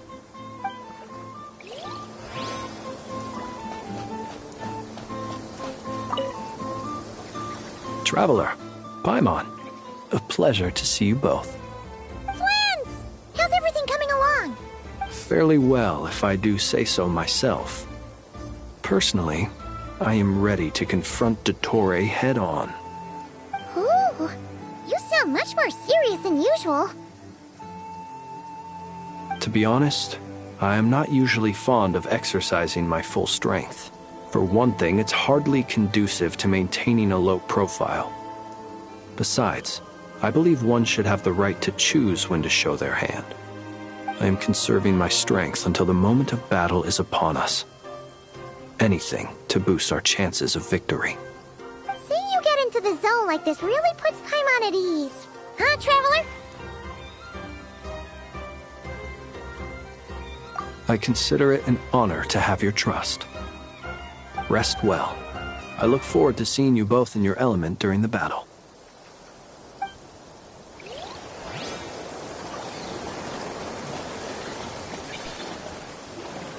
Yes, Miss Moonchanter? What are you staring at? You always address me in the strangest ways. Lady Moonchanter one minute, Miss Moonchanter the next. Yes, and? Are either of those incorrect? Not as such. It's just that I simply call you Nefer nowadays. Uh-huh. That's my name. What's your point? The point is I don't add any honorifics or titles. Meaning what? That maybe we're on friendlier terms now than we used to be. Is that how you see it? Then I thought I was the one with eye damage. Never! Wilma! Paimon, traveler. Just swinging by to check in on you. How are things going? Did you manage to get some rest? Don't worry about me. I won't slow us down. And I give my all to ensure our victory. Ah, yes. Allow me to give you two a quick checkup. All done. You're both in good shape.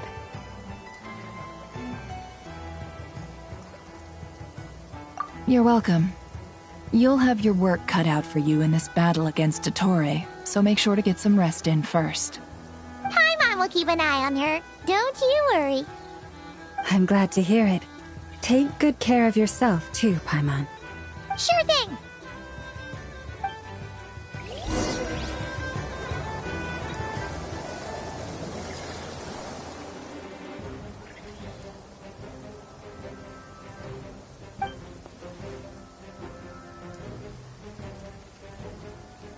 Here they come. That's quite a horde. As we expected. Get ready, everyone. Take your positions and prepare to engage. Let's begin. I'm at the ready.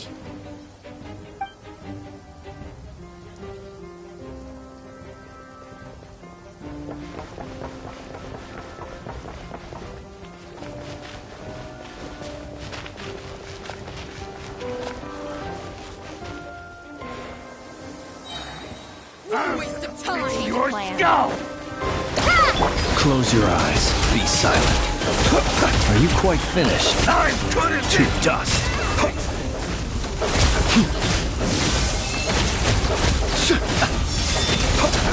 Do you fear the dark? Another one? 5. Observe. Close your eyes. Night falls.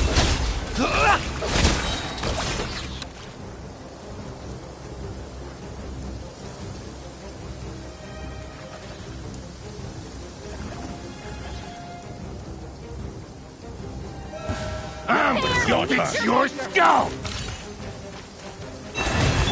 Can't hide the truth. These creatures cannot stand against us. Oh, fighting talk. Just don't let your guard down. That goes without saying. I'm hardly the risk taker in this group. Excuse me?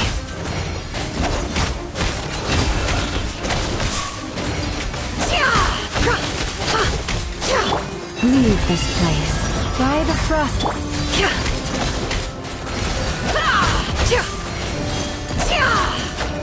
No more lies.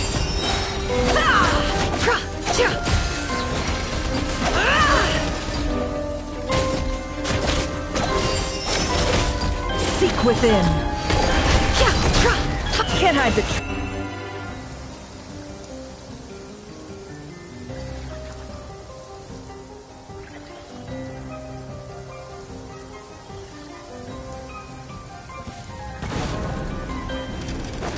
Burst forth. A turning point in fate. Come into. That was easier than I thought. Naturally. What do you mean? Is it because as created beings go,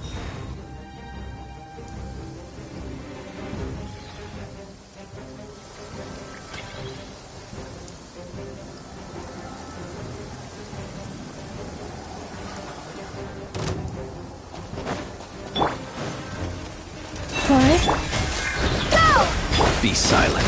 Observe. People have always used fire to drive away wild beasts. Wouldn't a lantern work just as well? You read my mind, my dear friend. I was just about to say that. All right then, dear friend. Bring the light. Observe.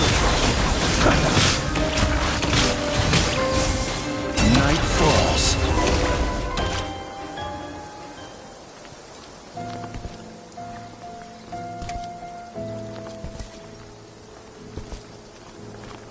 You're looking well. I trust you've had a good couple of days. Dottore. It's actually a good thing, in my view. If the subjects of my experiment were to die prematurely, it would throw quite a wrench in the works. And so, I must thank you all for your resilience. We are no longer on the same level, but you are nonetheless worthy of my respect. A creator god should be merciful and gracious after all. And in any case, it is only right that before I end your lives, the world is informed of the arrival of their new god.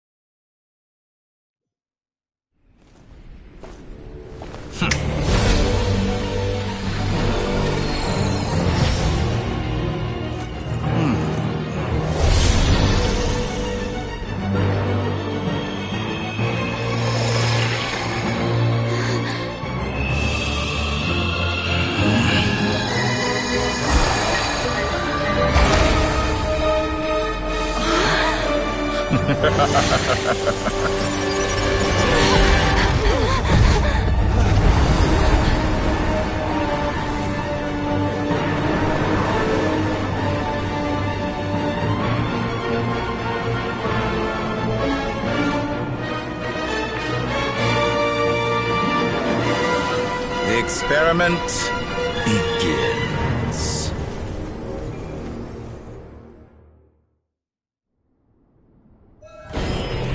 With the marrow of the 3 moons in my hand, behold the false moons fall!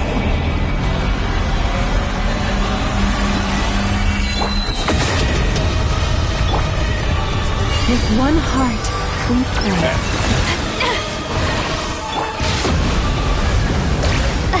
Bombs away! Reverse. Be silent.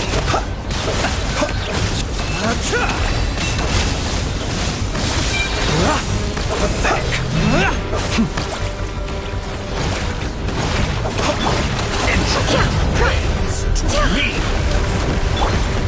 Leave this place. By the frost moon of old. Close your eyes. The long sleep beckons. Be silent. The deception ends here. Can't hide the truth. Moon's remnant.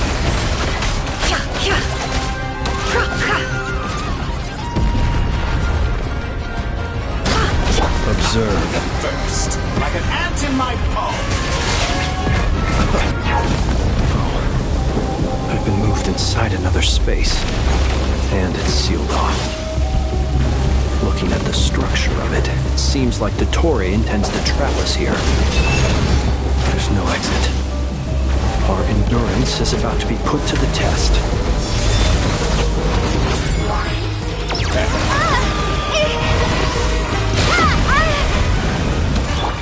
You poor, no more lies.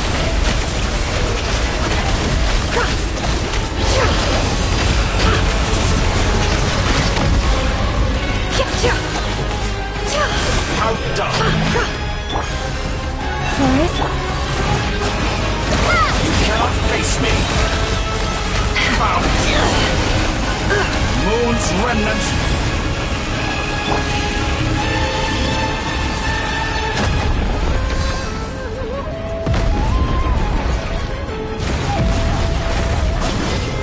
With the marrow of the 3 moons in my hand, behold the false moons fall! For the everlasting forest. You poor lost lamb. Intro bends to me! Bombs away! It all adds up. The mystery unravels. Let's see your data. Keep it up! I'm still, you cannot face me!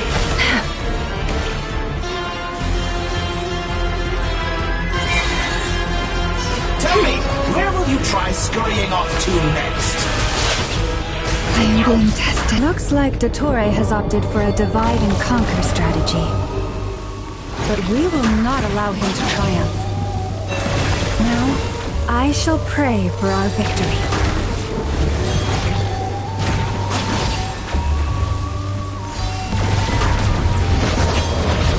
How dull! Go! Can I be proved entropy to me?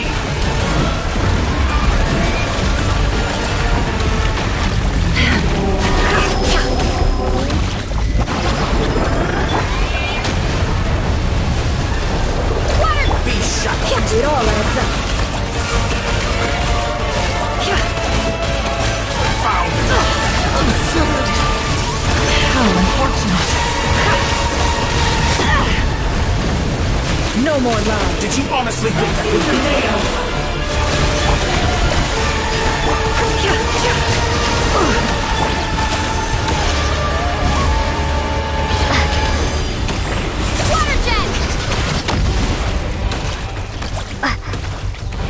Moon's remnants fall!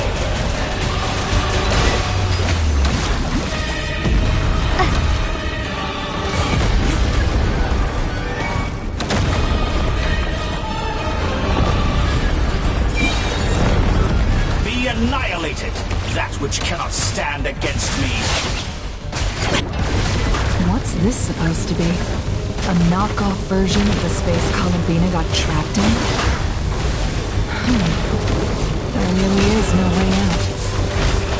We'll see about that, Vittore.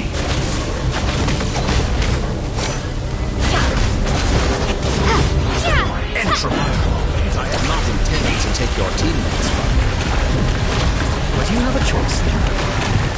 Obey, and I can release them. An excellent deal, if you ask me. Won't you consider? Did you honestly think that would hit me?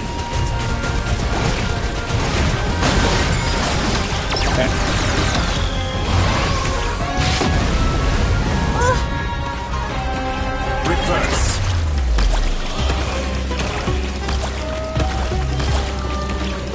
Water jet! No!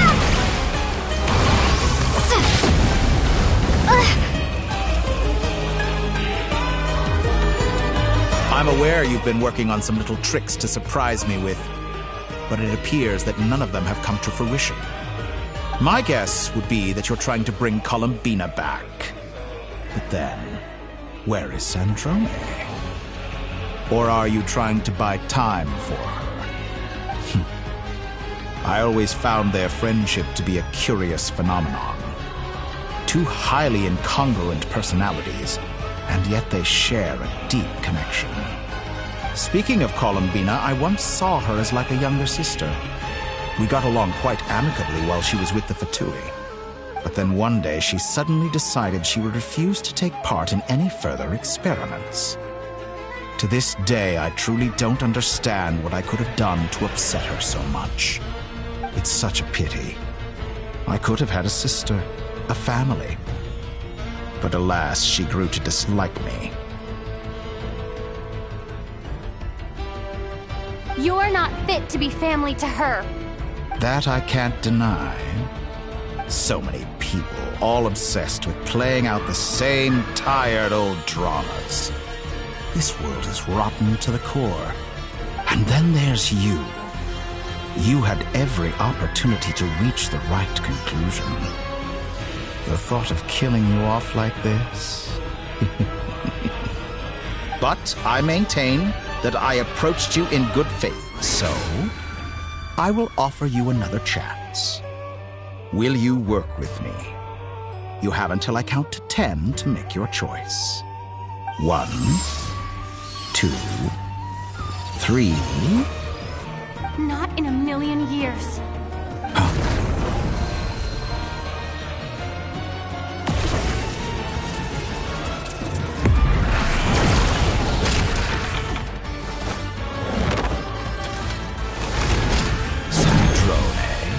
What a pleasant surprise. I didn't think you'd join us all the way up here. You're as sick and twisted as ever. Don't fool yourself into thinking anyone's grateful for the chances you're offering them. Sandrone, the formula hasn't finished running yet. Funnily enough, I was just discussing a collaboration opportunity with the Traveler. And then I see you, who I must say is a good example of an opportunity gone to waste. Gone to waste?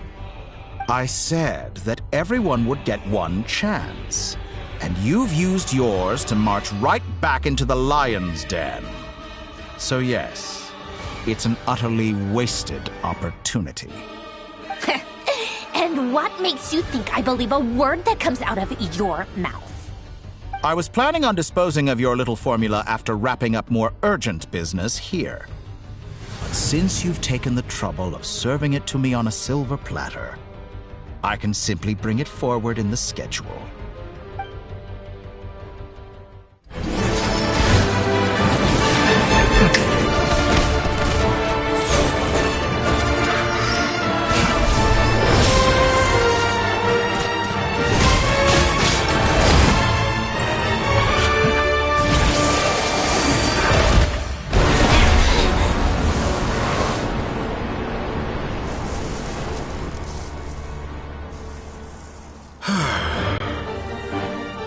Is this your life's work?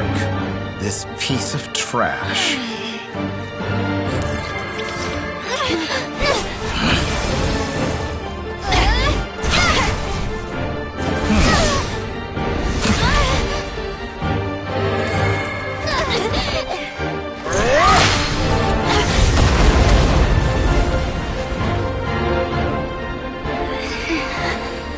Your formula runs too slowly, Sandrone.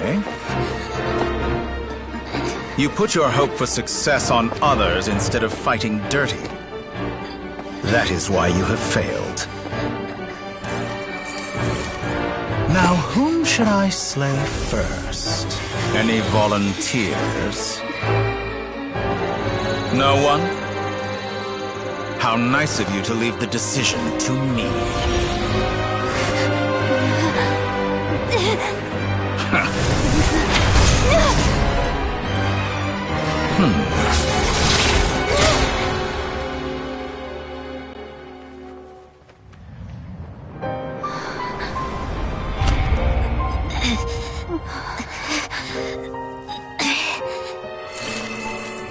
Oh, how unexpected.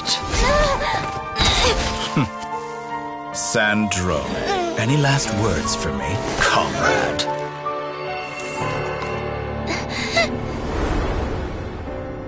Is there anything you wish for? Not really. But I've always known what I don't want. Go to hell, Dottore.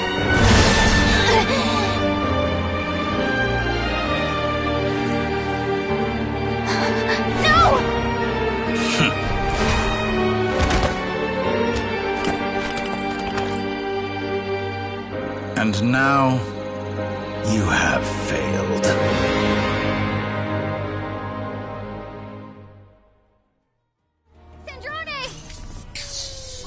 Now you see how fragile mechanical contraptions are. Just a gentle tap, and they fall to pieces. However keen of an inventor Sandrone may have been, her death spells the end of the formula that was running inside her body. Of course, I have to commend her for making it this far. As her colleague, I have to admire her stubborn tenacity. Now, it is time for you to take your place by my side. My count was interrupted, but the second chance I extended to you still stands. Once again, you are welcome to join me. By now, I'm sure you have gained a greater appreciation for the power and authority I wield. What is stopping you from embracing a new world of endless possibilities? Not in the mood to talk?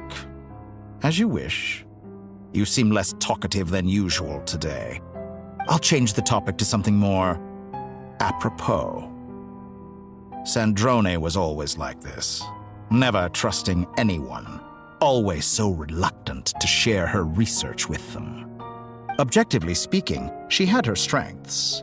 It is remarkable how she extracted and even optimized the world formula from so much data. But her inability to trust was her undoing. Had she allowed someone else to monitor or run the formula for her, you might still have a chance at victory even now. But regrettably, she was a stubborn fool. As much as it pains me, she had to go. Dottore, maybe this is news to you, but people can change. Columbina surprised you when she escaped, and I think Sandrone would surprise you too. Change? You can twist the truth however you want, but I see it clear as day. You're the one who can't trust other people. Is that how you see me? By this point, what can you hope to do about it?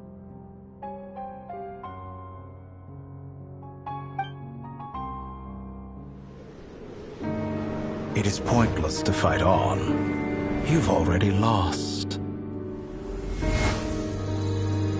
Wrong. You can't win this, Dottore.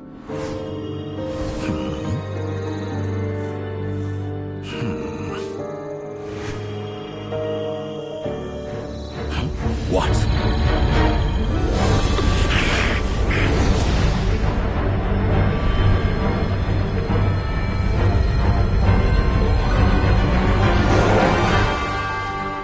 My formula can get us 90% of the way. It will connect you to Columbina. Then, I will bring the formula's output to the Traveler's side. For the last 10%, do whatever it takes.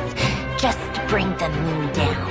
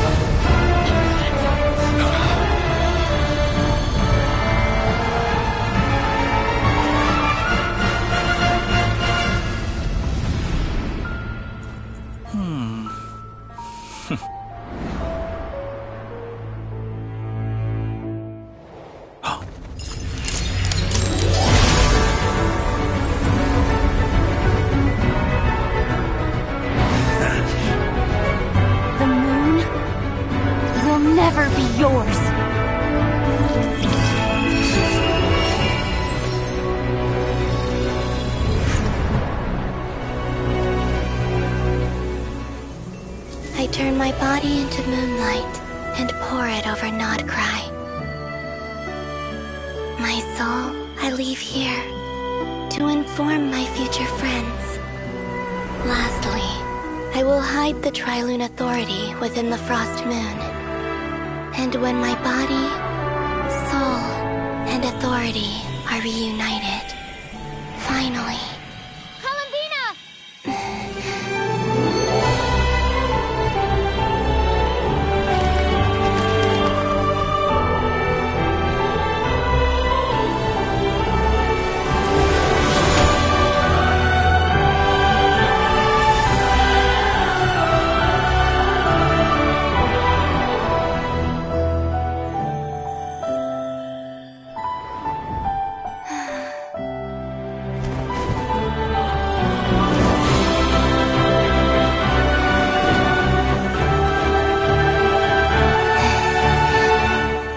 It's been too long. I'm back.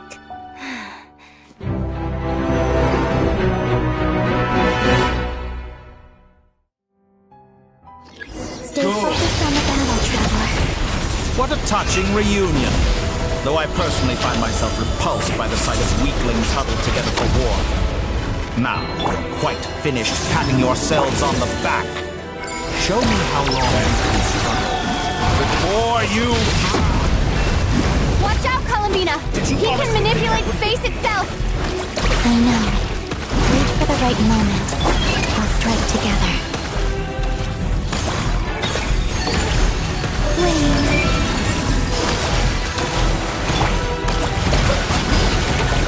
Entropy bends to me! Ah, and here I thought you'd dodge that! Surge.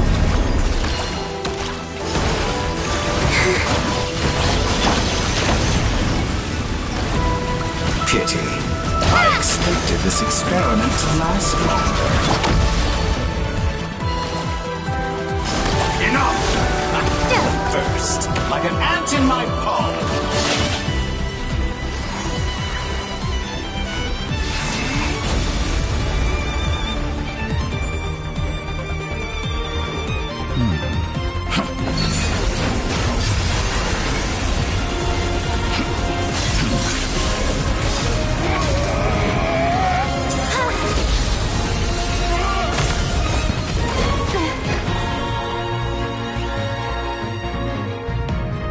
I grant you the new moon's blessing. The new moon shines upon you. I am... It's over, Dottore!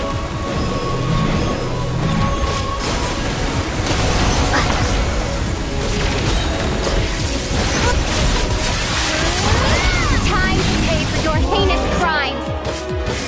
No longer must the world cower in the cold night. Close to the new world. Our future is not yours to command! Let the moonlight dispel the darkness.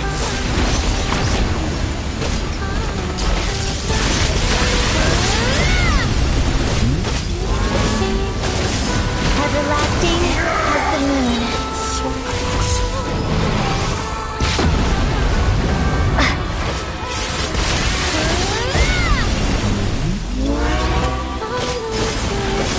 Only I shaped the new world. Only I.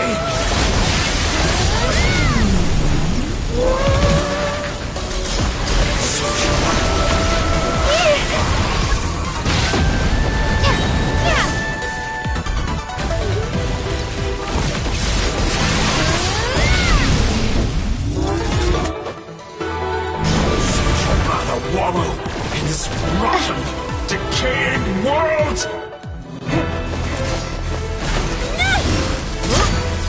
Willfully blind. How can you be so satisfied with your fate?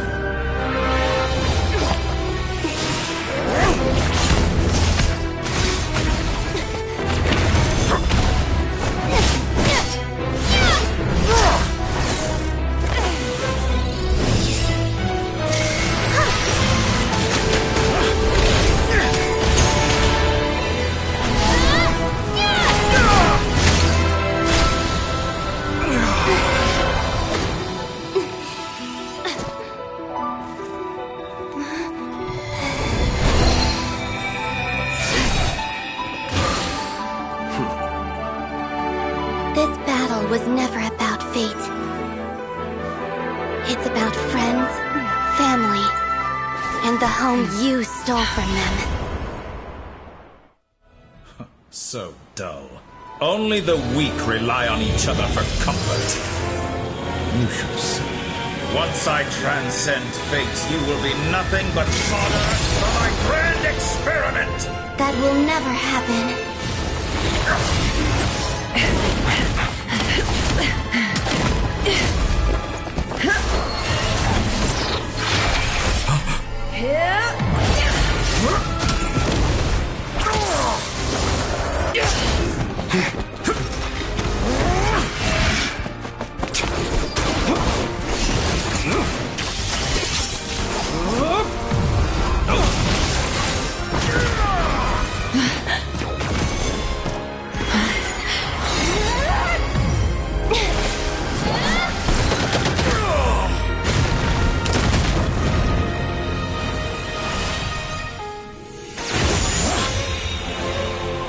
Today, the moon lights up this world once more.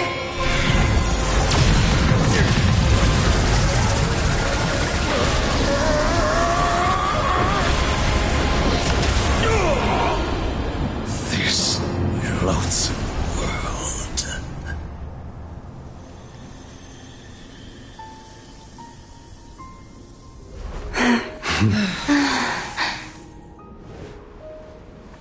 No, this world is our home.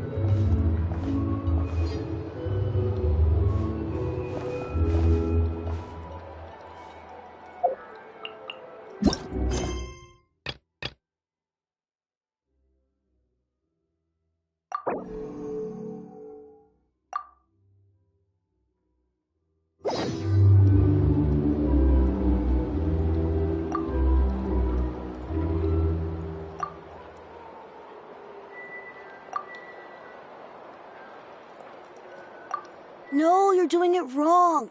The moon looks like this now. What are you drawing, children? The new moon, Mom. It looks different than before, doesn't it? Also... Can I go buy a sugar sculpture today? Please? Just one? All right. I suppose today is a special day after all. Almost like a festival. Extra, extra! Get the latest Nasha Express here! Post-disaster report! Nasha Town reborn beneath a new moon! The voyage begins today! The future looks bright thanks to the League. Want a copy? I knew things would be different. But I didn't think that would include the moon. They say a new moon goddess has been born. A new moon goddess? Who's saying that? The Frost Moon Scions? I guess so. I'm not too clued up on the details. As far as I'm concerned, the moon's still in the sky and it's business as usual. Hey, since we've come all this way, shall we grab ourselves a free meal while we're here? Are you a convert now? Or are you just here for the free lunch? Oh, come on. What does it matter? After everything we've all just been through? That smells good. All right, that's it. I'm hungry. Time to eat. Come on! We gotta get there early, or there won't be any good spots left! Shh, keep it down. This is a residential area. What if people are still sleeping?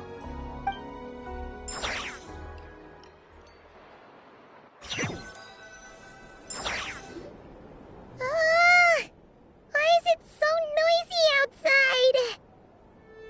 It's okay. Paimon was pretty much awake anyway. It's been so long since we last had a chance to relax, huh? Feels like time is moving slower than usual. What about you? Did you rest well? Still winding down from everything that's happened? Or are you wondering how our friends are doing? Or is it about what Dotori said to you? Okay, if you say so. But don't push yourself, alright? Let Paimon know if you need to talk. What we just went through was a lot. It's totally normal if you need some time to get back in your groove. Luanatar disappeared after Columbina came back. Apparently, she was part of Columbina's soul or something. Still, Paimon kind of misses Luanatar somehow. But anyway, you did great. So did Paimon. We all worked our butts off to contain this disaster, and in the end, we made it. So, chin up, Traveler. You should be proud of yourself. Hey, don't poke fun. You should be glad that Paimon's growing as a person.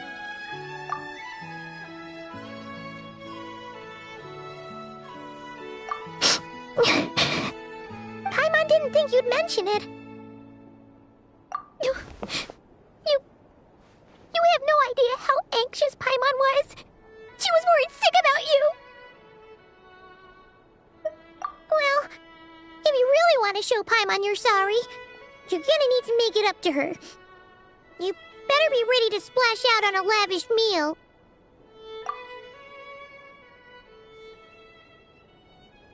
Phew. Okay. Paimon's full now. Huh? Oh, well... Hey there, Traveler and Paimon! Good morning! Morning, Yehuda! Here for some breakfast? Oh, I've already eaten. Just need some water. I was mostly worried you might forget what day it was today. So, I came over to remind you.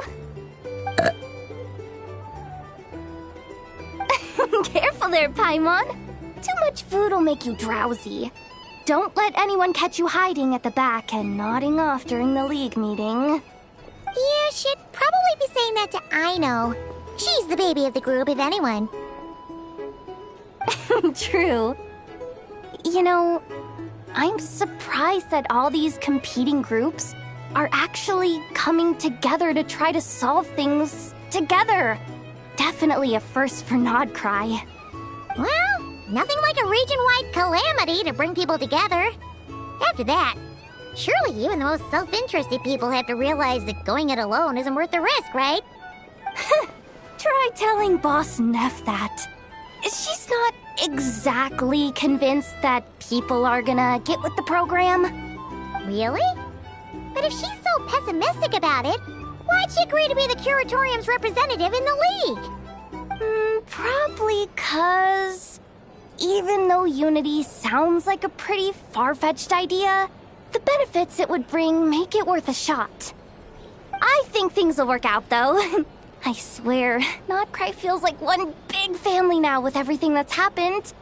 More than it used to, anyway. Taimon's with you on that one. And it seems like plenty of other people agree, too. Just listen to the bustling streets. All right. Everyone's been rebuilding these last 2 weeks, and the evacuees have been coming back in droves. Life's slowly returning back to normal. Which means my workload's probably gonna shoot back up. Were you about to head out? There's still some time before the ceremony begins, you know. Yeah, we were gonna take a stroll around the square and say hi to some friends first. Sounds good. See you later then.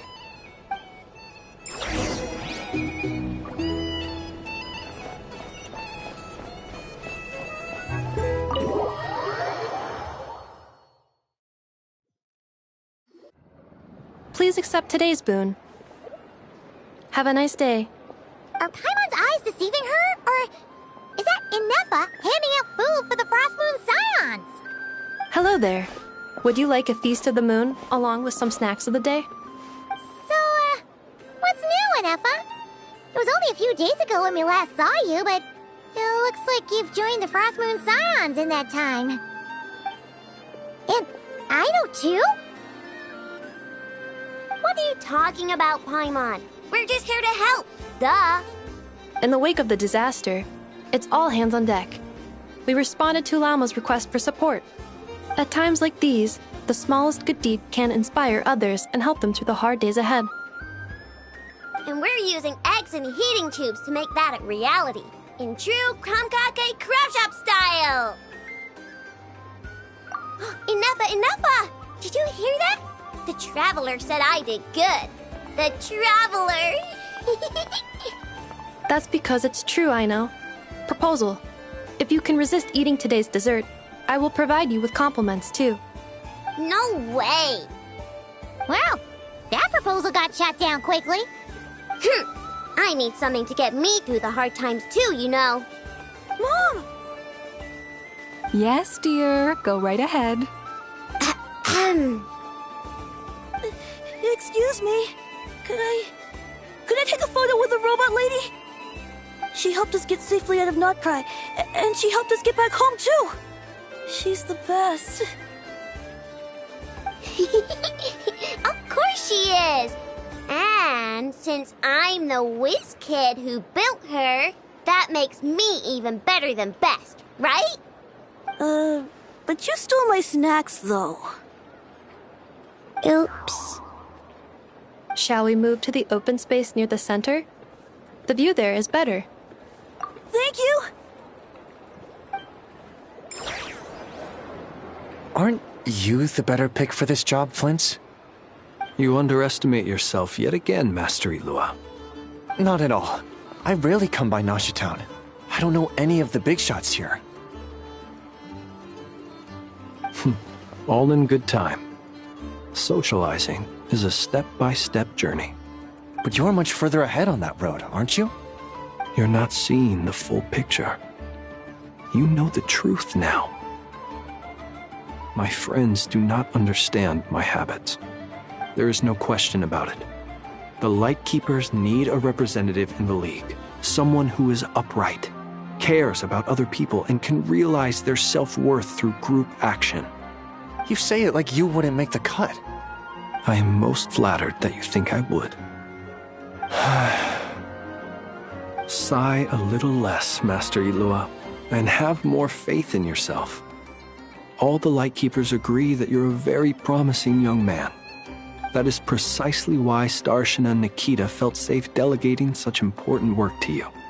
I'm sure we all also agree that we would sooner die of dehydration than manage to wrangle anything out of you in a discussion. My apologies.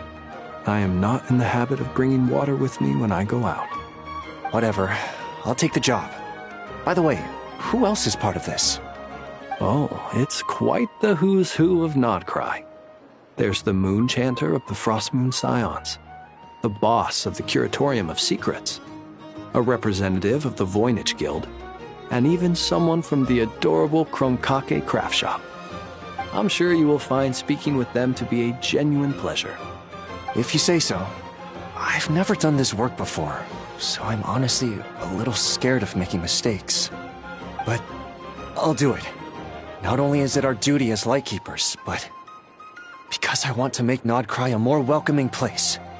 An admirable attitude to take. The beacons are lit, Itlua. We're but one step away from breaking through the blizzard. We have the chance to band together and build our shared homeland into an Elysium. This is unprecedented for Nodcry.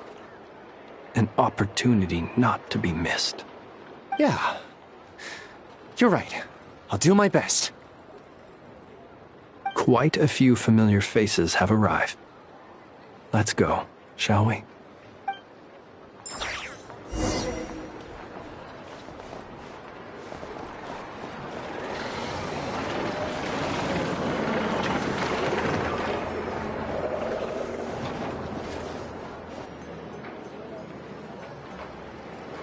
Wow! Everyone's here! You seem well rested. I know no one's asked, but I'm sure you all want to know, so let me just say, we're doing great. Thanks.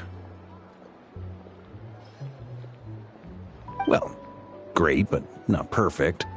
Starting to lose my mind from boredom. Can't drink a drop of alcohol while I'm waiting for my wounds to heal. I'm sure you had a sneaky swig or two. Wait, how'd you find out? I'm sure you must be missing Mondstadt after all these years away, Grandmaster. Yeah, you could say that again. Every time I get news from Mondstadt, it makes me want to go back and see the place for myself. Honestly, once things are wrapped up here, I think it'll be time to head back home. Hey, looks like someone's taking the stage. Can everyone see okay? Anyone need a boost? I'll just listen from the back. It's fine. You're taking this pretty seriously, huh, Durin? Well, it's not every day that I get the chance to see how people speak in official settings. Soak it up like a sponge. I'll make sure you get a chance to practice for yourself later down the line. Actually, I know just the thing. You can debrief the Knights of Favonius for me. Mr. Varka, are you forgetting that I'm not a Knight of Favonius? I can knight you. Any particular title you'd like? Is he joking? I really can't tell. You'll have to figure this one out for yourself. It'll be a good learning experience. It is my honor to host the opening ceremony for the League, and to have this opportunity to speak to you all in my capacity as Voynich Guild representative. Could this person also have been pushed onto the big stage by the real big shots? Guess I'm not the only one then. We come here today, having weathered the trials and hardships of yesterday, and having learned from them the importance of unity and cooperation. All right, here we go. Uh-oh, looks like Aino's off in Dreamland already. Wait, Boss is looking kinda drowsy too. What's up with her? Come on, get this speech over with already. Nodcry is our home, the land we rely on for survival. And as we chart a course for the future, may we persevere through the storms ahead as we sail towards a new era of prosperity, freedom, and hope.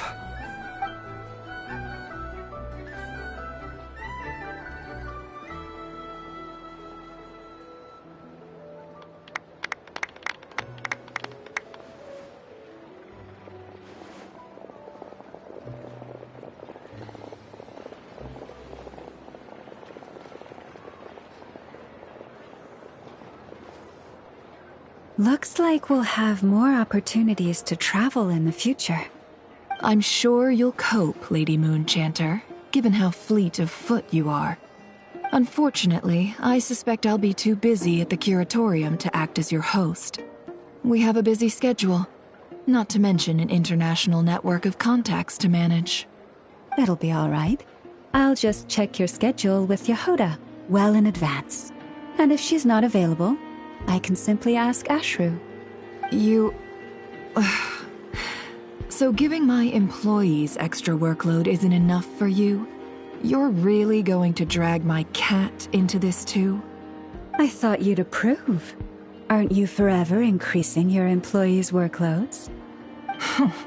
That's a bold statement. Are all the Frost Moon Scions feeling more audacious now that your moon goddess has returned? Columbina's return has brought joy to all who care about her. That includes both you and me. As for the Frost Moon Scions, we are learning how to thrive independently, without relying on the moon goddess. It is up to us to make our home a more livable place. Joining the League is one of the steps we are trying towards that end. I like the word try. It's nice and non-committal. You can opt out at any time and still say you tried. You don't see a bright future for the Frost Moon Scions? Or did you mean the League? I'm just not as optimistic as you. The Frost Moon Scions should count themselves lucky that they have a leader as stubborn and enterprising as you. But Nodcry's a big place, with all kinds of people. Most of them don't enjoy answering to a leader, or even listening to reason. Well, that's where you and your methods come in. Unless the Curatorium of Secrets is only here for appearances. For now, yes. And that won't change until this venture becomes worth my while. What would make it worth your while? Getting out more than I put in. Right now, I'd barely break even, but I'll grant that it's a good start for Nodcry. Then maybe it's worth a try. All right, you can stop now. Or do I have to join the Frost Moon Scions before you'll get off my back? You'd be very welcome to join us. Hey, you two! Congrats on all your hard work! What are you chatting about? Nefer was trying to dissuade me from adding to her employees' workload. Also, she's considering joining the Frost Moon Scions. Sorry, what? Your conversations are always the most interesting. Would you two care to join me for some tea before heading to your next destination?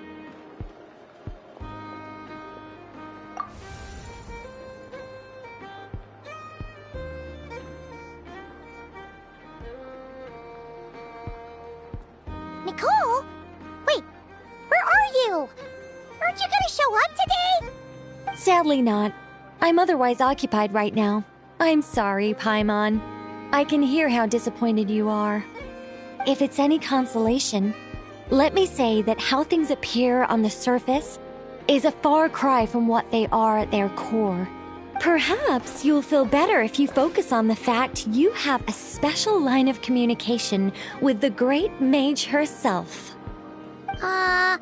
Okay? Has something happened? No, or not yet, anyway. Well, that's not ominous at all. Not for the time being.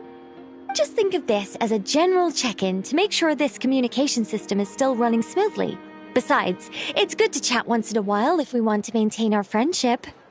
You could have just said so. Paimon got all worked up for nothing. Still, the best friendships are built through face-to-face interaction, you know. It's never gonna stop being weird having tea with you when you're not there and just talking to thin air. All right, fair point. I'll bear that in mind for next time. Yeah. Any update on that crisis at the world's borders? Elves just informed me that they had their work cut out for them. And now everyone's thoroughly exhausted. But they did finally get things back under control. Still, we can't let our guard down yet. The disruption caused by this disaster has made Tevat easier to detect from the outside universe. She plans to wait for things to stabilize, then reschedule her Mondstadt vacation plans. As for me, I agree with Hat Guy's perspective. This is a time when many new variables are emerging, and the situation is changing constantly. Plus, most of this change is for the worse. We have to remain vigilant and ensure that the embers of chaos are not rekindled. I did notice that the energy in Nodcry changed somewhat after the War of Funerary Flame, but since it was still aligned with the Light Realm, I never gave it a second thought. It looks like I'll have to examine the connections between phenomena I observe more closely in the future. Just doing my duty. It's more or less second nature by now. Of course. To give you the full picture, I'd have to start with the substance from which angels were formed. Never mind. Paimon's right. Showing off my knowledge would be much more satisfying in person. By the way, you did receive the gifts from the Hexen Circle, yes? I'm not trying to claim credit or anything, but my pride demands that I at least mention it. They're quite similar to the protective talisman that Alice gave Dory, but with some very special enhancements. Oh! So that's what kept our friends safe when Dotori trapped them. Indeed. We went to great lengths to make sure they were invisible to his eyes. I'm so happy they came in handy. Still, not fishing for gratitude, by the way. I just want you to be aware that sometimes your friends may be protecting you in ways you cannot perceive. Anyway, I'll contact you if anything else crops up. If not, you know what they say, no news is good news. Oh, my angelic instincts are tingling. They say you should head to the docks next. Your friends are about to board their ship home.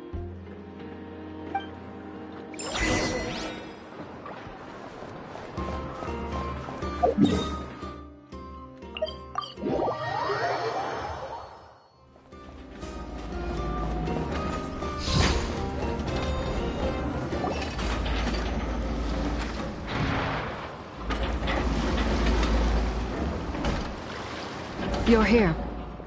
You're here too, Hat Guy. Are you heading back together? No. I'm bound for Sumeru, and she for Fontaine.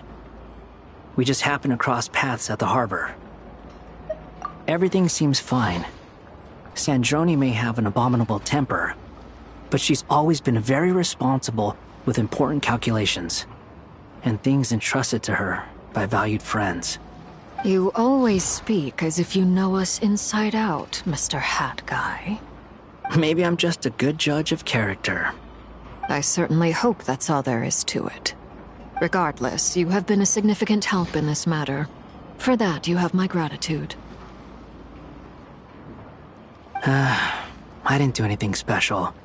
Sandrone's the one who completed a seemingly impossible formula and turned the tide of the entire battle, even giving her life in the process.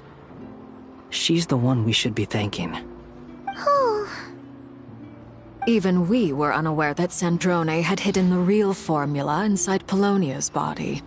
She managed to fool Dottore into thinking the formula was running in her system by installing an identical-looking decoy within her. She probably realized that she didn't have the strength to stop Dottore. But this way, she could at least get him to lower his guard. She always worked like that. Always had a backup plan. Well, that's why I'm traveling to Fontaine. She made a request of me long ago, and the time has come to fulfill it. Think of it as her will.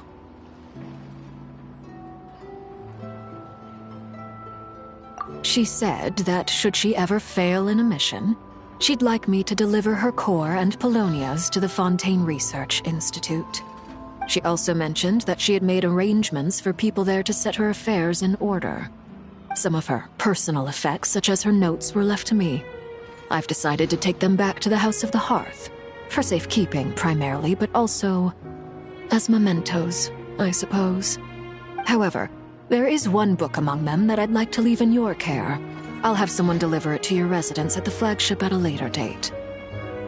No, I was specifically warned not to tell her. This is her last wish, and I will abide by it. I can only hope so, but none of us here can know for certain. I bade farewell to Columbina earlier today. As promised, she turned the iridescent moon's marrow over to me. She spent a long time with Sandrone's body, saying her goodbyes. Oh, is she alright? Sandrone's passing has left a great wound in all of our hearts. It will take time to heal, but Columbina surprised me. She offered me some words of comfort before I departed. Despite being grief-stricken herself, she showed an awareness of the feelings of others around her. She never used to act like this. Clearly, she has grown. And I suspect that we have you to thank for much of the change we are seeing in her. Huh. After these recent events, the Tsaritsa has revoked the Pale Star Edict. Snezhnaya now realizes that the arrest warrant for Columbina was just a ploy by Dottore, who coveted her powers.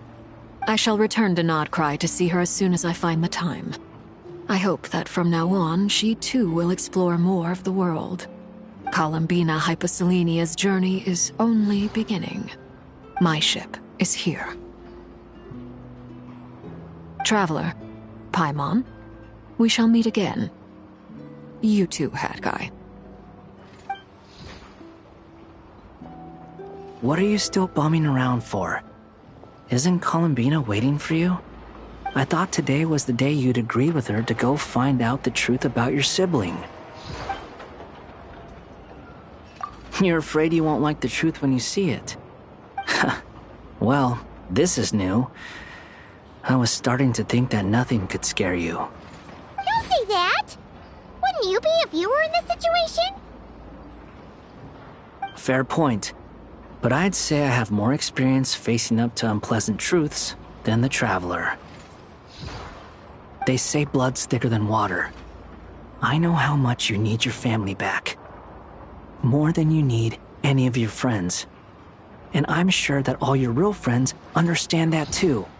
No matter what the truth turns out to be, they will stick by you and support you, whatever decision you make. Finding the truth is important. But more important still is what you choose to do once you've found it. At least, that's the life lesson I've learned from my experience. Grappling with the truth. What? Now that Dottore's dead and gone? A little, I guess. But it hasn't solved everything. Maybe I regret not getting to end his life with my own hands. Or maybe it's something else. But for whatever reason, I still feel like I have a chip on my shoulder. Either way, I'm going back to Sumeru. Lesser Lord Kusanali is gonna need help dealing with all the chaos Dottore left in his wake.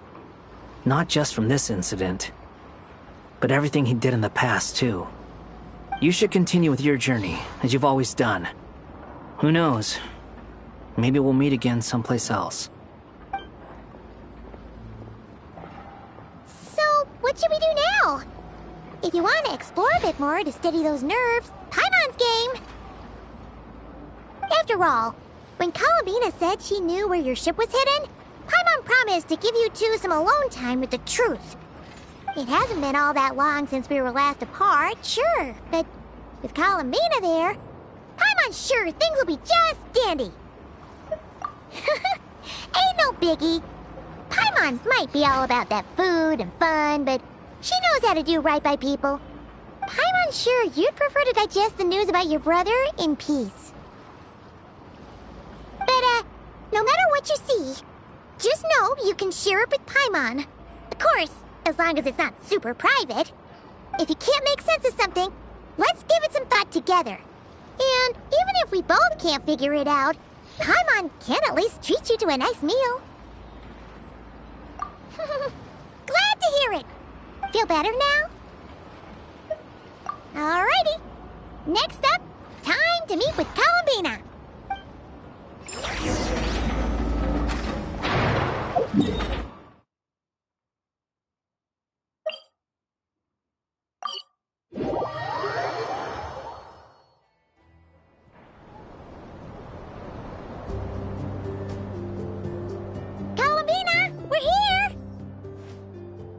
believe we're meeting out here.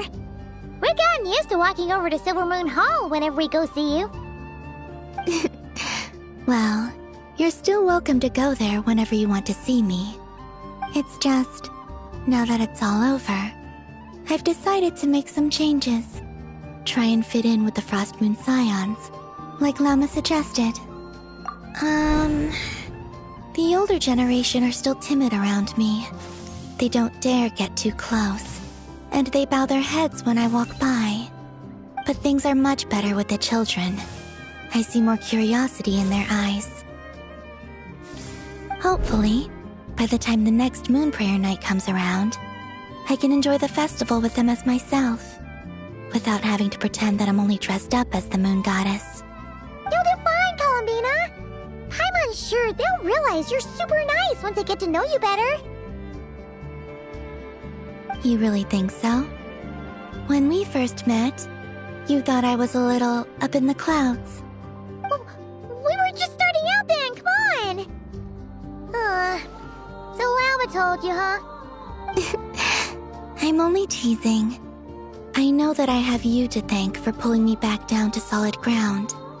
It feels good to finally stand firm on the earth where I was born. Oh, that's great!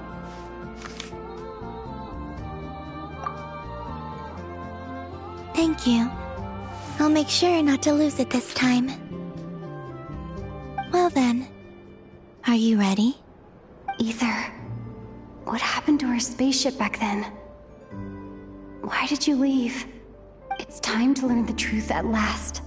I'm ready as I'll ever be. Good. Then let me open the way for you.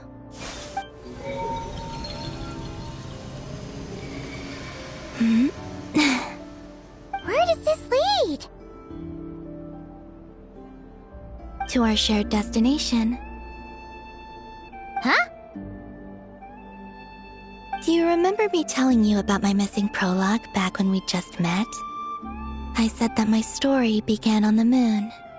But while I was inside the moon's reflection, I realized that my prologue was really hidden in the future. I just had yet to discover it at that point. The story of the time before I was born was in fact the story of my distant future. It's truly fascinating. But when I obtained the Trilunar Authority and returned to our present reality, I sensed something I hadn't expected. Your prologue. So you mean... Yes, your spaceship. All this time, it has been hidden on the Frost Moon, which lay beyond the sky. The great ruler of the firmament. The heavenly principles. Wait, them? Why would they do that?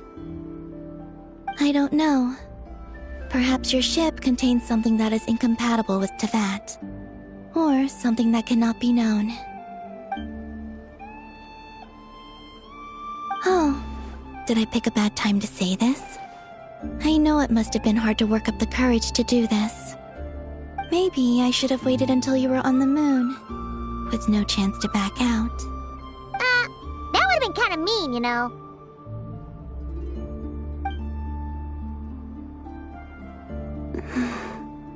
Take me there. Oh? Whatever is hiding in that ship, it belongs to me and Ether.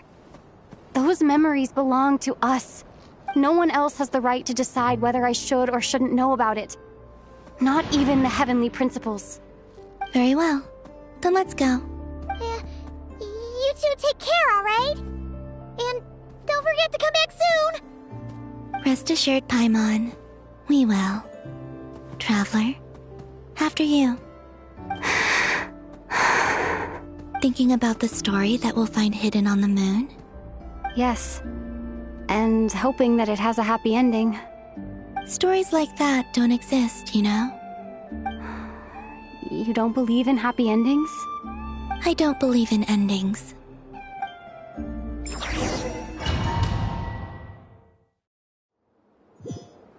Where am I? This is the pathway I built between Tevat and the Frost Moon. The moon is very far away from us, so it could be a long journey.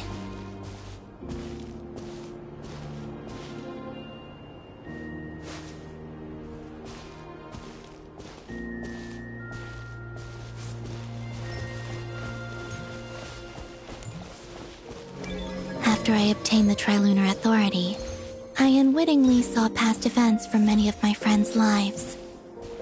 One was Lauma. She was so young when they chose her to be the Moon Chanter. From then on, the Frost Moon Scions looked to her to bring messages from their goddess. But, for better or worse, I had left Hisi Island before she was ever born. It was not until much, much later that she met me. I think it's for the best. Because of the way things turned out, you had the opportunity to become friends. You're right. In that sense, I think we were both very lucky.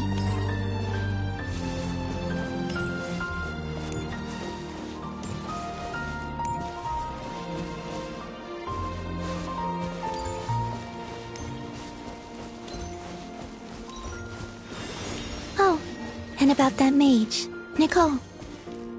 I only recently learned that she has lived in Tevat since the time of the Three Moon Sisters. The Moon Goddesses always had a good relationship with the angels. I suppose our friendship continues that tradition.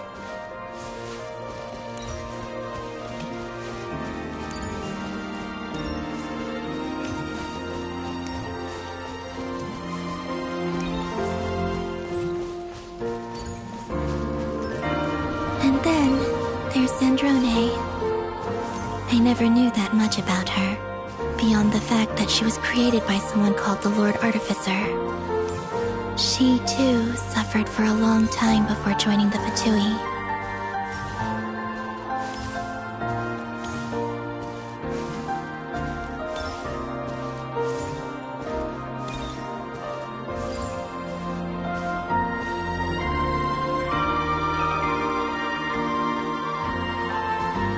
How I wish I could talk to her again, even if only to hear her say nasty things to me.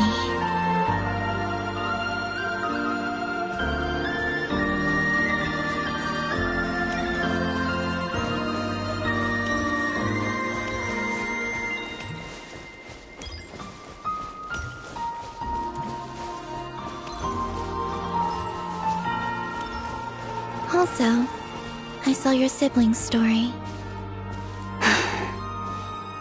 I'm afraid I didn't see much. It seems that he rarely came to the surface, where the moonlight shines.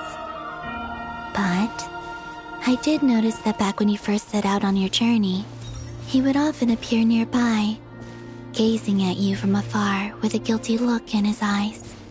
Ether... Let us speak no more of the past. I probably shouldn't reveal so much about my friends.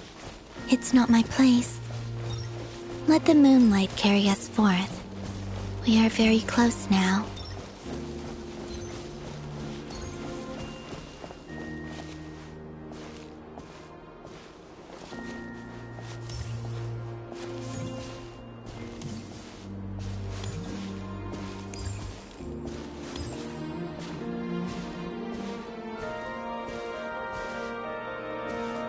After this, I'd like to bring some Kuhenki to the moon as well. If they're willing, of course. What about your other friends? Will you bring them to visit too? Certainly. But I'll need to tidy the place up first. This home hasn't received any guests in a long, long time.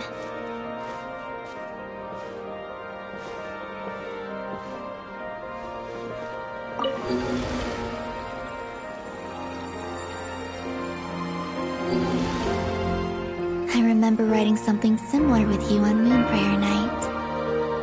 I believe it was called... Dodoko's Whirligig. Yes, that was it. You asked me if I was afraid to return to the moon, and I said that I was.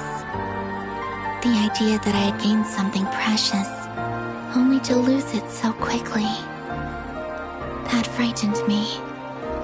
but I'm not afraid anymore. Besides, this time, we're traveling together.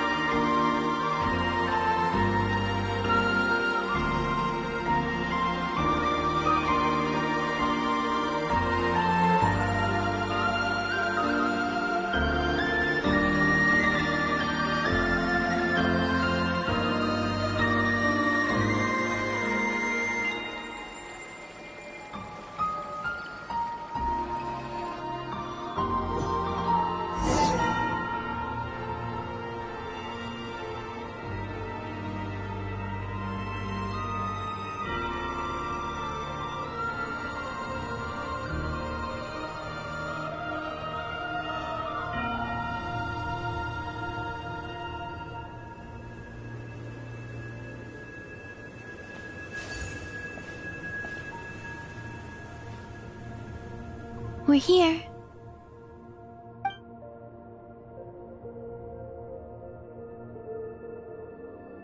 Over there.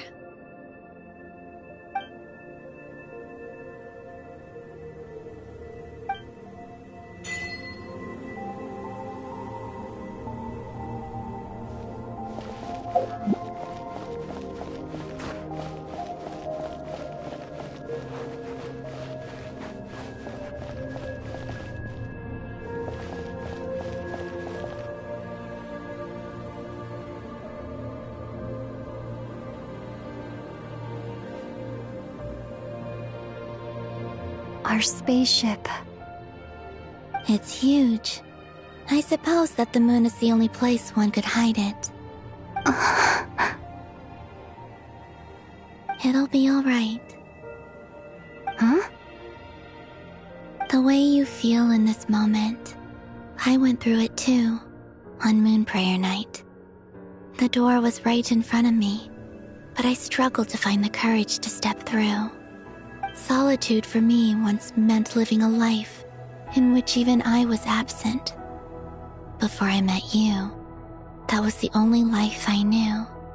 But that night, solitude meant throwing away the life I had gained after meeting all of you.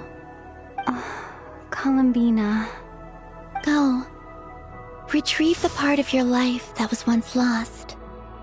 Trust me, you will lose nothing by doing so. Look, Teyvat is right there. All of our friends are down there, waiting for us. You're right. Thanks, Columbina.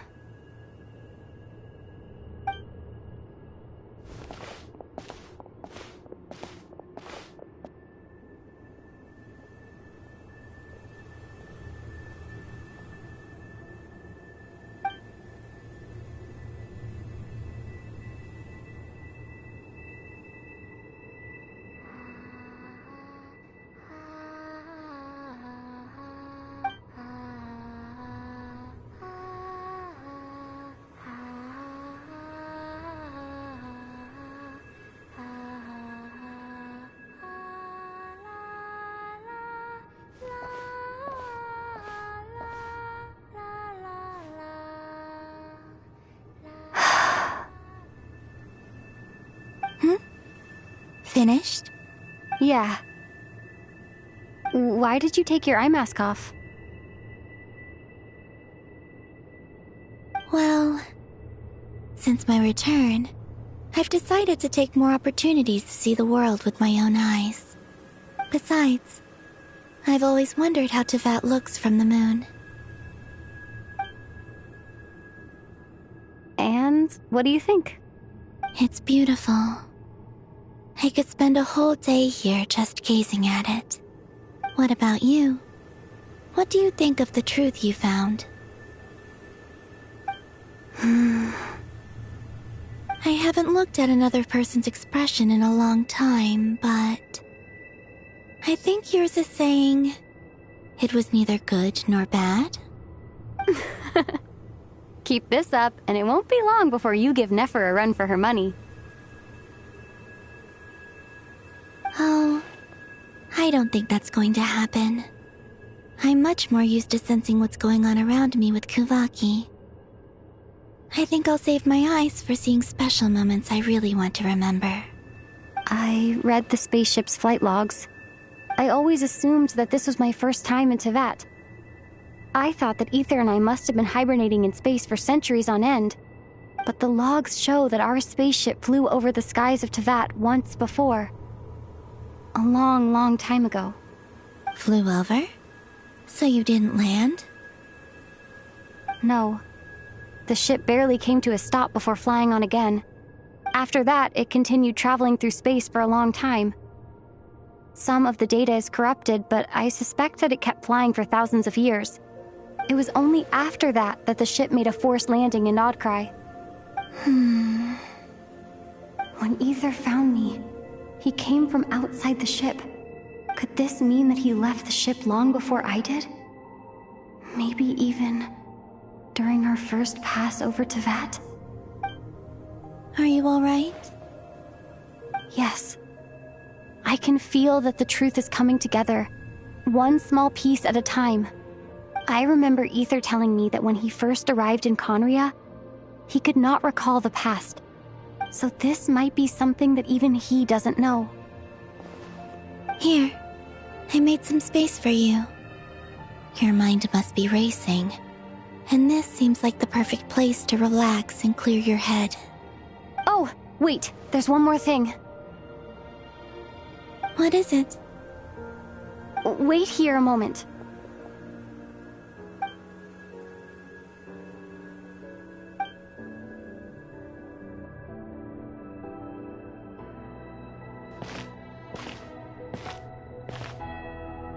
Hey, Columbina.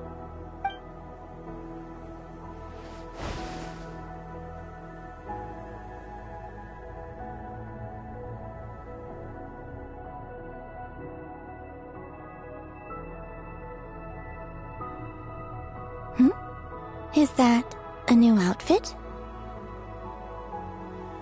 An old one, technically. It's been in a cabinet inside the ship this whole time. It's a matching pair with Ether's. He always liked this set more. Huh. I don't think there's a huge difference. Really? Yes. It's still the same you. You're the same person, no matter what clothes you wear. Only Columbina would make an observation like that.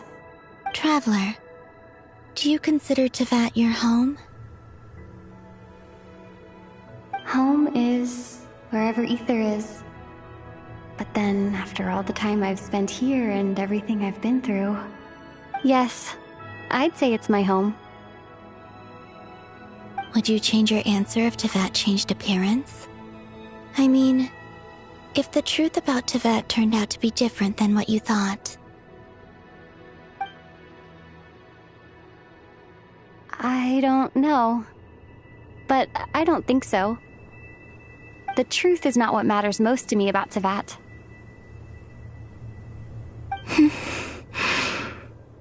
When I was first born, I longed for a home. And when you get something before you're mature enough to understand the world, you just take it at face value. I thought that a home was a transaction. You give me what I want, and I'll do the same for you. But you and your friends taught me what a true home should look like. You never asked for anything, yet you gave so generously to me. That's because your friendship matters to us. It was worth it. In the past, I thought that my birth in Nodcry must have been a mistake. But after journeying to the distant past where the story began, I realized that it was I who chose Nodcry to be my future home. Now, I am glad that I made that choice. I'm sure your friends are just as glad. In fact, I intend to make the same choice today as I did back then. What do you mean? Well, I've given the Eternal Moon's Marrow to Lauma, and the Iridescent Moon's Marrow to Arlecchino. And now, I shall return my Kuvagi to Nodcry again, that it may continue to protect my chosen home. Wait, but what about your body? Oh, are you worried that I'll disappear again? won't. Not this time. The frost moon has now entered the fall sky, and I am the Trilune goddess. I am only returning to Nod Cry the part of me that it needs. I am giving what I can, because my home is worth it. Oh, and I have something for you, too. For me? Yes. Come closer.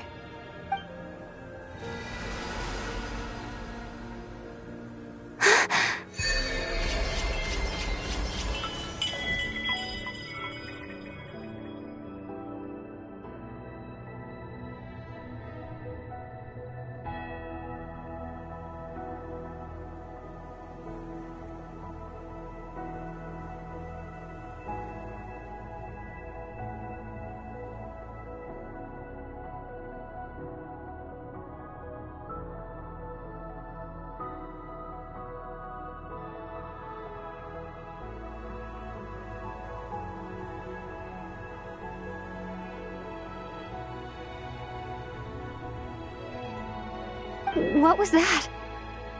I lifted some of the restrictions this world placed on you. I trust this will help in your future adventures. My power. It feels like it's grown. I can use the elements more freely now. Thank you. This will be a great help. You're welcome. I see you as family, and after everything you've done for me, In fact, no. It's not because I owe you. It's because you're worth it. Here, this flower is for you.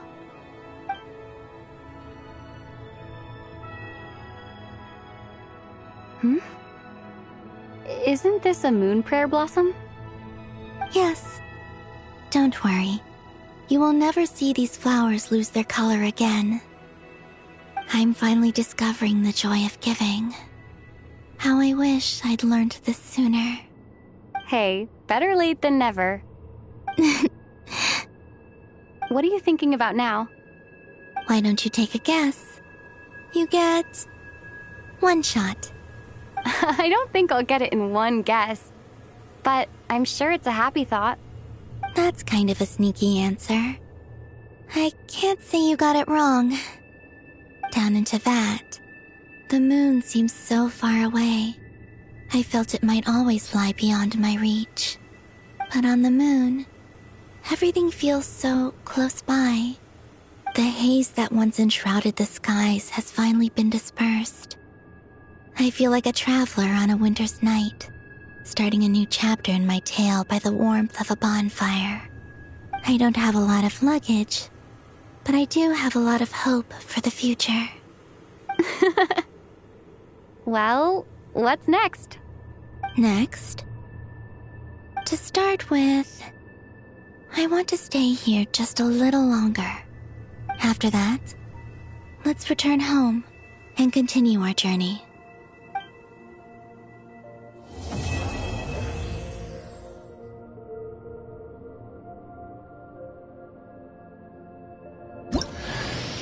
These clothes bring back so many memories.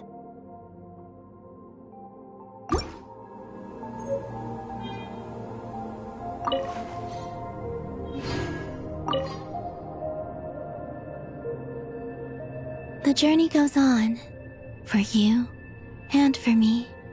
Like I said, this is not the end. I don't believe there has to be an ending. Oh, is that your next destination? Most people would probably tell you to pack some warm clothes. But I experience things differently than most people, so I can't know how cold it is. In fact, it is home to quite a wondrous heat source. I think they call it Kreshnik's torch. Every city in Snezhnaya is built around one of those. I sensed the energy it gave off as I was passing by on a railway train. It felt grand and distant. I also recommend the Korolievsky troupe in Snezhnograd. They give performances quite regularly, and entry was free for harbingers. I liked them a lot. Ice cold and sharp. Crystal clear in some ways, yet profoundly unfathomable in others. Like the thick layer of ice on top of a frozen lake. That's just the impression that Tsaritsa gives me. I was never able to glimpse what truly lies beneath that icy exterior. In fact, I don't think the people of Snezhnaya even know what kind of power their god wields. Maybe that's because the Tsaritsa herself has never acknowledged, nor accepted that power. There's Regrator, the Rooster, and the Jester. Between them, they control a lot of what happens in Snezhnaya, but I can never wrap my head around how exactly power is split between them. I just know they are each responsible for many specific domains. I noticed that the Rooster and Regrator often appear to get along on the surface, while working against each other in secret. And theirs is not a friendly rivalry. But I wasn't particularly interested, so I tended to keep my distance. Now that I think about it, the term Mistelton often seemed to come up in connection with Project Stuja. Once things settle down in Notcry, I'd like to explore the world beyond Snezhnaya. You've told me so many stories about the other places you've been to, and all the friends you've made there. I'm curious to visit those nations and see them for myself. It would also help me learn more about the journey that has made you into the person you are today. Okay. As you continue on your journey, don't forget to gaze up at the moon once in a while. It is, after all, no longer an illusion. It shall cast down its true moonlight, connecting us in truth.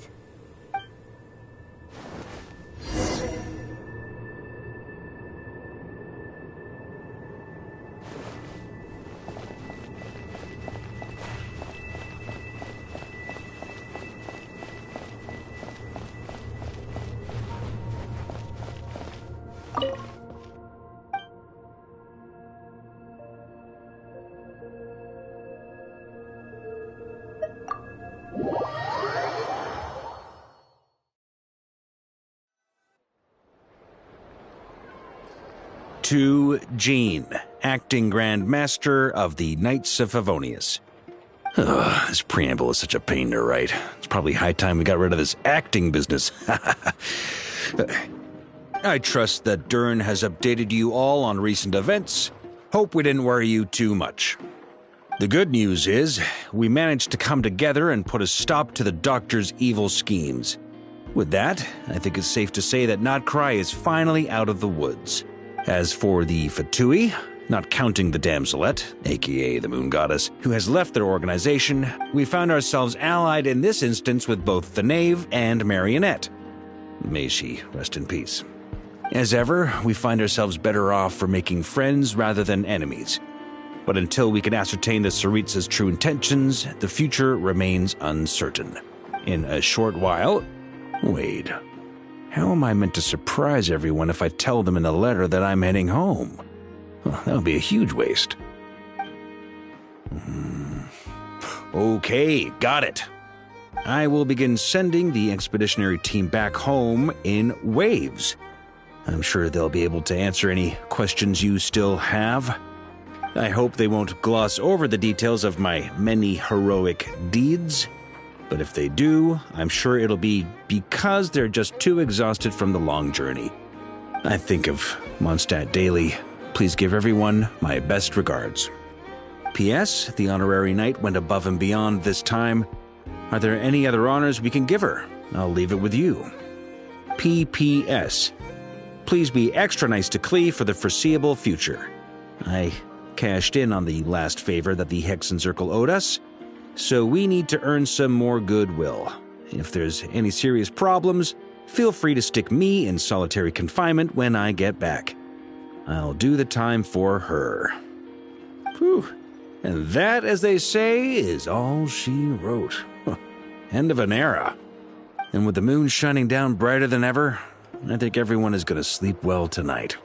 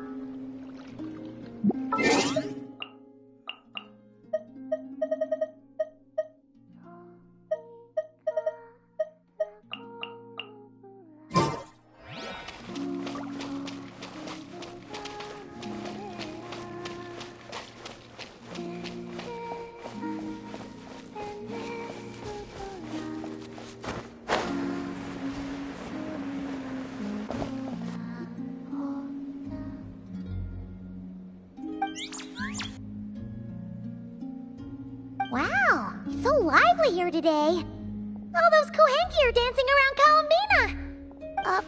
Wait a sec. That's not dancing.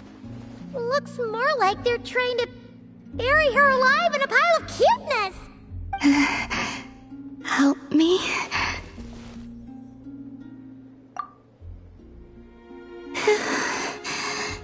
Thank you. Why were the Kohenki acting like that just now? They're not usually that energetic, are they?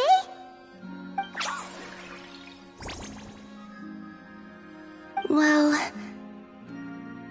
I decided to play a game with the little ones, and it seems they became quite invested. Crowding around you like that after playtime? Kinda like puppies, aren't they?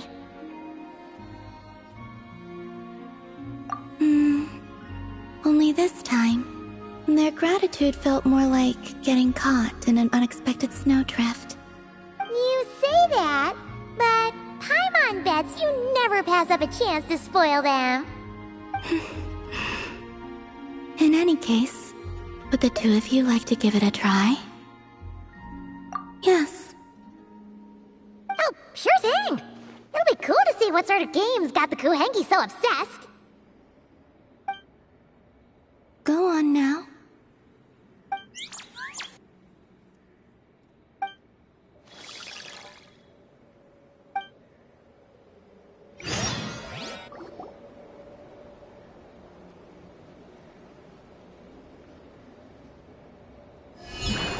All you need to do is guess the image. Huh? But... it's way too abstract. Did you actually manage to get the right answer when you played Columbina? No, I guessed wrong more often than not. Huh. Well, Paimon's gonna quit while she's ahead. Why don't you take a guess, Traveler?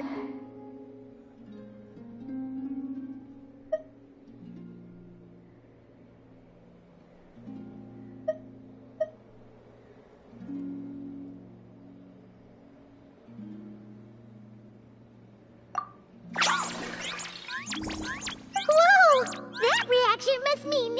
Congratulations. Your answer is correct.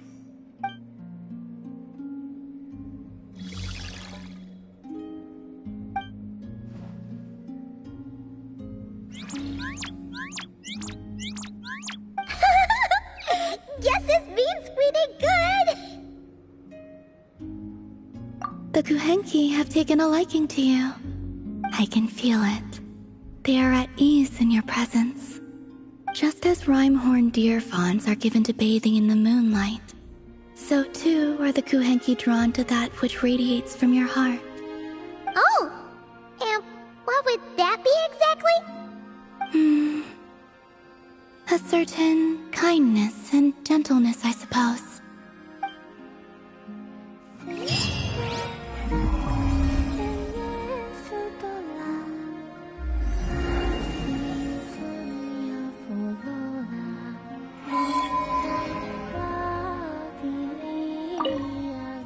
If you'd like, you're more than welcome to play with the Kohenki again sometime.